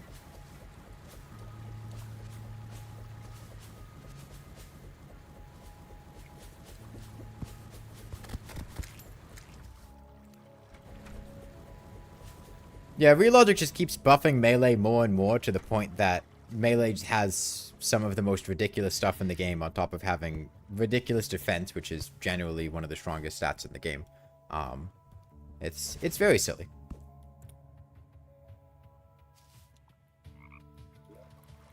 But yeah, Valhalla Knight stuff in Ballista Panic.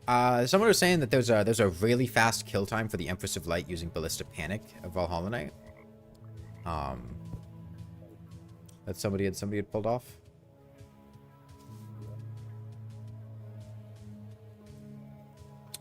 Okay. Are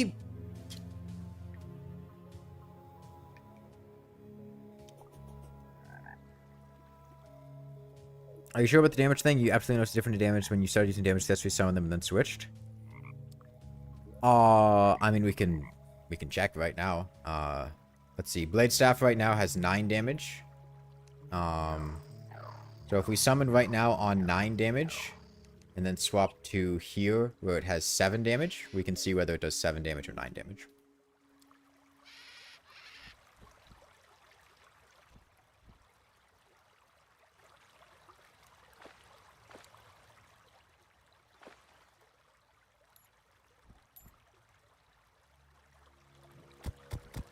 Yeah, that's 7. It's updating in real time. And if we swap back to here, it goes to 9.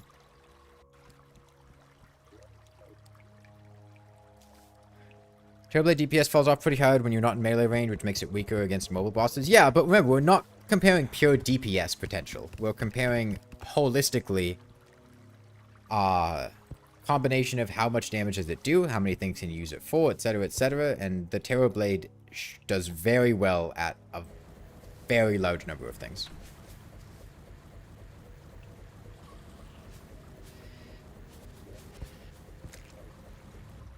But yeah, I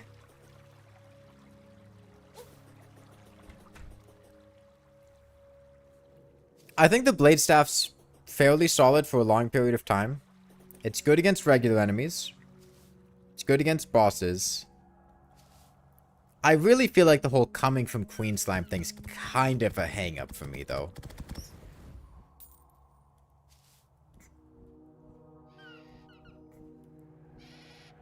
Dark Harvest against Old One's Army tier 3.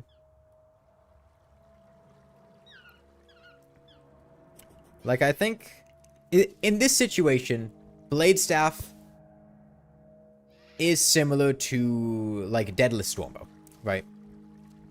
And I don't think it's putting out the same level of damage as the Stormbow against mech bosses, Plantera, or whatever. And mobbing events and stuff, Blade Staff's more automatic.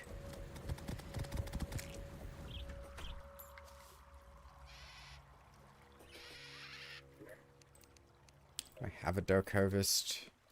I don't have a Dark Harvest researched. Blade Staff is great underground. Yeah. But it's also nowhere near as good as Deadless on the surface.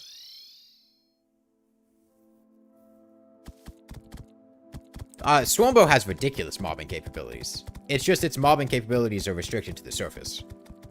Don't think that the Stormbow is bad at mobbing. It is not by any stretch. It's actually very, very, very good at it. It's just only on the surface. It's very good at, like, events.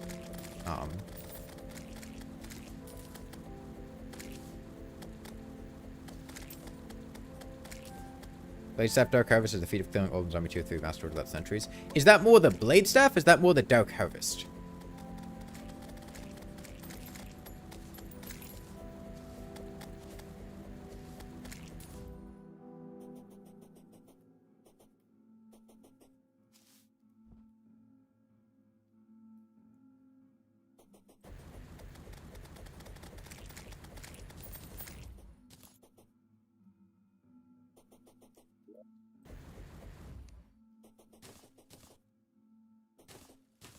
You know, if I'm Blade Staff down, knockback would be good for crowd control. Well, the Blade Staff has no knockback, so it's quite bad for crowd control. However, if you use an item that gives it knockback before you summon your minions, it has to be before you summon your minions. The Blade Staff gets knockback and then becomes adequate at it. Like, you can see right now, the blades are actually doing knockback and kind of stun locking things. This is because we have a food buff, and food buffs give knockback. Food buffs, Hercules Beetle. Honestly, those might be the only things that give additive knockback to minions.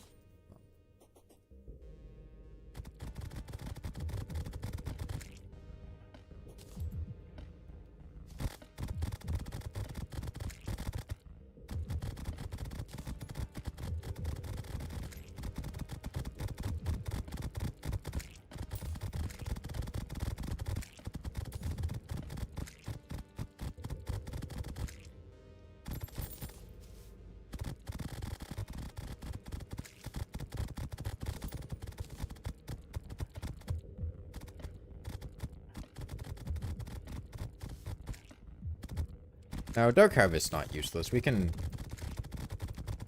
get a Dark Harvest real quick.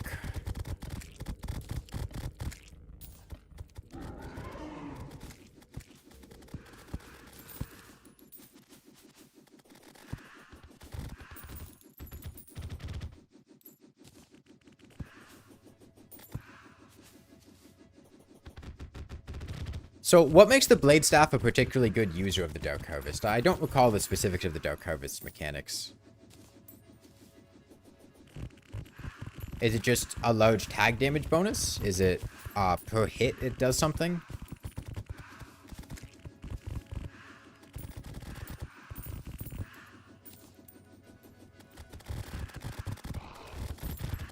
It's per hit? Okay.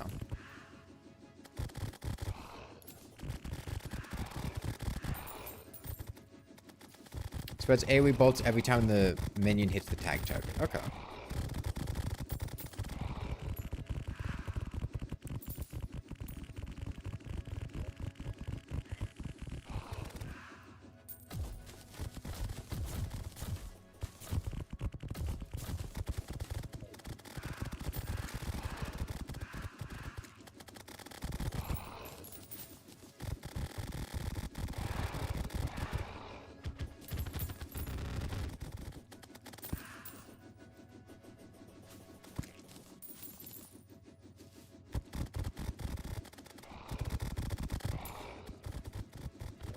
Spawn rate increases work on Pumpkin Moon.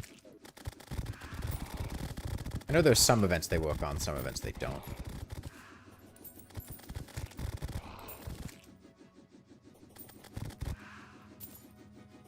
Try it for in events. For events, it's so good. We talking Dark Harvest? Yeah, I'm trying to get it so we can try it out for some events.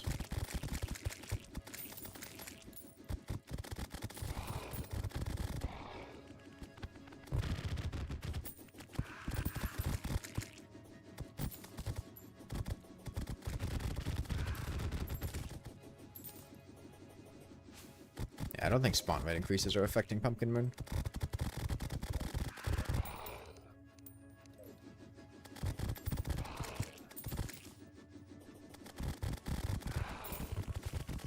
What did 1.4.5 change about the Dark Harvest? Did it just overhaul its ability, or did it buff it? I don't remember the Dark Harvest part of the changelog. Hey, there's pumpkin.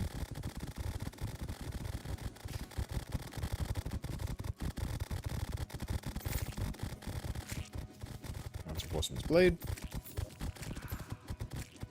Oh, 5 extra tag damage. Yeah, that would do a lot. 15 tag damage on a blade staff. That's a lot.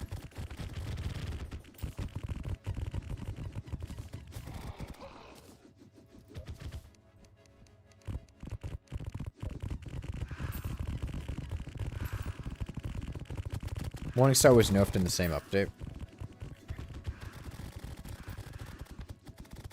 Where are my pumpkins at?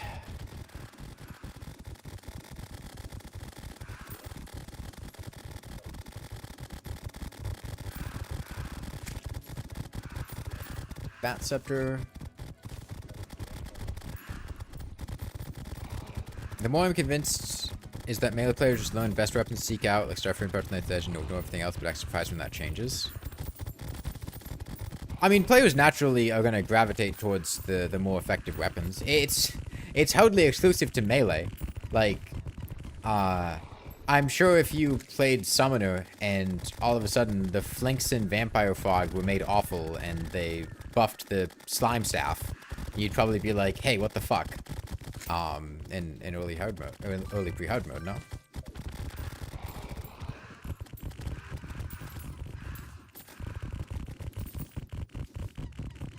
Every class has underwhelming weapons.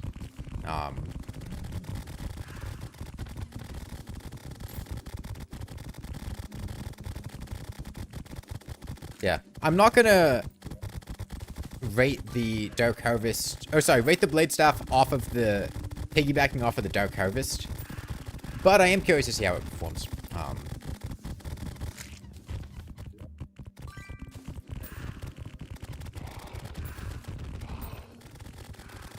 People rushing Molotovs for their nerf? Yeah, or the Stormbow. Yeah, no, you guys remember how often people would just go rush the Stormbow and use that to shred the Destroyer, get Mega Shark, or just keep using the Stormbow? Like, it's not a melee specific thing by any stretch.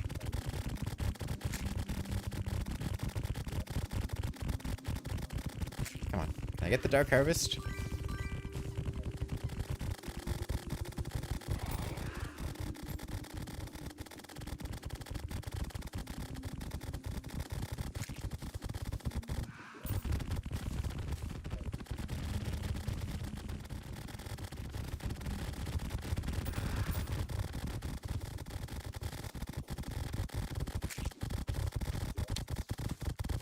1.4.5.7 Shadow update. Dark Harvest removed from the game. Hello?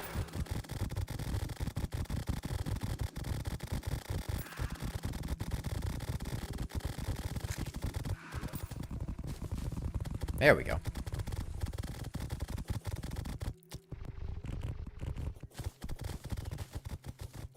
They should add a tooltip that actually says how much damage the Dark Harvest adds. Because it's really not clear. We could totally do spooky armor at this point. I mean, if we've got a Dark Harvest, clearly we've done Pumpkin Moon. And that also means we're going to have scroll. Necromantic scroll. It's not going to be a perfect setup, but it's something.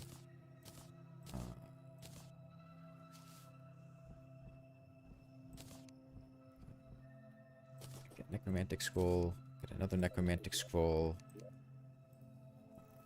Iris scarab.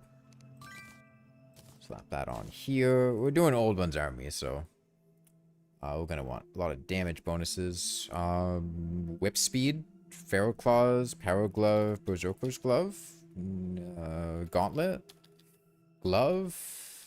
This is crafting. Berserker's Glove, sure. Put that on here, and maybe we get Festive Wings.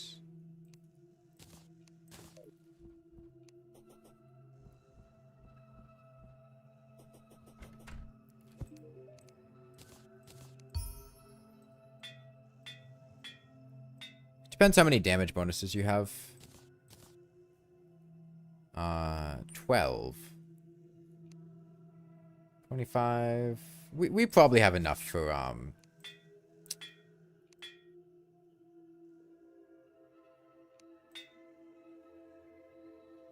No, focused is still worse. We need 2 extra points of damage. Yeah. We're probably close, but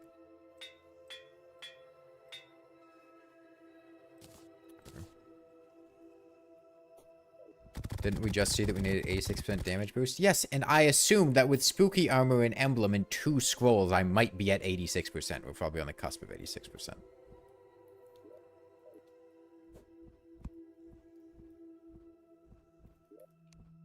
Because spooky's like 50 something, that's 20, that's like 30. Yeah, 33 plus 25, 58 plus 20, 78. Why? Hang on. That should be 86, no? It's 11% each, that's 33, plus 25. It's 58. 10 plus 15. It's 25. 73 plus 15. That should be over 86, no?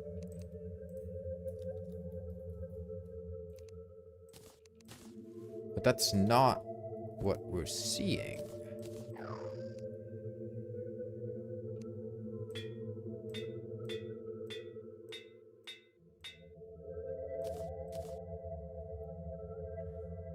These two are equal right now. We're getting 2 points of damage, but we need a 3rd point of damage. So how much damage do we need for that 3rd point? So let me just start with easy buffs. Wrath Potion. That's still not enough. Okay, now we have enough. This is the point where this is actually outperforming. But that was not 86%. We can narrow down the exact number. Plenty Satisfied, that's what, 7.5% damage? So we're somewhere in the up to 7% damage range. So this is 33 plus 25, 58. Plus 15, 73. Plus 10, 83. Plus 15, 98. Plus 10, 108.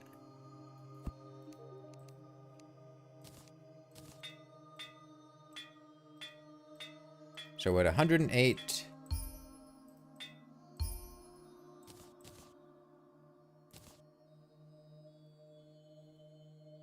112.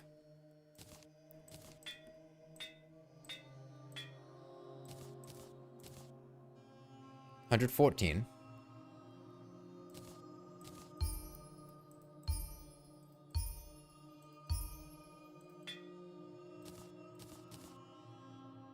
116.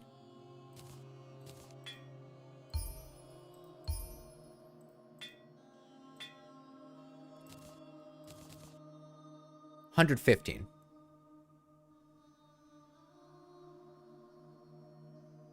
So it looks like you need 115% for focus to be the best, no? They said 86% for 2 extra damage. Okay, but 2 extra damage just makes it equal to ballistic.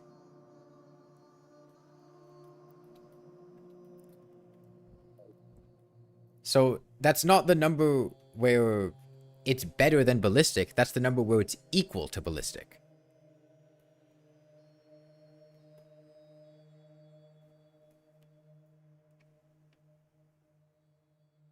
So it's not 86%, it's 116%. Which is a hell of a lot more. And I really don't think you're getting that within any amount of reason before, like, Plantera and the Pumpkin Moon bonuses. So I'd be skeptical of calling Focused the best Reforge. It does get extra damage when you're not whipping, which is something, but if you're assuming permanent uptime on the whip bonus, then ballistic would get better damage unless you have above 116%. Or 115%.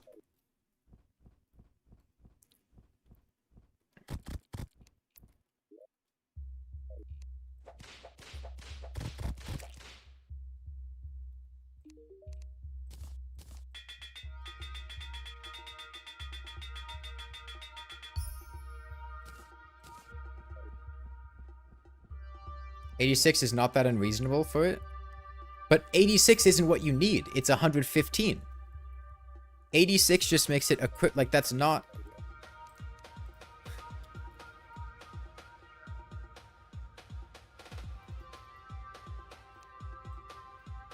$86 isn't the number.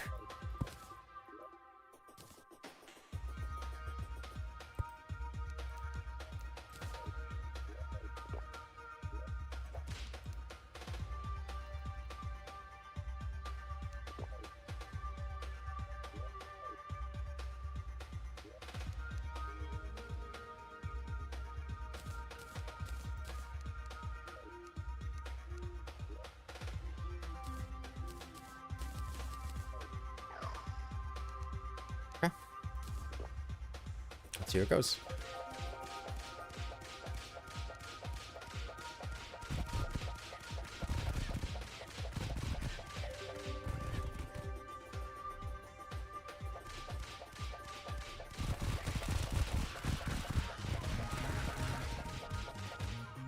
That's a very silly tag bonus. Yeah, okay, okay. Yeah, sure. Alright.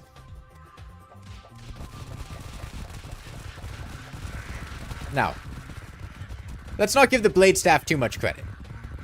It's mostly the Dark Harvest doing this. But,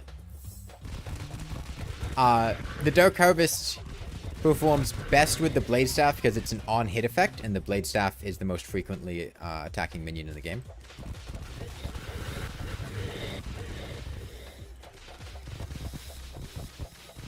It's a very silly amount of damage.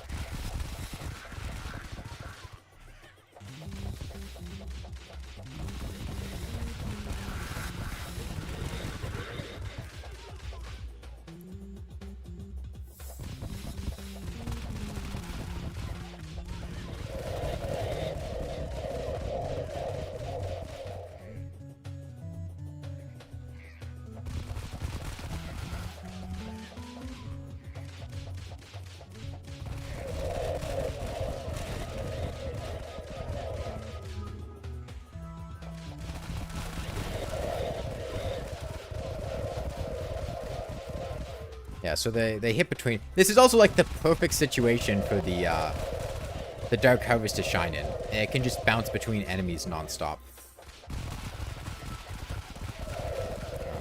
Ogre or Dark Mage right side.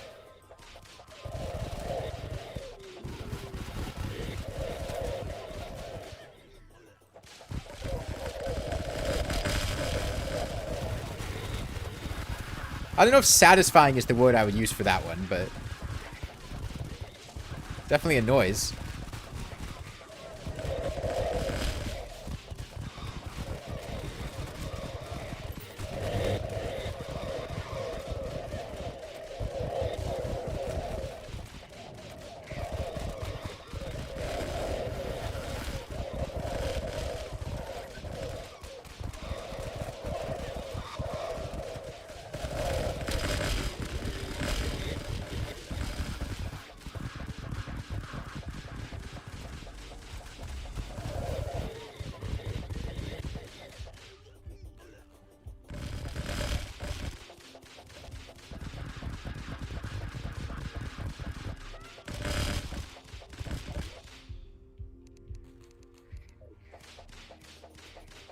Something that got me horizontal quickly. Hexing Branch would be really good here.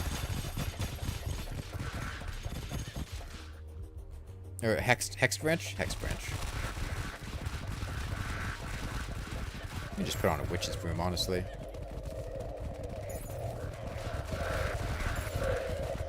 I want to...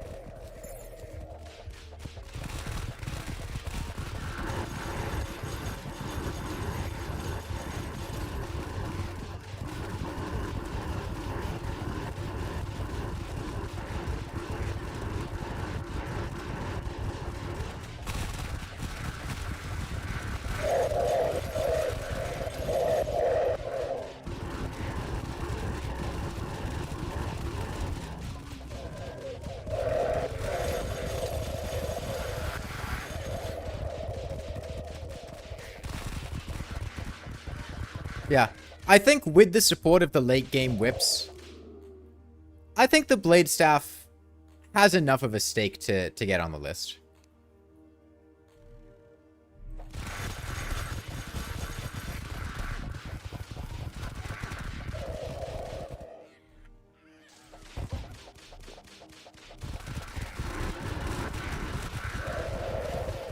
That attack has such a ridiculous hitbox.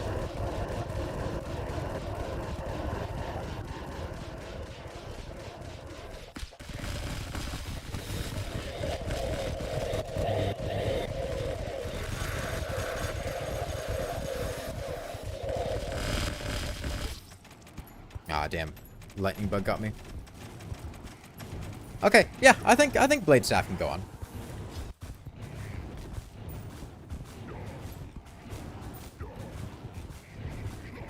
Need to download a picture of the Blade Staff.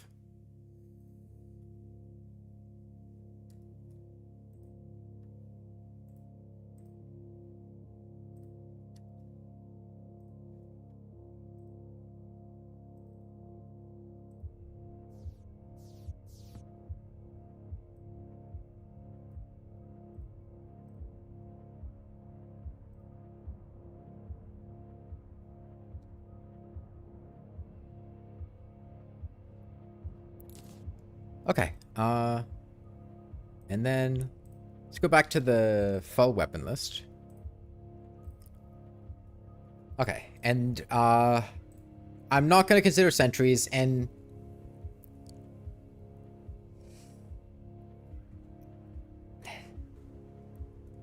whips just feel impossible to evaluate. I think I'm just going to limit it to minions. Why though? Wasn't it mostly Dark Harvest pulling the weight? The thing is that like, every minion kind of sucks without whips. So you kind of have to consider how a minion performs with the whips at the time. Or the available whips at the stage. And the fact that it performs... I would consider it more like ammunition for a weapon. Right? I would consider whips like using new available ammo. Like, you get access to exploding bullets, or ichor, or crystal, or stuff like that. I think that's how I would evaluate whips.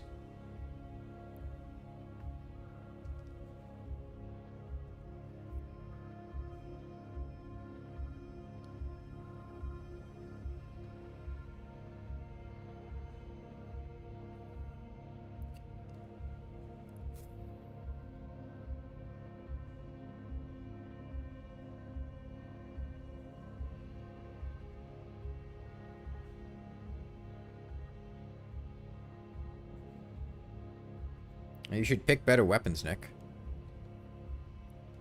I'm not sure that's true in 1.4.5 anymore, Flame.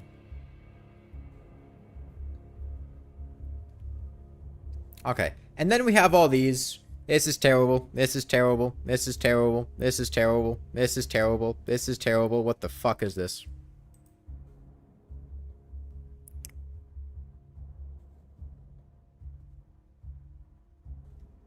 This is terrible. This is terrible. This is terrible. This is terrible. This is terrible. This is terrible. This is terrible. This is terrible. This is terrible. This is terrible. I don't know how much damage this does. It's maybe okay. Dynamite's alright. This is terrible. This is terrible. This is... There we go. We have a Terror Blade at home. Okay. So, right now we have... For Ranger, Phoenix Blaster and Daedalus. For Melee, Terror Blade, Shadow Flame Knife. Mage, Rainbow Rod, Razer Blade Typhoon. Summoner, Flinks, Blade Staff. Do any of these feel a little out of place, or like there'd be a different weapon from that class that would be more fitting? I think Mage and Summoner, I feel good about those four. Terror Blade definitely gets on the list.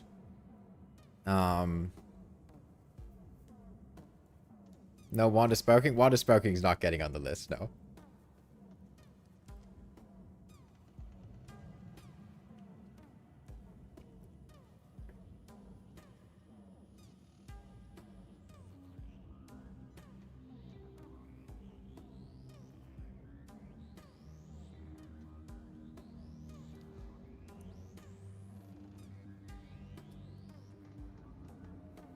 I don't know. These weapons all have a Undertaker musket, pretty good and easy to get. The thing is, Ranger has so many weapons that are easy to get and good at the start of the game. Boomstick, Mini Shark, Musket, Undertaker, Platinum Bow, Demon Bow, Tendon Bow, Sand Gun.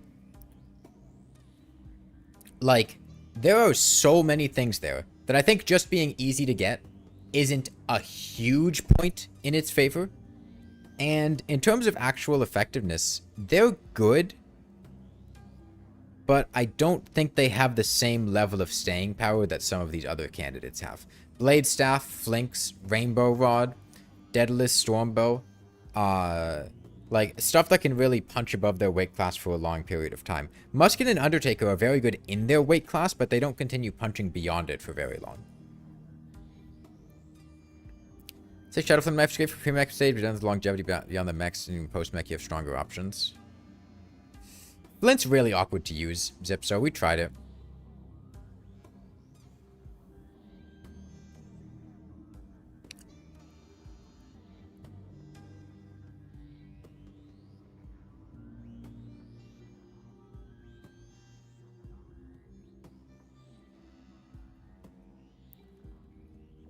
Yeah, I mean, Shadow Flame Knife isn't, like, the best thing ever. It's very solid. It's versatile, it's easy to get, it's easy to use, and it's solid damage. It does well in all the categories. But it's not exceptional. If we were ranking all 8 of these, Shadow Flame Knife would not be near the top of it, I think. So the question is there another melee weapon that would be more fitting than the Shadow Flame Knife? Yeah, those can be honorable mentions, but I don't think they get to be actual candidates, Flame. There's too many issues with them. I don't think the Night's Edge is very good. Like, I think Night's Edge is kind of overrated. No, Enchanted Sword's not very good. Plus, it's very difficult to get. I'm not a big fan of the Blade of Grass. We had tried it on a couple different things. I really have not been fond of the Star Fury every time I've tried it. For actual weapon things. For actual weapon things is the thing. When we're talking about the Star Fury, I'm not talking about its ability to light up caves. It's fantastic at lighting up caves. I love it for lighting up caves. As an actual weapon, for fighting bosses, for dealing with things, Star Fury really has not felt good on anything I've tried to do it for. Aside from just dealing with, like, regular trash mobs.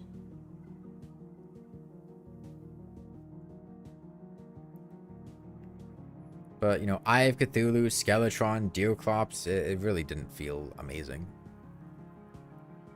What about Amarok? I don't think I could wake up in the morning and look at myself in the mirror and still have any ounce of respect for myself if I honestly said that a yo-yo was one of the best weapons in the game.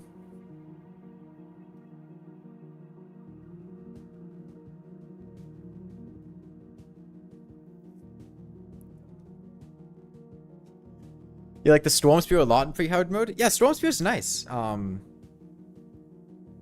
is Flame Lash out? There were just so many good magic weapons at that stage, and I don't think Flame Lash is exceptional enough to make a splash, you know? Like, it doesn't really have a huge amount of staying power, and it's not, like, amazing for the Wall of Flesh or anything. It's not amazing in its niche, and it doesn't go beyond its niche for a long period of time.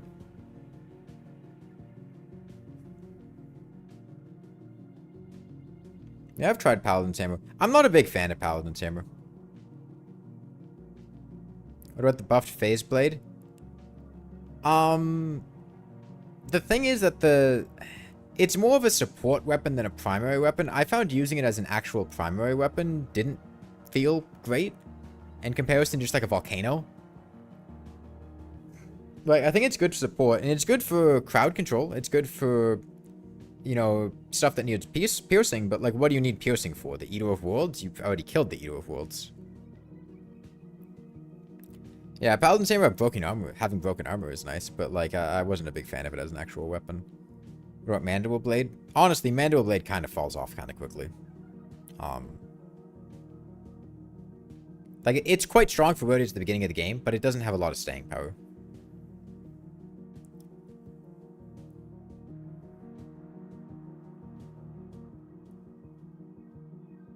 It's really good. I've used it. I'm aware that it's solid, but like, getting to like Skeletron with it? Queen Bee?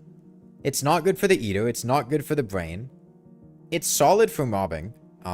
It's solid for the eye, but it doesn't have pierce. It doesn't have strong enough damage to maintain that relevancy. Possessed Hatchet. The problem is anything at that stage has to compete with not being a Terror Blade.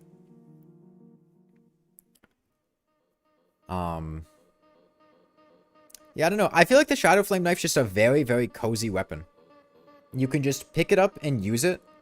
And while it's not record smashing, it's just... it's easy enough to get it started hard mode. You can use it for all three of the mechs. You can use it for regular mobbing. It bounces around quite well. It's good for invasions. I think it's very, very reasonable. It's very versatile. I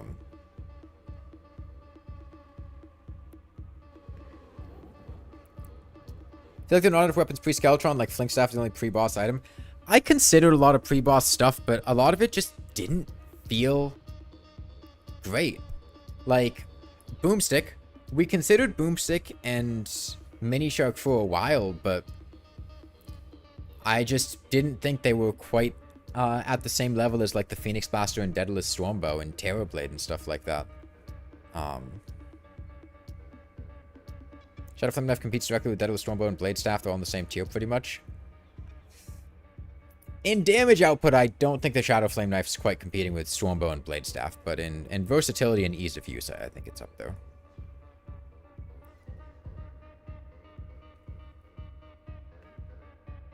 Yeah. So to explain each of these and why they're on this list, the Phoenix Blaster is very easy to get. It's very easy to use. You just point and shoot. And it is very, very solid at doing a very, very large number of things. Pretty much anytime I use a Phoenix Blaster in a multiplayer world, I will be well at the top of the list for people doing damage. Like the 24-player stream we were doing last night when we were doing the Wall of Flesh. Phoenix Blaster, top of the damage list, like every time. When we were doing the mech bosses, Phoenix Blaster was either near the top or competing with quite solid options. You know, Queen Slime, when we did that, I think it was like number 2. Twins, it was competitive with people using like repeaters, high tier repeaters and things like that. That's a very respectable performance for a pre-hard mode weapon. This thing that it's strongest at, in my opinion, is just mobbing in early hard mode. It is a weapon you can walk into early hard mode with, and with exploding bullets, which takes you 30 seconds, You can deal with effectively every hard mode enemy with complete confidence and comfort. It deals with invasions, deals with Underground Hollow, deals with Underground Crimson, Corruption, deals with mimics. You just have such a versatile weapon that I would have complete confidence using a Phoenix Blaster to stay alive no matter what in those conditions. If I needed to pick a weapon to keep me alive in early hard mode, I would pick a Phoenix Blaster with exploding bullets every time. And it's very easy to get. Handgun, Hellstone, very simple. Solid damage output. I have used it up to Plantera comfortably. Usually, you know, it's good for the twins. I think somebody, Keppels, you were here. Somebody had pointed to your damage testing, having it between like the titanium and adamantite repeater with crystal bullets or something like that. But like it outputs solid damage against the mechs, especially the twins, because they have lower defense. Not as good on like Destroyer and stuff. I think we were looking at like when we were doing it earlier, like 400 DPS or something, which, you know, acceptable. Very good for controlling the probes and stuff. And yeah, it's just very, very consistent and versatile. The Terror Blade, I don't think needs an explanation. If you've ever used the Terror Blade, you will be familiar with the fact that it just fucking... Like, what is this relogic? What is this? This is not a melee weapon. This is just a delete anything thinking about being on the screen weapon. It's got 4 piercing, 25% damage fall off per pierced target. High base damage.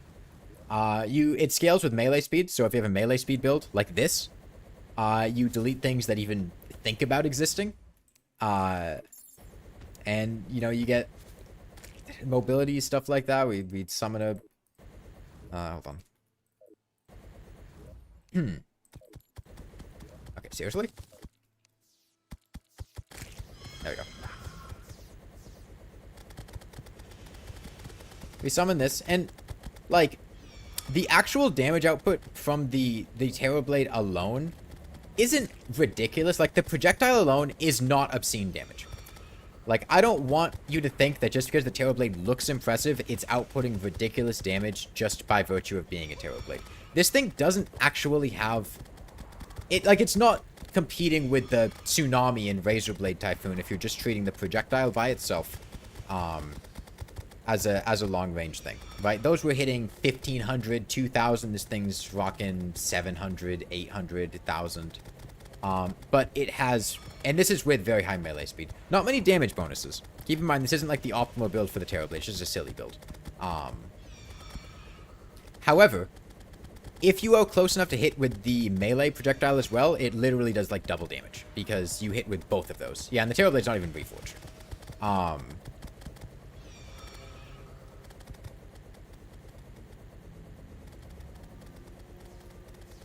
But it's just... aggressively competent at a huge number of things. It has piercing, it has crowd control, it has single target, and it's just incredibly versatile. Much like the Phoenix Blaster, you can just use it for whatever. You don't have to. Let's get a realistic on-tier build. Do we have? Let's Beetle Shell and for Scale Mail. Chlorophyte. Don't really have great melee armor here. We could just slap on a... Honestly, we could just slap on a tank build. Hollowed Mask. Turtle. It's not perfect, but it's close. Then let's say we get a Warrior Emblem. I don't think I really have a whole lot of gloves and gauntlets and stuff, so it's not going to be perfect. Let's say we get a Destroyer Emblem in there.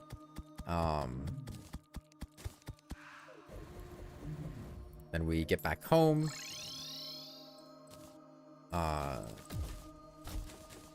Drink some ale. Reforge this Terror Blade.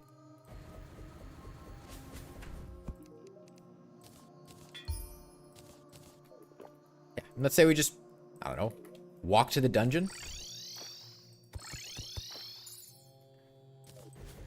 You know, on the surface here, we can just delete anything by looking in its general direction, which is ridiculous. And something like this is the level of apathy to existing enemies that the Razer Blade Typhoon has. You just do something, and anything in that general direction dies immediately.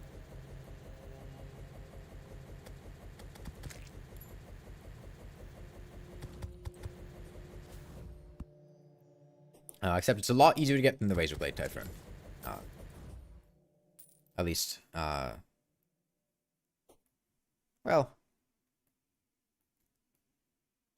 I think for most players it would be easier to get.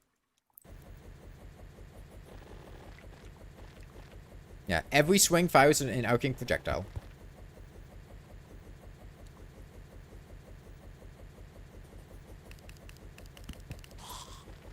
You come down here and you can just...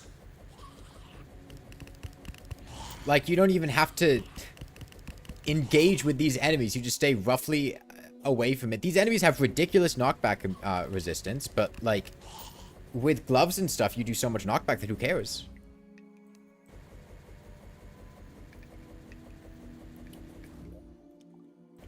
It is aggressively consistent, versatile, not difficult to get, and outputs solid damage. Not incredible best damage ever, but very respectable damage.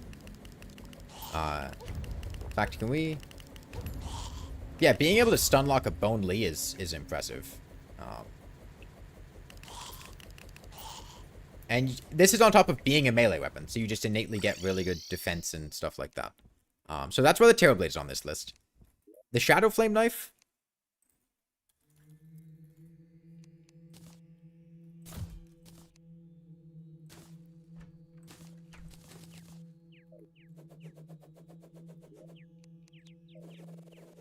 High-speed Shadow Flame Knife.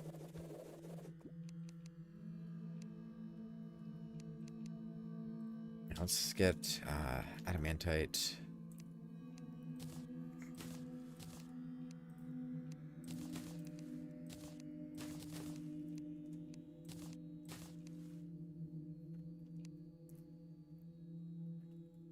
Yeah, we can do something like this. Reforge it to Godly Demonic.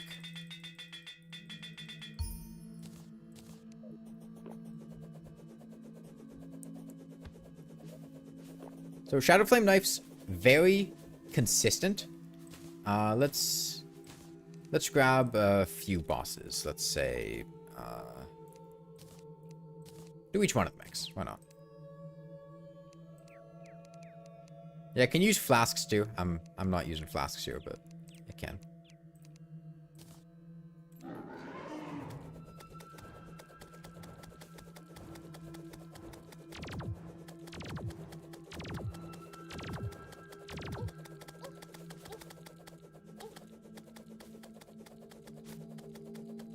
This is a really respectable damage output against the twins. 600 DPS or so, and this isn't, you know, by any means an optimized build. Aiming it's a little bit weird, but it's one of the few melee weapons that's just able to attack from a distance comfortably, which is something not many can do. If you do angled flying like this, it tends to be pretty easy to hit with, at least on the twins.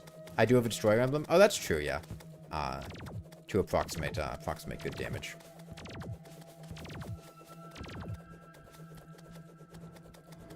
Yeah, we can slap that off. Takes us down to like 550 maybe, 400.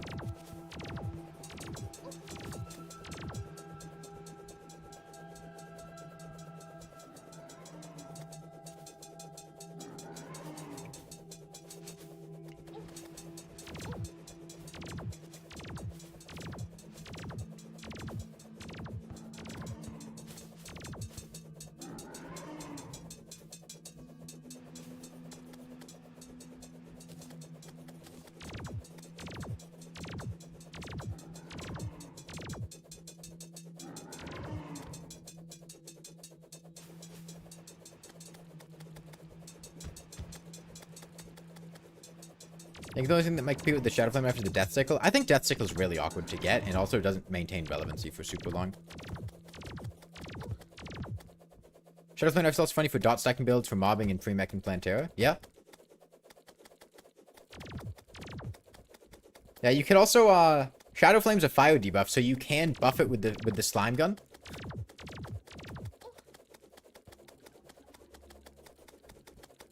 Yeah, I'll be honest, I haven't actually used a Death Sickle in quite a while. Thank you, Vetnazer, for existing.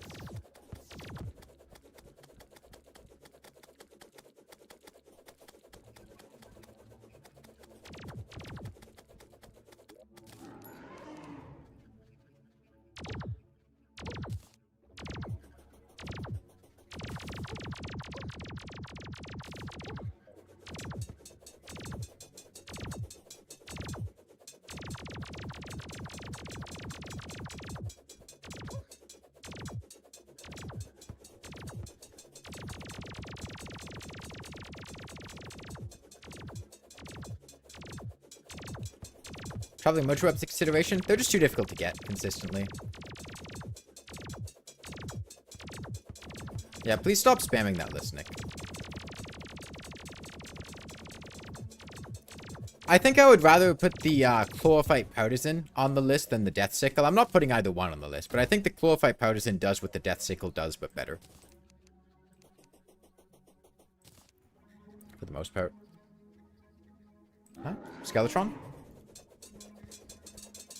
It bounces between all of his hands, so it's pretty reasonable. Debuffs would be a lot better here if we had a Flask of Coast Flames or something.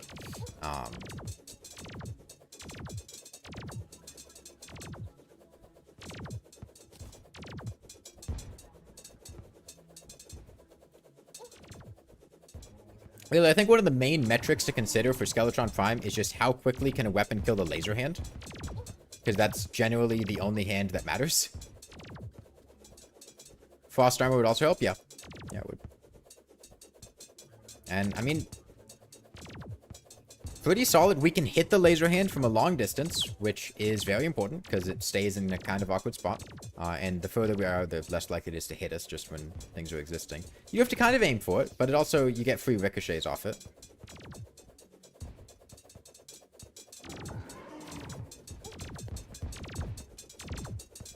Flask of Cursed Flames ever better than Ichor? Yeah, it can be.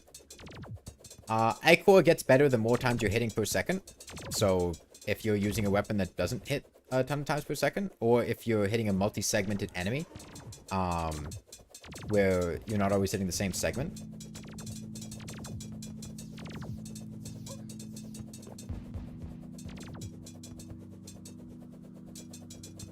Yeah. Laser hand's just about dead. I don't think there are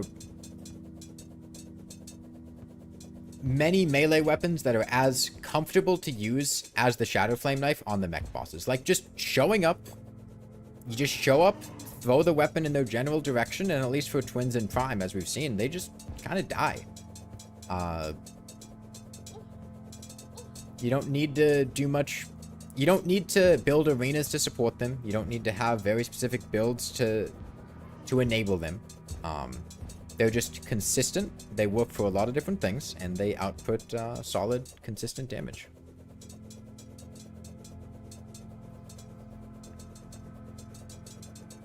Maybe Banana Ring. Banana Ring doesn't have the bouncing, and Banana Ring's also a lot harder to get, in my opinion.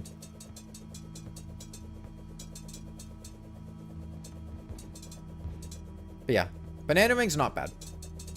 I guess Chain Guillotines are maybe similar, but then they also run into the only available in half of worlds thing. Light discs are more accessible than Banana Rings. That is true. Light discs are not bad. But they outpost one mech. Whereas Shadow Flame Knife, you can pretty reasonably kill Goblin Warlocks, I think at least, at the beginning of hard mode.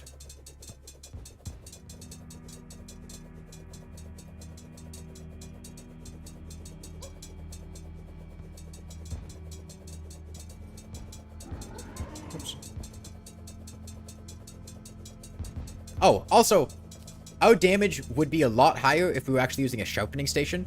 Every one of these hits should be dealing at least 6 additional damage, because in hard mode, you should have a sharpening station.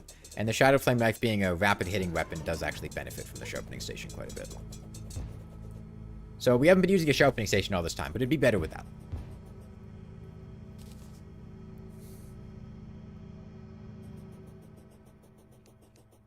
In fact, let's Let's grab a sharpening station.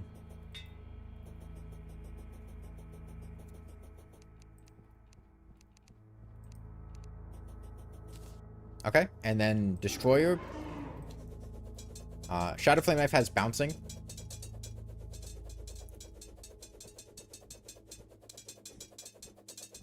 Which, the floor here is kind of awkward for Shadow Flame Knife. But this is, for a non-coil attacking weapon, a very solid amount of damage. I mean, 1000 DPS on Destroyer. That's not bad at all. And a weapon that can output damage like that, while also outputting solid damage on the twins in Prime without much difficulty, that's not bad. And you can kind of do the just fly up in the air above the Destroyer. It handles mobbing the probes well. They bounce between them. Yeah, if we had actual platforms. In fact, we can take them over to these platforms. Probably be a bit better. The problem is a lot of the ones are getting destroyed on the blocks. So that wall setup doesn't work well with Shadow Flame Knife. But yeah, you see this? 1200, 1300 DPS, 1000 DPS. That's not bad at all. And a weapon that can comfortably take you through all 3 mechs that's easy to get is a good weapon. Yeah, and keep in mind, you're melee. You're not like Ranger where you're squishy. You can have a pretty high defense build that shrugs off these lasers. It's a very safe way of dealing with the Destroyer.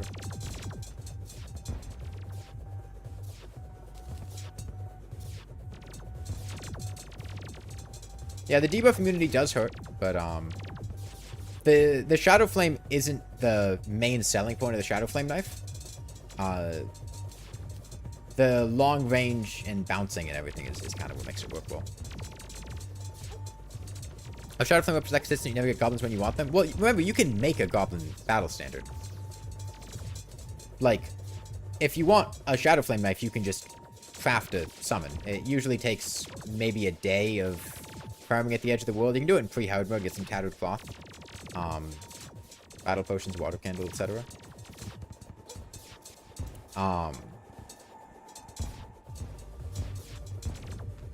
Sure, if you're waiting for a natural goblin invasion, it's not too common, but you can force them to spawn pretty easily.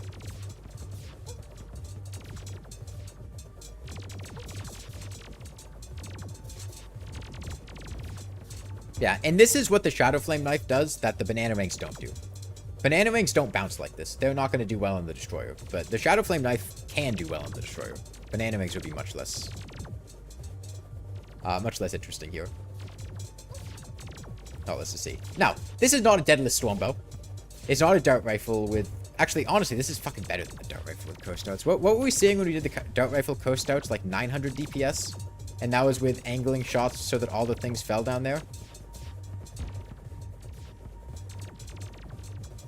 Yeah, honestly, this was like doing about as well as the dart rifle coast outs, but a lot more versatile.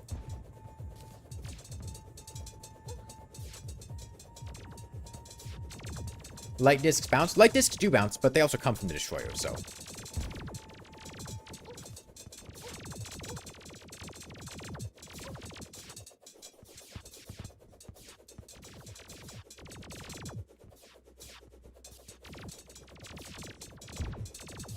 Yeah, Shadow Flame Knife is a very innocuous weapon, but it's very, very versatile, and you can just pick one up, and then you can feel confident that you have a weapon at least until you get like a true Excalibur.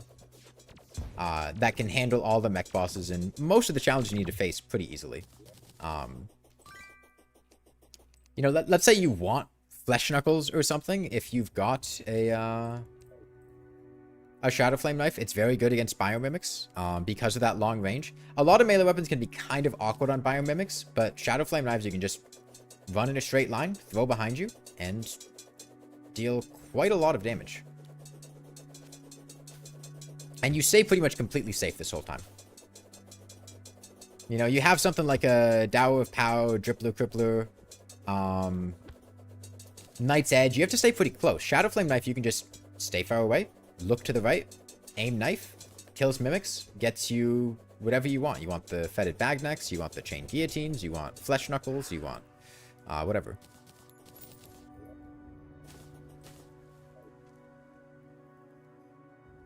I think it's our class by Rainbow Rod for his point in progression, but Crystal Serpent. No, I don't think the Crystal Serpent's there. Plus, the Crystal Serpent's kind of awkward to get.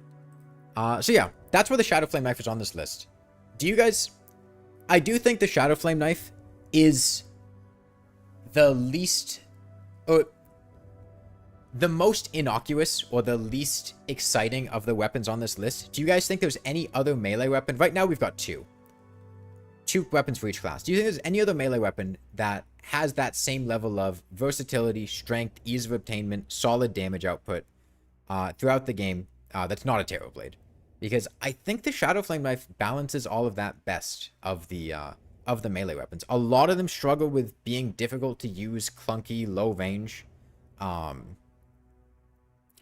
Light discs. I think the fact that Shadow Flame Knives are available from the start of hard mode really works in their favor. Light discs being post-destroyer is a little awkward.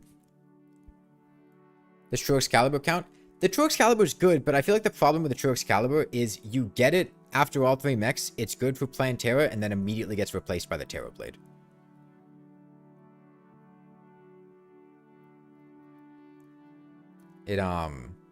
Its point of relevancy is very short. It's an incredible weapon, but then it just turns into a Terror Blade, and then it's a Terror Blade.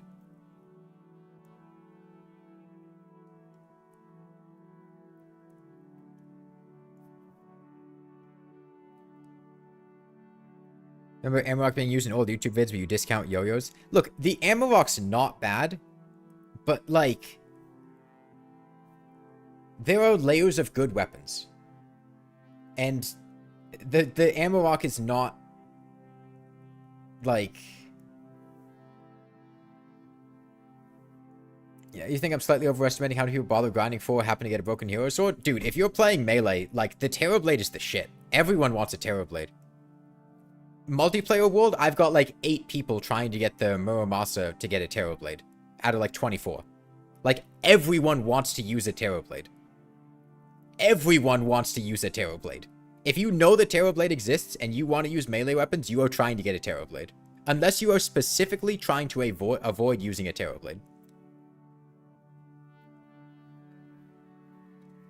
Even back in 1.2, everyone would get Terror Blades. Even when the Terror Blades sucked, everyone would get Terror Blades.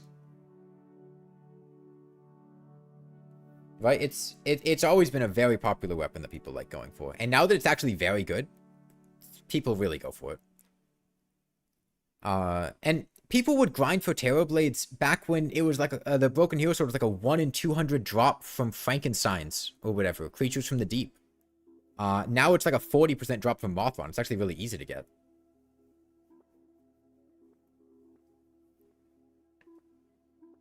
I can't believe they nerfed the Sheik. The yo-yo, dude. Okay. Yeah, that's Shadow Flame Knife. Deadless Stormbow.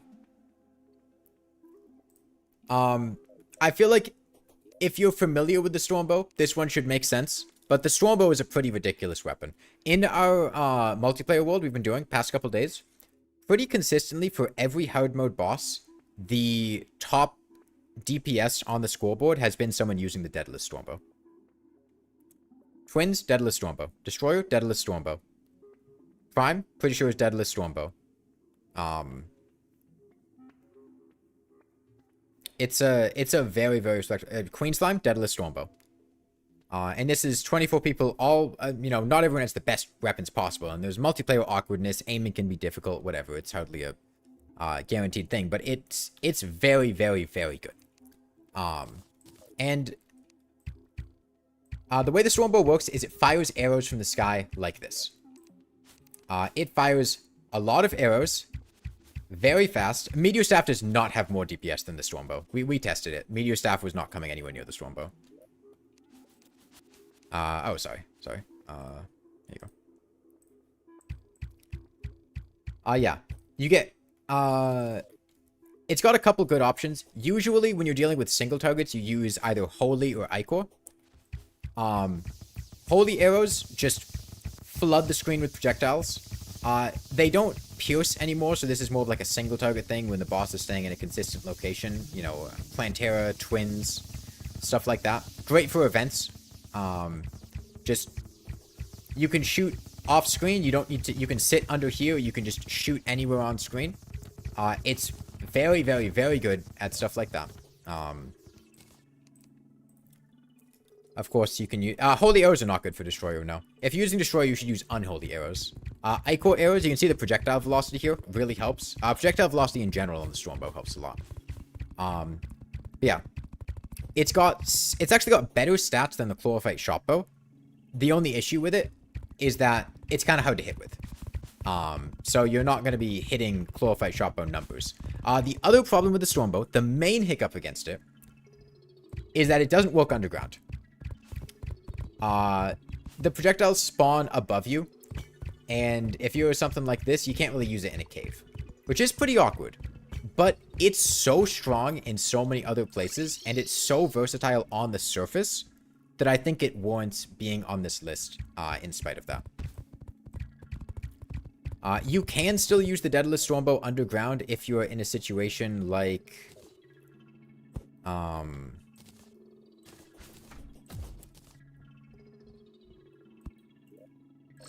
like this. If the ceiling is high enough, you can use it underground. So it is usable on Plantera if you make a large ceiling. You need a ceiling about... let's see. About this high up. So you need about that much extra space on top of your arena for the Stormbow to be usable, which isn't that much. That's maybe what, like 40 blocks? It's 35... maybe like 50 blocks, 50 or 60.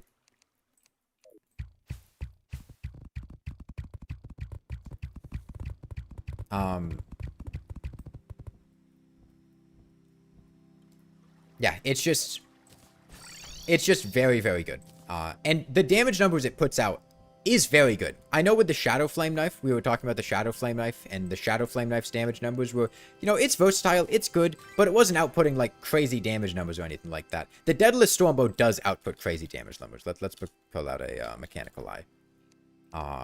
Like Twins, we've got Ichor. Let's say we go to this build, swap to Adamantite. Ranger, Chest, Legs, get all these out of here. Get you out. Keep a U. Get you out. And then, I don't know, let's... Terra Sprite Boots or something.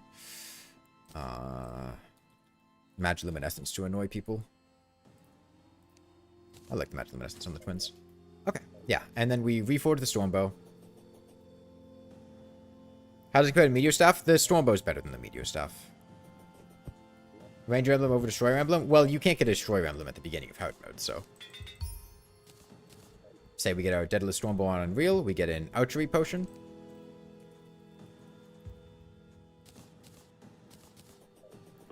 Okay, drink all our buffs. Summon Twins.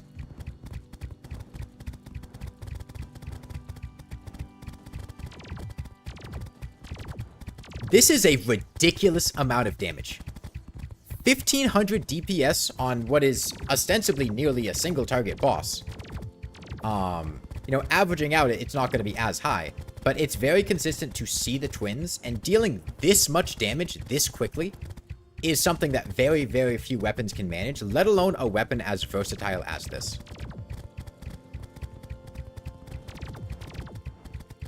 He's already in phase 2. It's been like 30 seconds.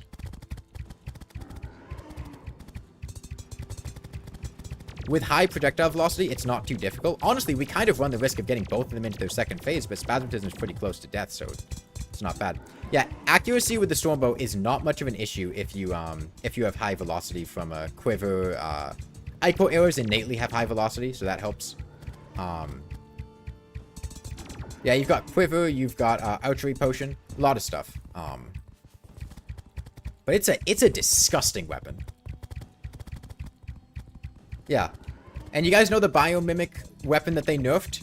Doubts.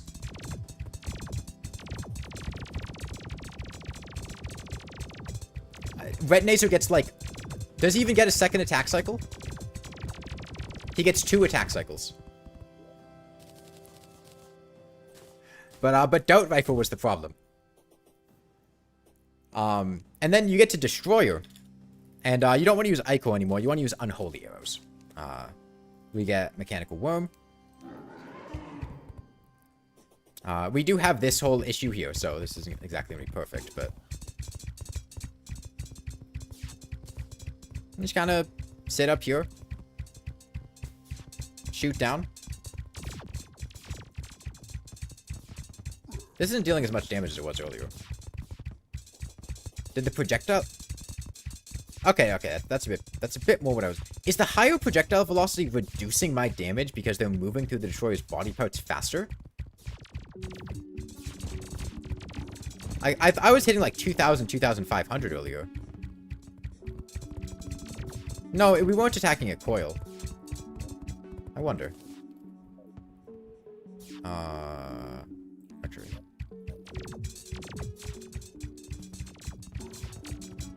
I think it was. Granted, we're in a... This is the kind of situation I was more expecting. We're doing like 2,000 now. 3,000. You can kind of just sit up high, shoot down, don't need to think about it. And it does really, really well. And we lost 20% damage from swapping off archery potion and stuff like that. Keep in mind. Could be. You wonder if quivers are actually worse against destroyer with Hellwing for this reason. It might be. Iframes are a cruel mistress. Yeah. There was very little thought. You kind of just sit here, hold it, and it works.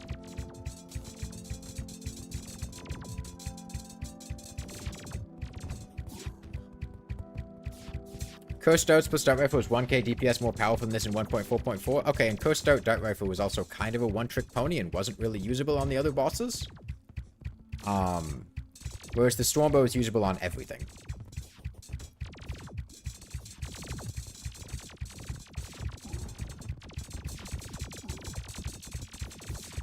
Is Puller Shotbow better than Daedalus?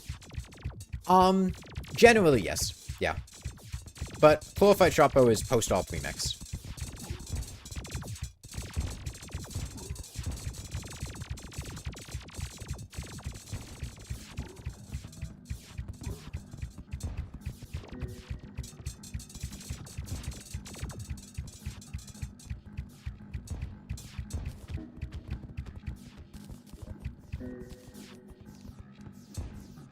Yeah, and then it's good for Skeletron too. I'm not going to demonstrate that. I'm sure you get the idea. But yeah, that's why Stormbow is on this list. And then next up is Razer Blade Typhoon. I don't think this one should come as much of a surprise. We went through and were considering whether to put on Tsunami or Razer Blade Typhoon as a Duke Fishron drop. Because they're both very versatile, very powerful. Ultimately, it ended up going to the Razer Blade Typhoon. Tsunami has higher burst damage potential and higher single target damage potential. But just the strength of the Razer Blade Typhoon's homing and ease of use in crowd control, whereas the Razer Blade or the Tsunami still needed some aiming and some difficulties there. Really put the Razer Blade Typhoon over. Wiki said that Stormbow is the best pre-mech bow for Duke Fishron. Is that actually true? As a bow? Yeah, almost certainly. Because, I mean, what's its pre-mech competition as a bow? I don't know. I really don't like the fact that the flamethrower needs gel. Too many captions. Like... It feels like a slime statue check, and the weapon's kind of unusable without a slime statue. Tsunami faces competition from Eventide and Aerial Blade. Oh no, I mean the Razer Blade Typhoon faces competition from the Night Glow and stuff, but I think the Duke Fishron weapons are more obtainable, and I also think generally I prefer the Tsunami over Eventide and Aerial Bane for consistency and ease of access. Also, I'm evaluating Duke Fishron weapons as post-Plantera, not as pre-mech. You can get them pre-mech, point in their favor, but I'm not treating them as that. I'm treating them as post-Plantera.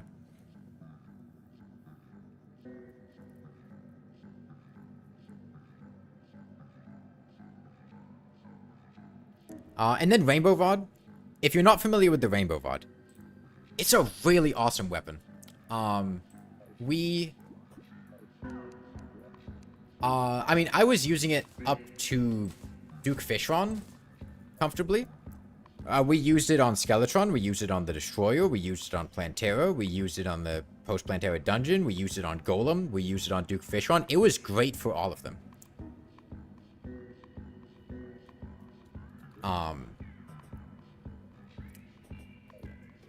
It's really good. There is some strategy to the Rainbow Rod that we had figured out. For instance, when you're fighting Skeletron Prime with it, you can just spam projectiles, but generally with Skeletron Prime, you want to try to kill his hand as soon as possible, his laser hand. And to charm movements. To aid in that, what you can do is actually hold down the attack button and use it to track the prime laser instead of just spamming them mindlessly like this, because that focuses your damage on the laser and it can deal quite a lot of damage to it very quickly. You can see the laser's already like 25% of the way dead. And once you kill that laser hand, the fight's pretty much over. Skeletron's danger level goes way, way down as soon as this happens.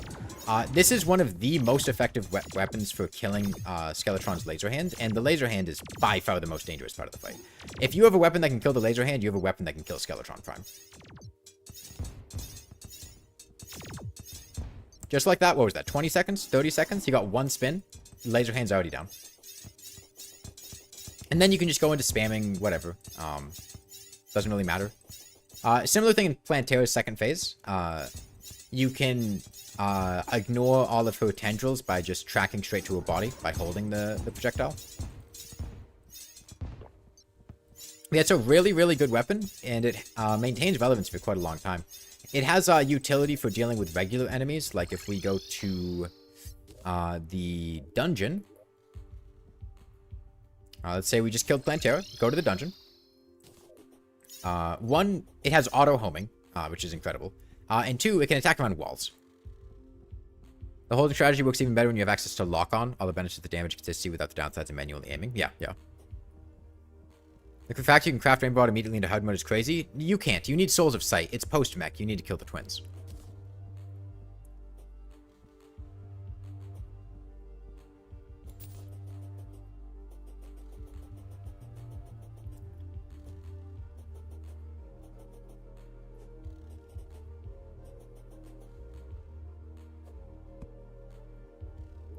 Yeah, if we come down here, crank up spawn rates a bit, 2.3x.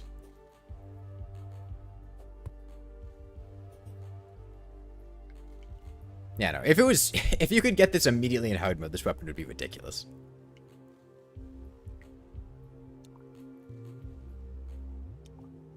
Twins are the hardest mech boss? I usually find them to be the easiest, personally. I think Retinazer can be a little tricky, but you can manage him. Yeah, you have very strong control over your weapon. You can just leave it for auto fire. You can track it yourself, do a bit better damage. It has very good knockback. Being able to stun lock dungeon enemies post Plantera is very impressive. There's a skeleton commando. That's dangerous. What can I do? Well, I can just attack him around the corner. Necromancer, I can just attack him around the corner. Okay, I don't want to see the enemy. I don't have to see them. I can just spam attack. Even here, just do this. I need Spectre for Spectre armor and things like that. Just do this.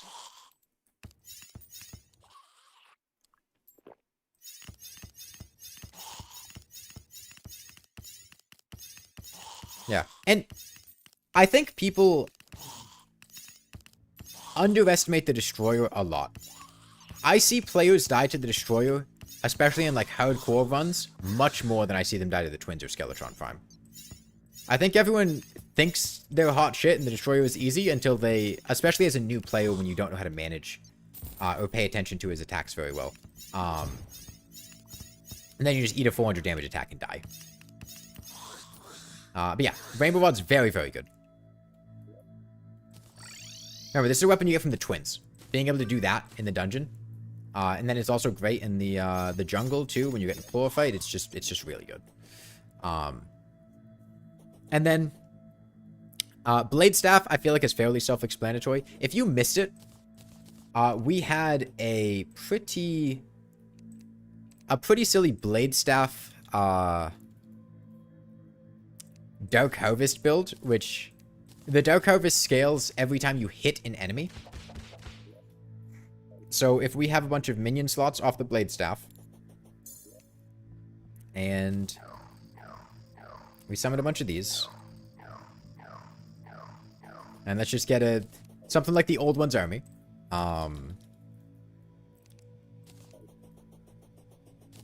The blade staff. Host Golem Old One's Army, by the way. This is a pre-mech weapon. No Dark Harvest? Dark Harvest.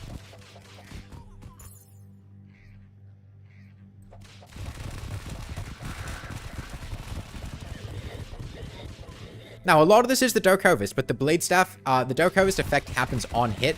The Blade Staff is the most rapidly hitting minion in the game. Because of that, it synergizes so well with it that it's able to do stuff like this. And then for the rest of the game, the Blade Staff is just very consistent, very good. It deals good damage. It has good tracking. It's just good.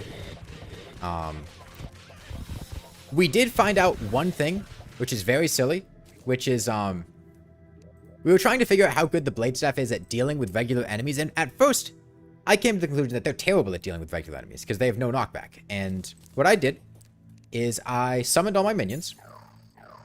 Hold on. I can't summon my buffs. I summoned all my minions.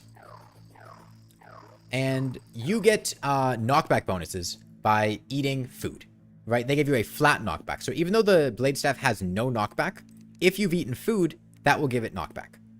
So, I ate some grapes. Hold on. I have Papyrus Scarab here. Papyrus Scarab also gives knockback. Anyway. I summoned my blades. I ate some grapes. And then came to the conclusion that they don't do knockback. And they're terrible at mobbing. Which isn't true, because they are great at mobbing.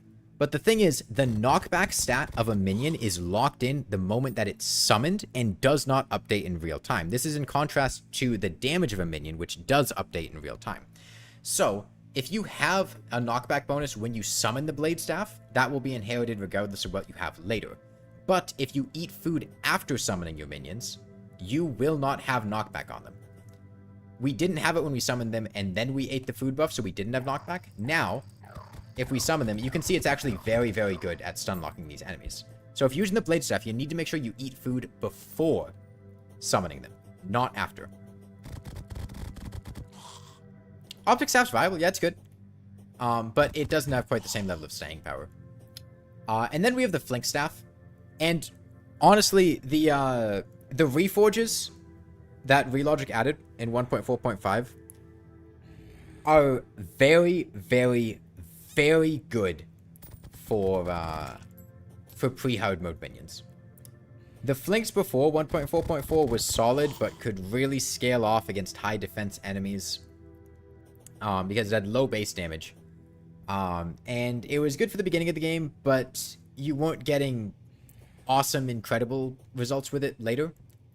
The fact that you can now just have 3 extra tag damage plus 10 armor penetration plus 15% base damage on a Reforge makes the Flinks, if you have Fabled on them, or really any armor penetration is just kind of really, really good. Scale super well into pre-hard mode. They're good when you get them at the beginning of pre-hard mode, and as you get later into it, I mean, we were using them on Skeletron. They performed not that dissimilar to like a boomstick on Skeletron. They will perform well on Deerclops. I've seen them do well on Queen Bee. They have good enough AI to handle regular enemies fairly well. They're not very good on the Eater. They're good on the Eye. And on the Brain of Cthulhu, Flinkses are able to do this, which is very, very, very silly. Let me get a Flinks fur coat.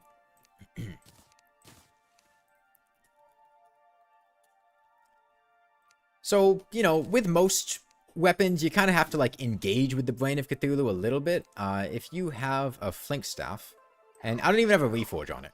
If we had a Reforge, this would be better. Let's say we clear out all those creepers, go straight to phase 2. And we just sit right here. Give the Flinks a sec to get over here.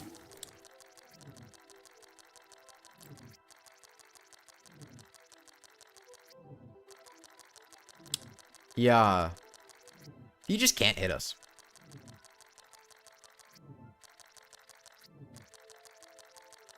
And we could be using another. We could be using a whip. We could have a reforge that actually makes the flanks do like 9 damage a hit instead of like 3. Yeah, there are not other pre-hard mode, pre-boss minions that can do this. Vampire frogs don't. Abigail doesn't. Finches don't. Slime doesn't. Hornets don't. I assume. Didn't actually test them, but I would assume. Flinxes just completely trivialize the brain second phase. Sit on flat ground like this, he can't get you. So yeah. All of these weapons have a few things in common. They're not very difficult to get. Honestly, the hardest weapon to get on this list, I think, is just the Blade Staff, because I really don't like Queen Slime. But they're all easy to get. They're all able to be used for a variety of things. They're not one-trick ponies. You know, there are a lot of weapons that are good at one specific thing. Tome of Infinite Wisdom. Great on the Destroyer. You know, Mushroom Boy. Really good when you give it a lot of minion slots and support with a good whip. Especially against crowds, Wall of Flesh, whatever.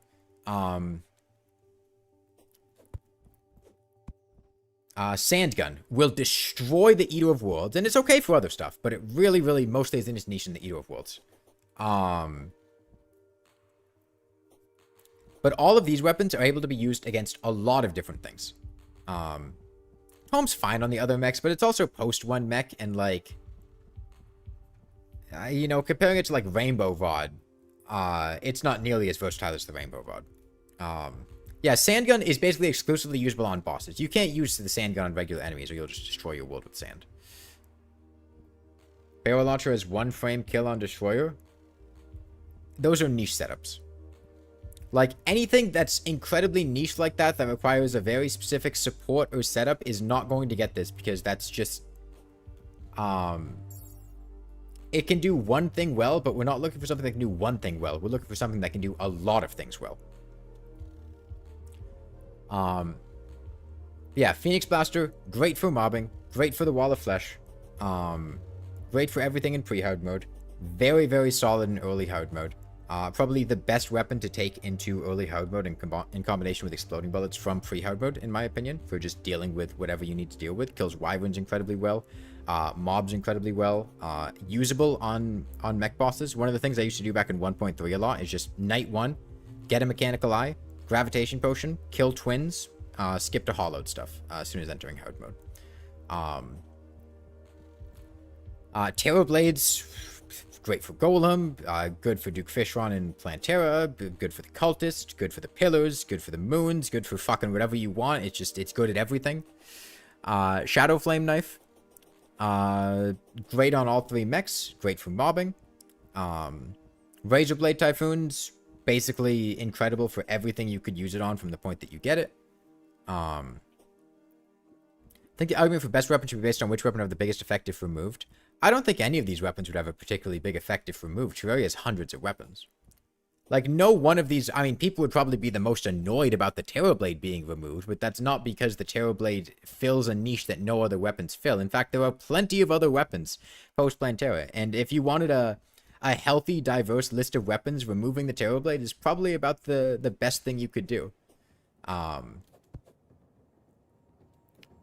It's very meta-defining for melee, but that's just because Terraria was very poorly balanced in 1.4.4, and very heavily revolves around the Terror Blade pieces for melee.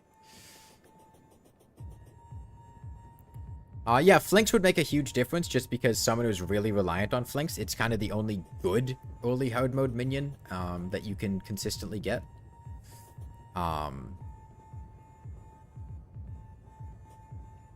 I think if you removed any one of these weapons, you would upset a lot of people. Maybe not the Shadow Flame Knife. Maybe... I feel like the Shadow Flame Knife probably has the least fans out of any weapon on this list.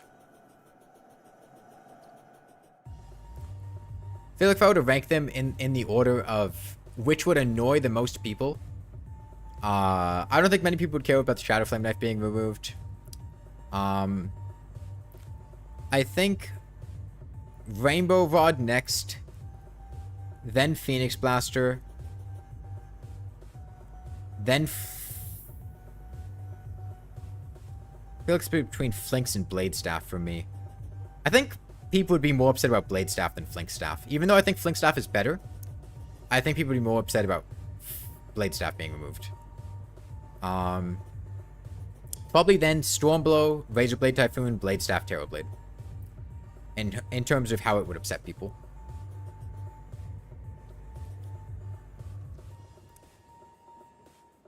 Some people would celebrate the removal of the Phoenix Blaster. There's no reason. If somebody celebrates the removal of the Phoenix Blaster, they're just a joyless, soulless fuck that only gets satisfaction out of depriving other people of fun. Right? Who gets annoyed by the Phoenix Blaster? That's not something to celebrate. It's not like it's disrupting balance. It's not overpowered. The only reason you dislike it is because other people like it. That just makes you... Have you watched the Muppets Christmas Carol?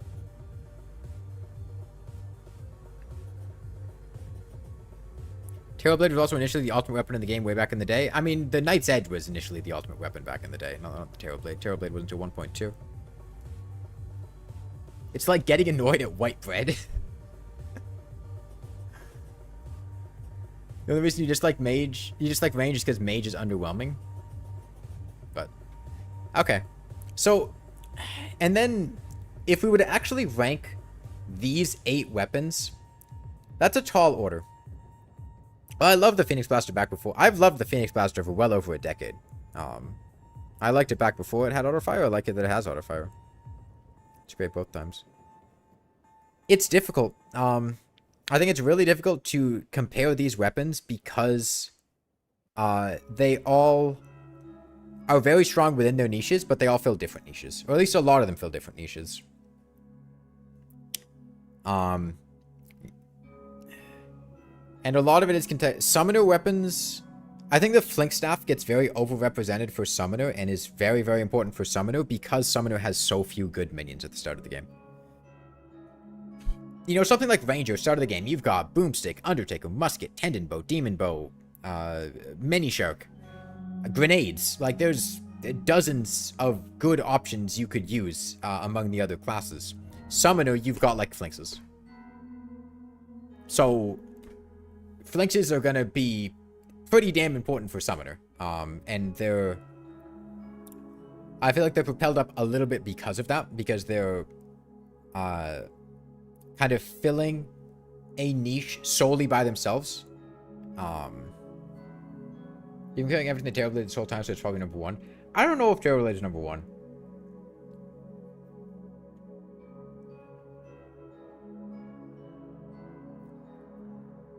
I think Terror Blade has strong competition with the Rainbow Rod, Flink Staff, Razer Blade Typhoon, Daedalus Stormbow. I think realistically, Phoenix Blaster probably doesn't compete with the Terror Blade in these 4 parameters. Mostly just in the sense that the Terror Blade maintains relevancy for such a long time, as do some of these other weapons. The Phoenix Blaster maintains relevancy for a while, a good chunk of time. And it's definitely my favorite weapon, but I don't think it matches up to those other weapons in completely in the long term. But like Razer Blade Typhoon, the Rainbow Rod was fucking ridiculous. Like honestly, you guys seen what the Rainbow Rod was doing? I think that thing's better than the Razer Blade Typhoon. Genuinely. You're basically guaranteed to get it. You don't have to go out of your way at all. And it's very, very solid up through Golem. Post Golem, it was fine. Killing Duke Fishron with it. Perfectly fine. Adequate. Good, even. Kill Skeletron's Laserhead in like 30 seconds. That's very, very impressive. There are very few weapons that can manage that.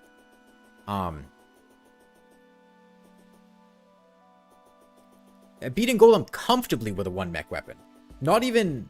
like, Rainbow Rod is kind of okay, you can use it, but it goes past its niche there. Rainbow Rod was good on Golem.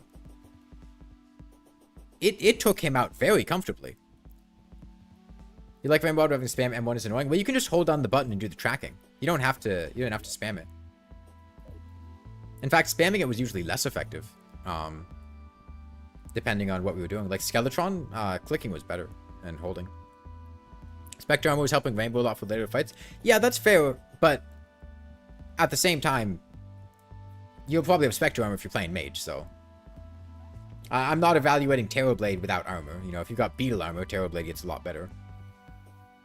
And Flinks, honestly, Flinks was maintaining relevancy for a ridiculous amount of time. Like, an underground snow weapon being good against Skeletron, that's like an ice boomerang being good against Skeletron. You know, you expect jungle weapons to be good on Skeletron, but... something from the underground snow biome? That's really respectable. We finished considering things, Dragon. We have our 8 weapons in the bottom left right now. That's what we have right now. And I think I feel good about these. I think of these criteria, damage, how easy they are to get, how easy they are to use, and how long you can use them for, and how many things you can use them for.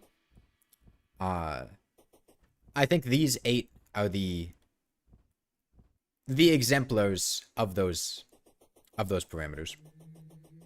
There were a couple times where we discounted a few weapons because of how they compared to other weapons.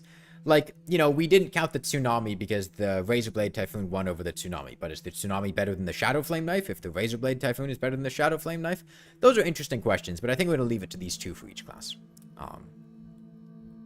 You understand what the Terror Blade is even used for? Don't you get it when you're 1 lunatic ult skill away from getting Daybreak Solar Eruption? I mean, you get it pre-plant, or you get it post-Plantera, so you have it for Golem at least. People like using it for Duke Fishron, Moon events, for the pillars themselves. Think Swordbillow and Terror Blade will be in the top 3. I mean, honestly, 1 point against the Terror Blade, and 1 point in favor of a lot of the other weapons, is that the Terror Blade can be used for a lot of optional content.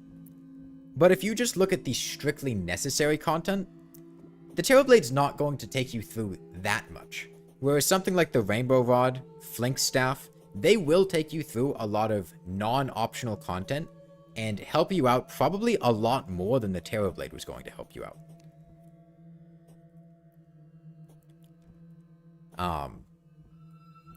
Like, having access to those weapons is going to make going through their sections of the game easier than the Terror Blade in its sections of the game, potentially. Which I think is not something to discount when you're considering them. But yeah, I'll sit on this list. I'll probably make a video talking about what we've gone over, which of them are good, bad, go through some honorable mentions. I feel like a lot of people use Terror Blade on Moonlord. It used to be good on the Moonlord. Now it's kind of just okay on the Moonlord. I wouldn't recommend it. You kind of need a melee speed build for it to shine, and you could just use a Daybreak. You could just use a Daybreak.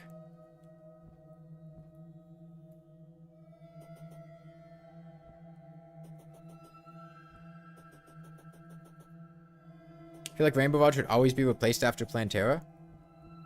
I mean, were you seeing what it was doing in the dungeon? Like, the Rainbow Rod was really putting in work in the dungeon. Like, a pretty ridiculous amount of work. In fact, I'd go so far as to say, I was more comfortable using the Rainbow Rod in the dungeon than most other mage weapons. Like, I struggle to think of a magic weapon that I would be getting at that stage in the game that I would be more comfortable with in the hard mode dungeon than the Rainbow Rod. Yeah, the Daedalus does have a very strong point against it, which is it's very difficult to use underground. You know, if you're mining, you can't use the Daedalus to protect yourself. Yeah, and it was great on Golem. Like, it punches way above its weight class. And unlike something like the Nimbus Rod or Klinger Staff or something, you can say those weapons punch above their weight class because you can just kind of keep them. There's no opportunity cost. You put them down. This thing as a primary damage was hitting an easy 1000 DPS, 1200 DPS against those bosses, which is very, very respectable. Yeah, Daedalus isn't great for regular enemies. It's good for like mobs of enemies, you know, events and stuff like that. I think the Razer Blade Typhoon was just better than the Tsunami and Bubblegun. Bubblegun's pretty awkward to use. Razer Blade Typhoon is very easy to use, and between the Tsunami and Razer Blade Typhoon, we did a runoff with them. We tried them on Empress. We tried them on Duke Fishron. Generally, the Tsunami outputted better damage, but required some aiming and wasn't as easy to use. And when it got to like the pillars and stuff, the Razer Blade Typhoon was performing a lot better. And the Flink stuff was very good. It was very impressive when we were using it. I think pretty much any pre-hard mode boss except the Eater of Worlds, the Flink staff is at least good on. Wall of Flesh, I probably wouldn't use it, but there were like 7 pre-hard mode bosses, so being good on 5 of them is quite a lot. Flying Dragon just comes really late, and it's kind of awkward to use, and realistically, like Terror Blade. Yeah, the summon modifiers really, really help the Flink staff. Would like to hear my opinion on Crystal Storm? I don't really have thoughts on Crystal Storm. I don't really care about it much. I'll be real. I don't like Mage until it gets to the Rainbow Rod. And then I kind of like the Rainbow. Honestly, I enjoy Mage if I'm using the Rainbow Rod. And I think that speaks to how good the Rainbow Rod is.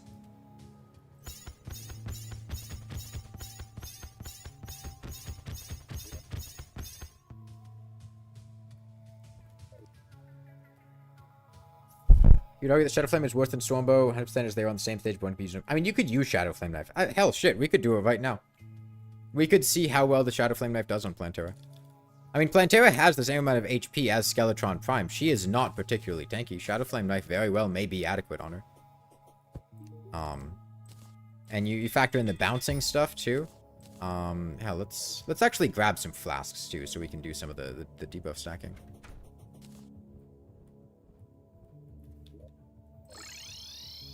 I get cursed.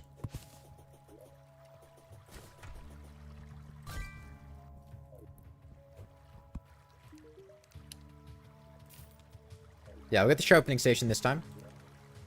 I have Ghost Flame. Bottled water. Yeah. I get a flask of Cursed Flames. Let me make 20 of these so I can.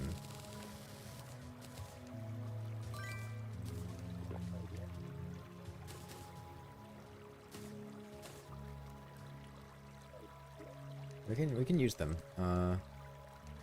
Okay, and let's get I don't know, maybe I guess Adamantite melee. I was gonna do Chlorophyte, but I don't have it researched, so we'll just do this. And this is hardly the best possible build, but maybe we'll do Warrior Emblem, and as a stand-in for gloves, I'm gonna put on a Destroyer Emblem. You know, you potentially have a Gauntlet Avenger Emblem, whatever.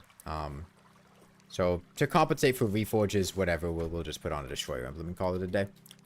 And then get some ale.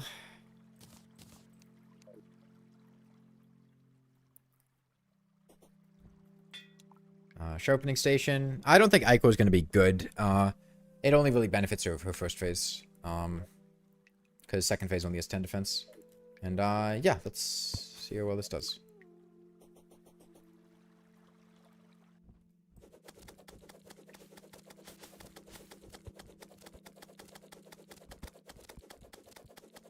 I mean, the thing is, you know, it's not a true Excalibur. It's a bit safer than a true Excalibur. You can keep some distance from Plantera, which might be comfortable if you're antsy about getting close.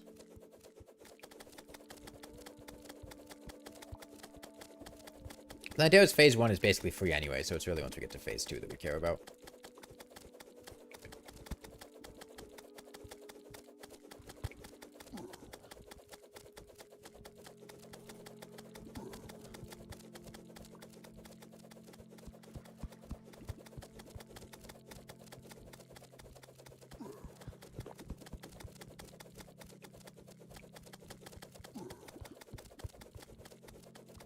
Okay.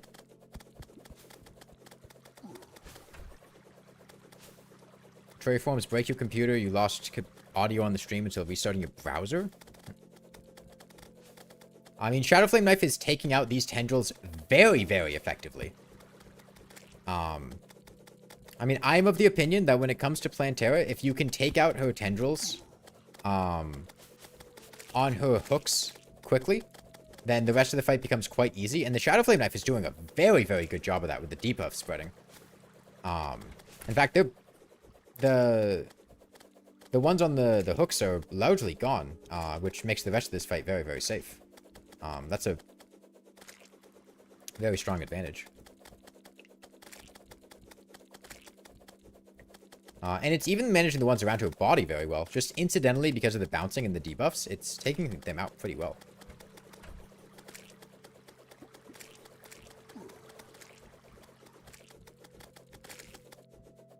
You know, is this the best possible weapon on Plantera? No, but this is very solid.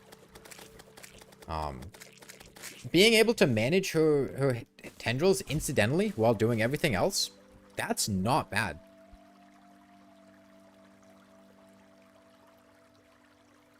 Yeah, there were better options, but it's also a pre-mech Goblin Army weapon.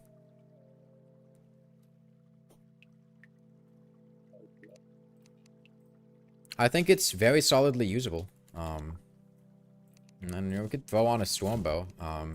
It's not the tallest arena. Probably Ichor Phase 1, Holy Phase 2.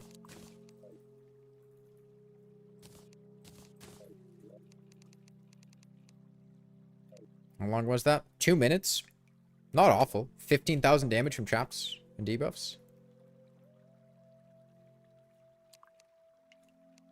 Do I have a... I get a quiver. I don't think the light discs are that great. I'll be honest. I mean, shit, I have light discs right here. We can see how the light discs compare to the Shadow Flame Knife, but I don't know that I really care enough to. Yeah, dots damage over time. Yeah, you know what? We'll do it right now. We have the same buffs. There's no reforge on the light discs, so bear that in mind, but...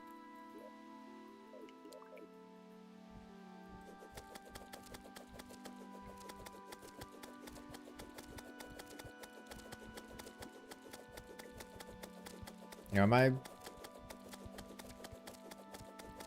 500 DPS, isn't that about what the Shadow Flame Knife was doing? And this requires us to be close. If we spread out, you know, go a bit further away, our hit frequency goes down. Now, we got no reforge, so be a little bit higher by virtue of that.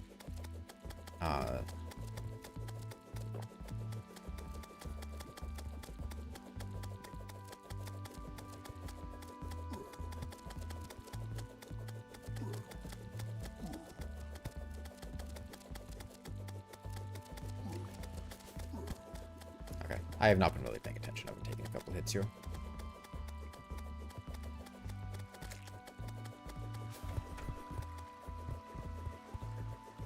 You know, I mean, a damage reforge would help, but we can just, you know, take off some time from things. Not doing nearly as well as the probes. In fact, sorry, not the probes, the tendrils. In fact, the tendrils are kind of blocking a lot of the shots, which is a little awkward.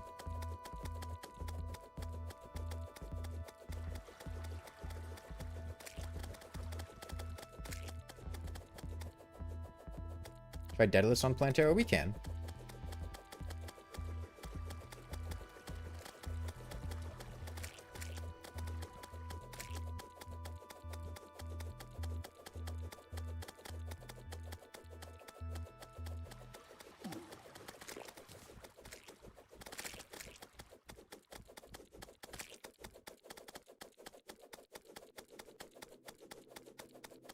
I mean, I will say the Shadow Flame Knife felt more comfortable than that. Oh, how long was that? 2 minutes, 3 seconds versus 1 minute 57. Add on a reforge, damage is a little bit higher, but that's not that amazing.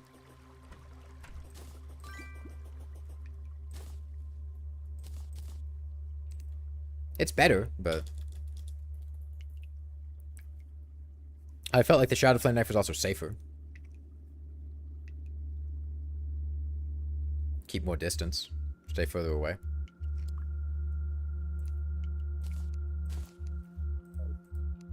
We've got archery. Got quiver. Don't need to destroy them anymore. No gloves. Okay. Yeah, we're doing Ichor Phase 1, Holy Phase 2.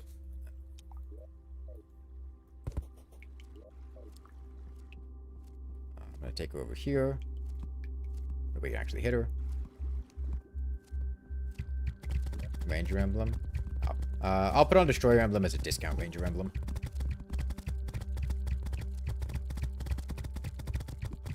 Yeah, I mean, as expected, it's doing better damage than the Shadow Flame Knife. But, I literally cannot use the weapon if I'm here. Right, like that's kind of a point against the Daedalus Stormbow when I literally cannot use the weapon if I walk in the wrong part of the arena.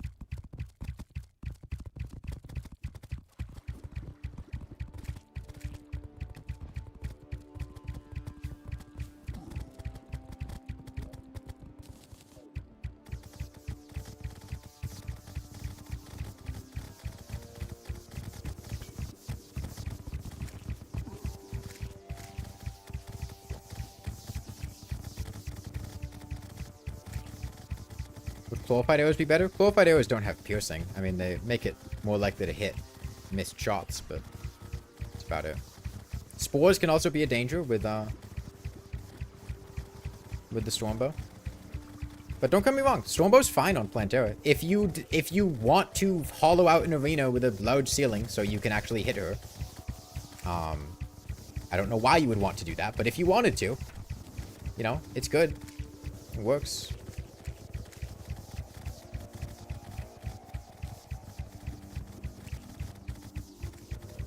Crystal Bullets used to be really good. I mean, they're still really good. Bullets in general don't directly benefit damage. Crystal Bullets do. That's nice.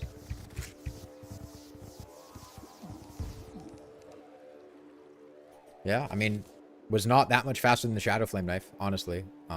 Granted, we had to wait a little bit of time here, so...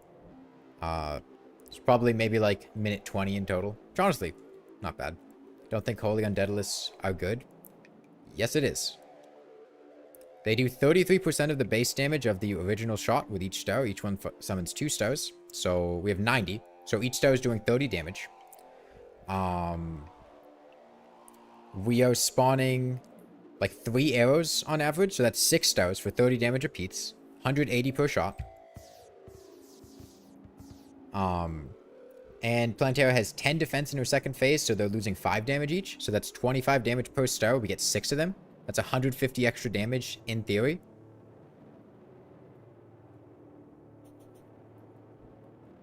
Okay, you lose a little bit of arrow, but you also are dealing a shit ton of extra damage because you get 6 stars. And keep in mind, Ichor is not at full effectiveness against Plantera.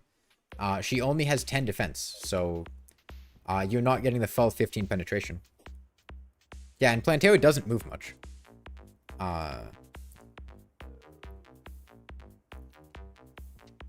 Yeah, I think I'm happy with that. I'm happy with this list. I feel like we've got a good baseline for these 8 weapons. I think they have the best claim to it. And sure, not all these weapons are equal.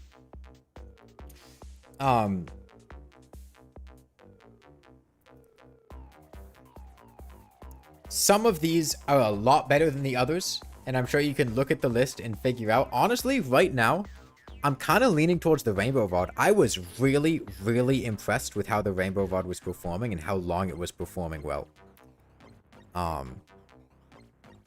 Like, all these other weapons are cool, but the Rainbow Rod's almost completely free to craft after killing the twins, and it's very, very, very good at well, it did single target, it did crowd control. It's a really good weapon. I think Flink Staff also very high. Terra Blade very high, obvious reasons. Blade Staff, I'm not as sold on. I've never been a huge Blade Staff fan. I think between the two of them, I prefer the Flinks. Razer Blade Typhoon's very good. Shadow Flame Knife and Daedalus are both good, but they have... The Daedalus has the main hiccup of just being completely unusable underground, unless you've gone through a lot of preparation, which is a big issue. And I love the Phoenix Blaster. I think I'd probably put it somewhere middle of the road. I think I'd probably rate the Phoenix Blaster higher than Shadowflame, Daedalus, maybe Blade Staff. I think that the level of control it gives you in early hard mode is very, very good.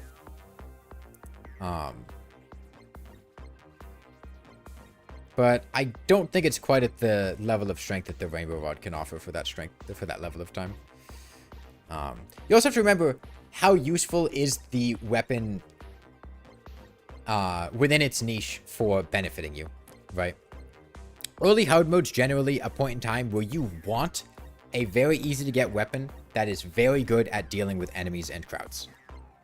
Phoenix Blaster fills that niche. Shadow Flame Knife is solid for that niche. Stormbow, not really.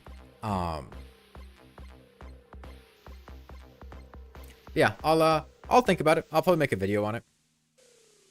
Think Tsunami's better? No, I don't even think Tsunami's better than Razer Blade Typhoon. Like, when you actually try to take an unbiased approach to the 4 criteria that I've set, I don't think Tsunami wins on those 4 criteria over the Razer Blade Typhoon. It wins in damage. But I have good aim. That's the thing.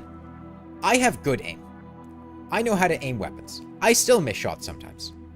Weapons that just automatically hit, Razer Blade Typhoon, Rainbow Rod, whatever, that's a really strong point in their favor. And a lot of players, especially if you're on mobile or console, don't have great aiming. Those are really strong points in their favor.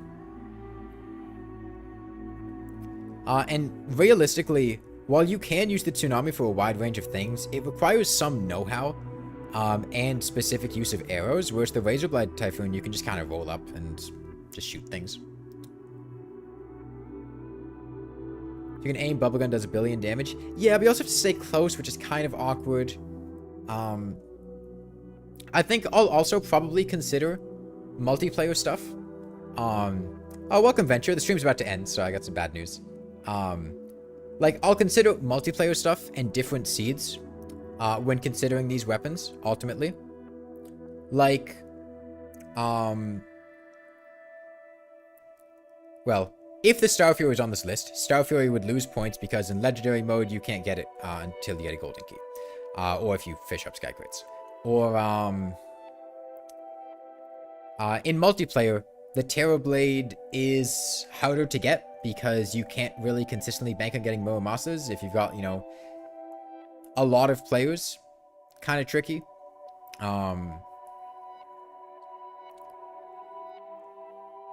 Razer Blade Typhoon and Rainbow Rod are stronger in multiplayer because they have homing.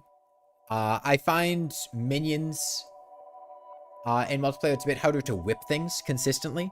So I feel like Blade Staff's a bit worse in multiplayer because of that. Sure, it has good aiming, but actually whipping stuff is hard. And now that whips are player-based, you can't use somebody else's whips. So yeah, there's some other stuff taken into consideration. But I'm gonna head out. I'll continue that multiplayer in maybe like an hour. Maybe we'll... Honestly, I might put it off until Wednesday. Nah, I'll do it tonight. I'll do it tonight. Maybe like an hour and a half. Go eat dinner or something. I'll try to finish Dual Dungeons. But yeah. Bye, everyone.